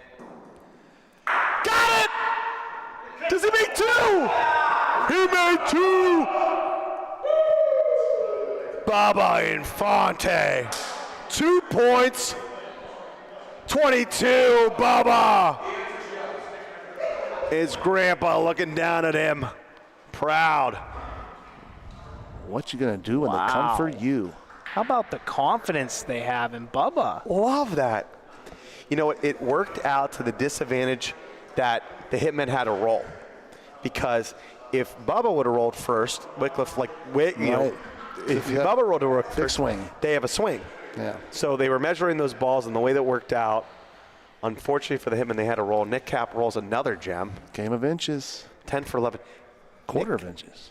Nick Cap's rolling 81% in the season, 91% for the match. He's shooting 83%. He's their backup. Mm-hmm. I don't think for much longer. Nope. Comes Mikey Nardone with the hit. Got it!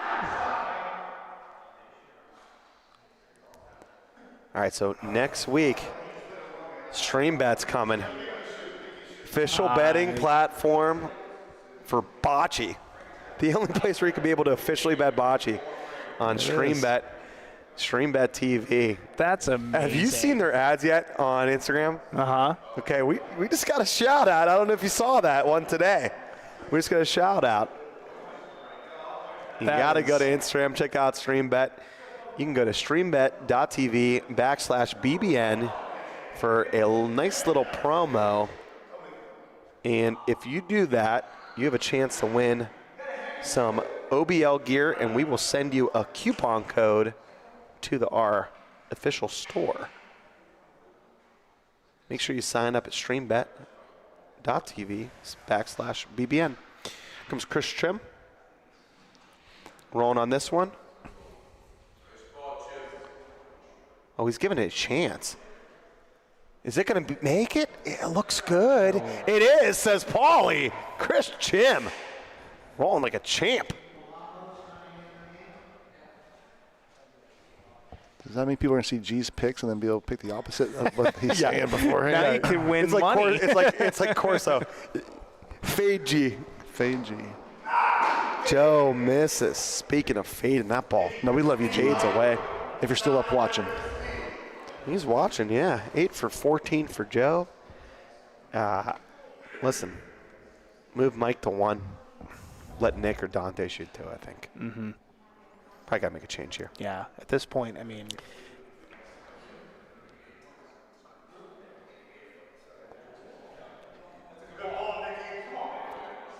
He's gotten a lot of work tonight, Joe Palumbo. I mean, Death, taxes, Nick Cap, rolling points. Dog style. All right, here comes Doug.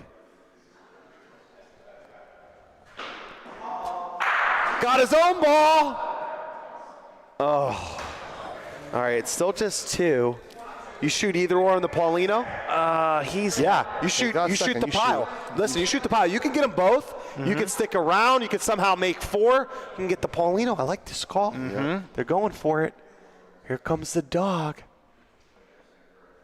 Run, dog. Got ball. Okay, takes one off the board. It's a shoot something. I love that call. Great call by Baba Infante. You can get Pauline there, works out great, or if you hit that ball perfect, you can run both of those balls out. Love the call. Love that call. Miss hit, though, I should say, from Doug. And he's not shooting well today at all. now, Bubba said they had second point, but was he sure? There's no guarantee they even have one here. They have point. Uh-oh. No, that's Hitman's point. Right? No, I think that was the Barbarians' point. Oh, wow. So Doug Carter misses the ball, sticks around to make the second point. So somehow it worked out. Oh, yeah. Yeah. And Ron that rabbit's foot, guys. Yes. I mean, that could have been just affected a 7 round. They would have had a roll. I love to call anyway. Could have got a big frame, right? Oh, yeah, you're aiming for that Paul, maybe getting that Paulino, take it to the back wall. I mean, all the bricks are now going the Barbarians' way. And this is just what happened. Like when you feels like when you're killing someone and there's just like everything just like snowballs on top of each other. Oh, This yeah. is to the right. This is tough sledding right now for Joe Palumbo.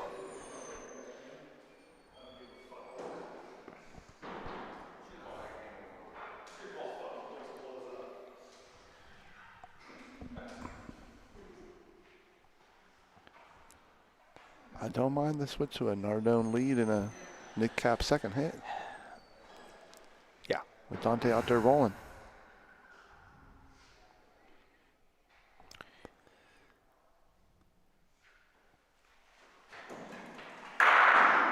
Nardone got it. I mean, because usually in that situation, you are bringing Stewie in anyways as the lead hit, taking over for Joe. Might as well maybe switch it up. Yeah, I'm putting Delicio or Tripp back in, probably Delicio. And moving Nick Cap up or having Delicio shoot too. They should have made that switch already. It's oof. Oof, oof, oof. Speaking of troubled shooters,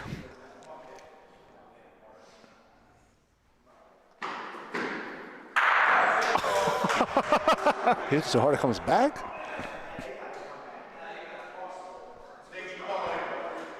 it's close.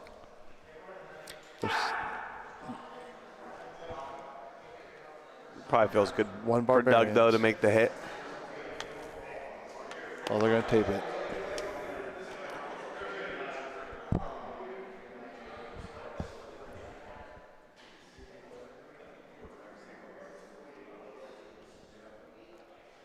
Joe Palumbo, 8 for 15 now on shooting. Yeah, Barbarians with a point.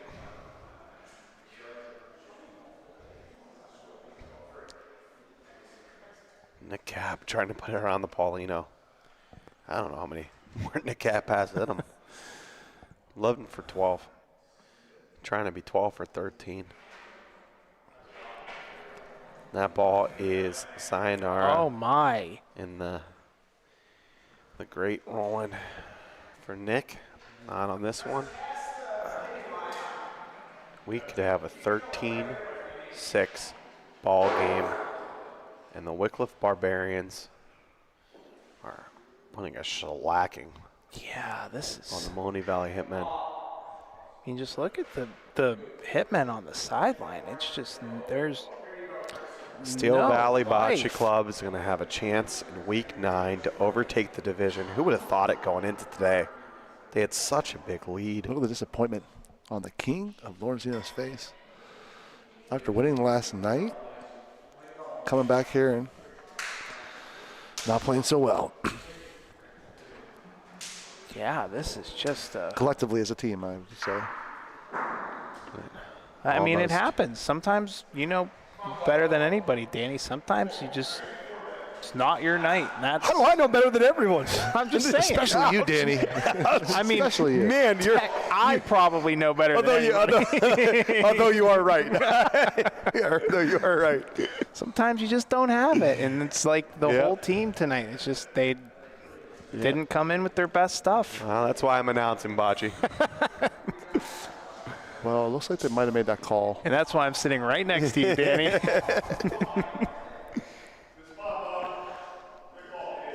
So they got rid of they put Joe out. They're gonna let Nardone shoot first. Yep. It's a have to call. But on game point, Yeah. 13-6 Barbarians.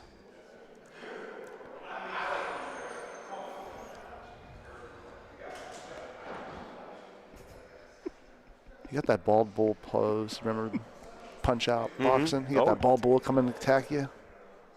Comes Mikey. Oh my. That is a big. It's like you make it. It's like nothing's happening, right? Yeah. These hitmen. And you gotta hit. And you gotta hit this game point.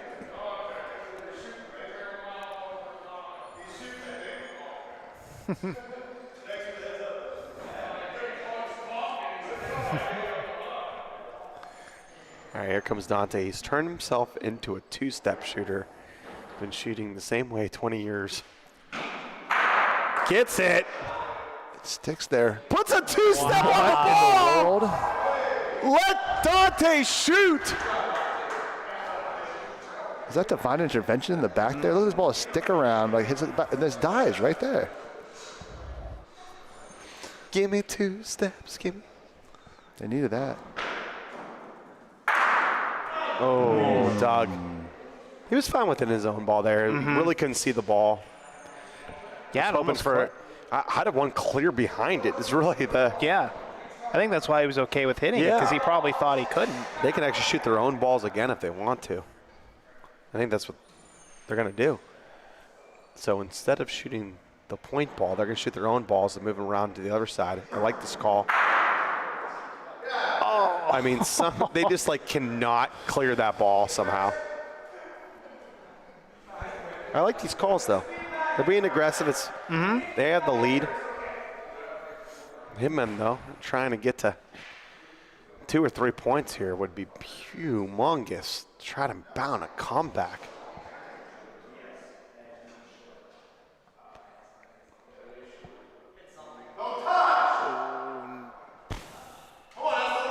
Tons of room here. That ball's burnt toast. Yeah, if you're going to shoot those shots that the Barbarians just did, you have to make sure your last ball is not burnt.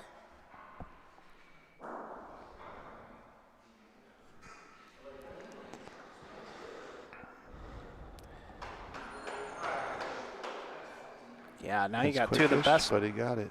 You got 2 of the best rollers in the whole league. Stays standing back. Hits the point. Here comes Nick.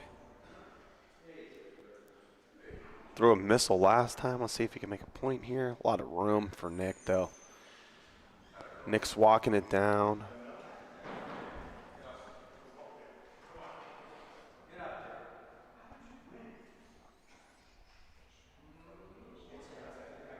Has to get up there.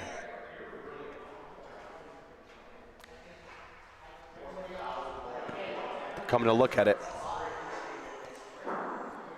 You have to wonder if that one that he threw a missile last time, Mike, think that played in his head?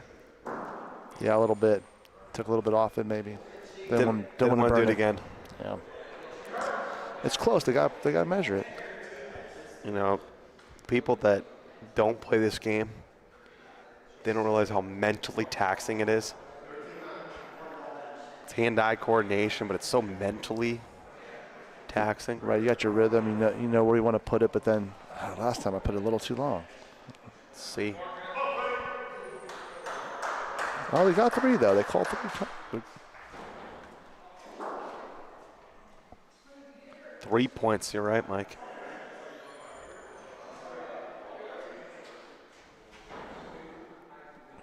That couldn't have been in by much. I mean, barely got there. Yeah, that was. Only down 4 points, though. Now a frame away. That was a massive frame. Yep. That ball not so good as a lead, but it's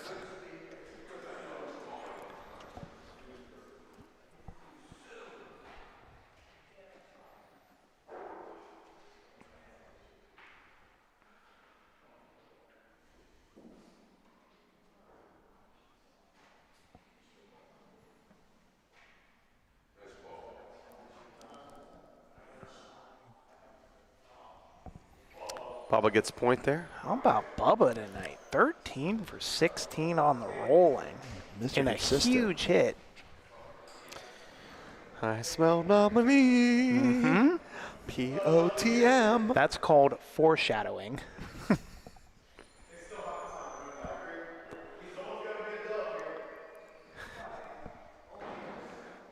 How was Giuliano Romeo Dean of Students anywhere?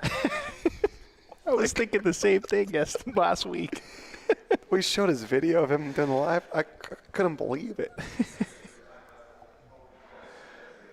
We're missing our third man in the booth, G.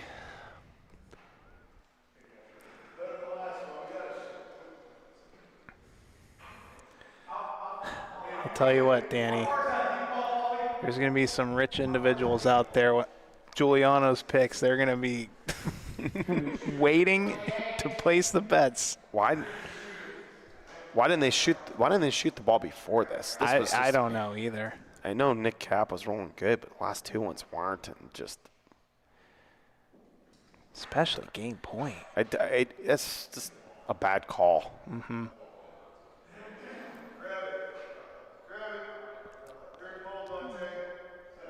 It's a great ball, but you're just like bringing up the strength of the other team. And Paulino's probably better for Wickliffe here. Here comes Doug Carter. Ooh. Whoa, man. He didn't miss it by much. A rare sight. Here comes Ron Dog. Oh, can't miss both.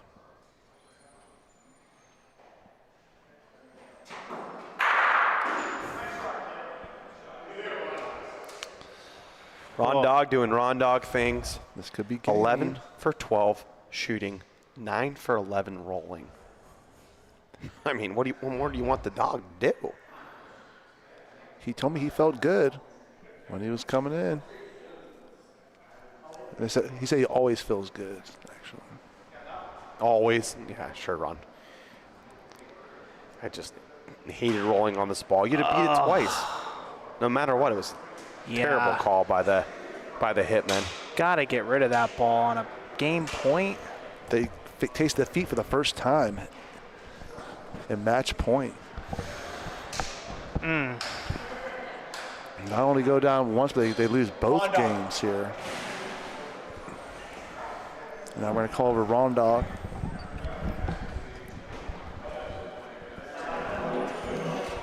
All right, we're going to get Ron Dog here for an interview.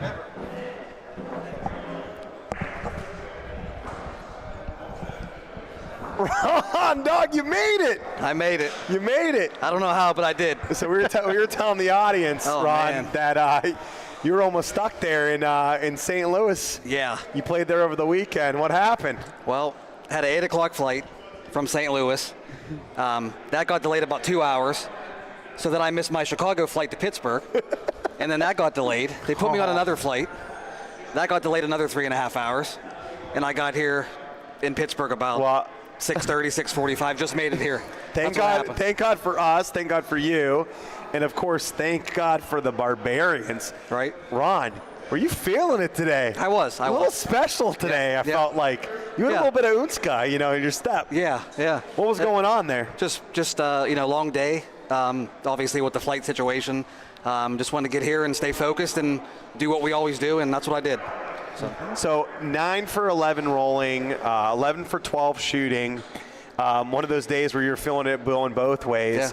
Anything special, that you do beforehand? Did you eat something? No. I just I like to stay focused and just I try to maintain what we've been doing all season. So you pride yourself. Important. You pride yourself as a player that can play both ways, rolling Absolutely. and shooting. Yep. What have you found with the OBL? Playing in this type of environment with the the lights, the cameras, the action, the substitutions, a little bit more pressure. Yeah. What's been different for you playing in the OBL?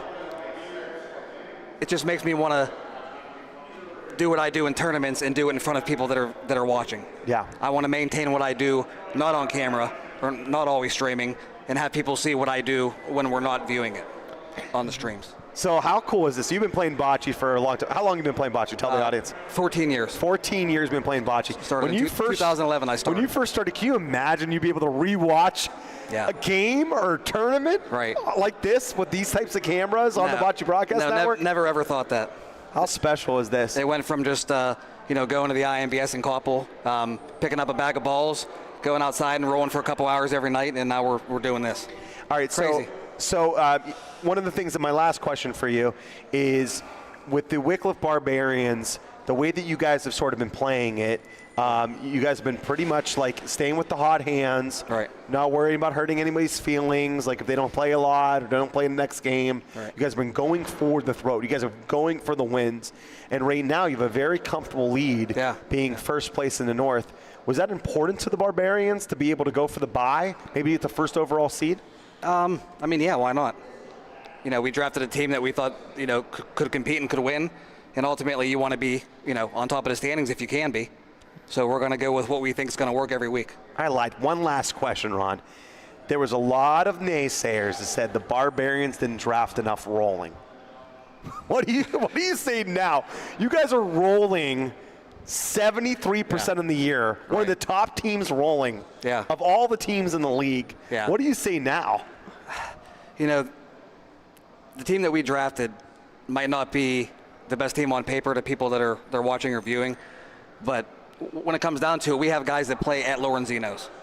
Guys that play here is very important to have on your team because they know how to roll here, they know how to shoot here. Mm-hmm.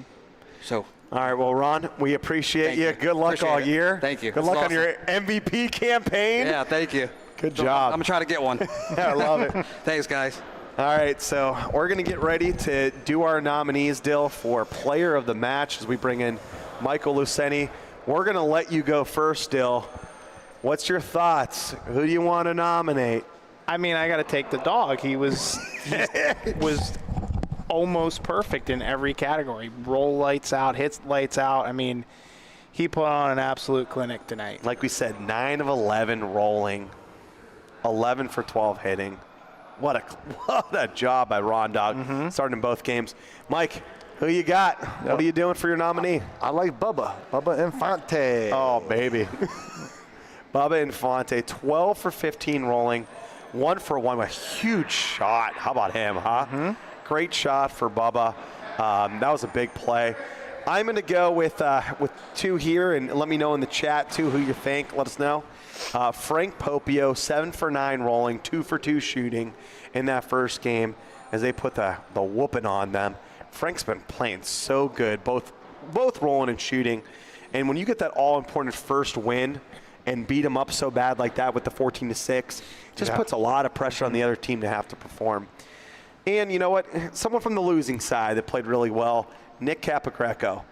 I know the last roll wasn't great. I thought it was not a good call. I don't know if Nick made it. Dante should be. He's the captain. Yeah. But Nick Capogreco, 11 for 13 rolling, 1 for 1 shooting.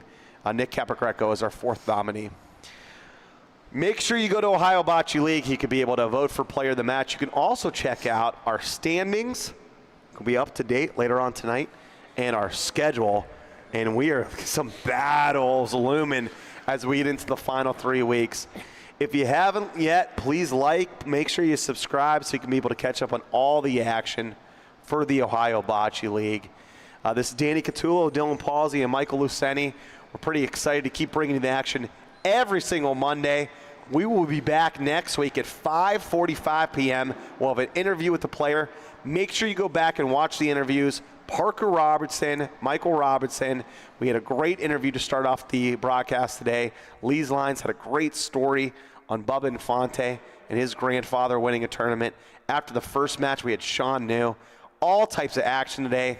Thank you so much to all of our partners and our sponsors. We appreciate you. This has been a production of the Ohio Bocce League. Welcome to the game. Jimmy, he has been playing so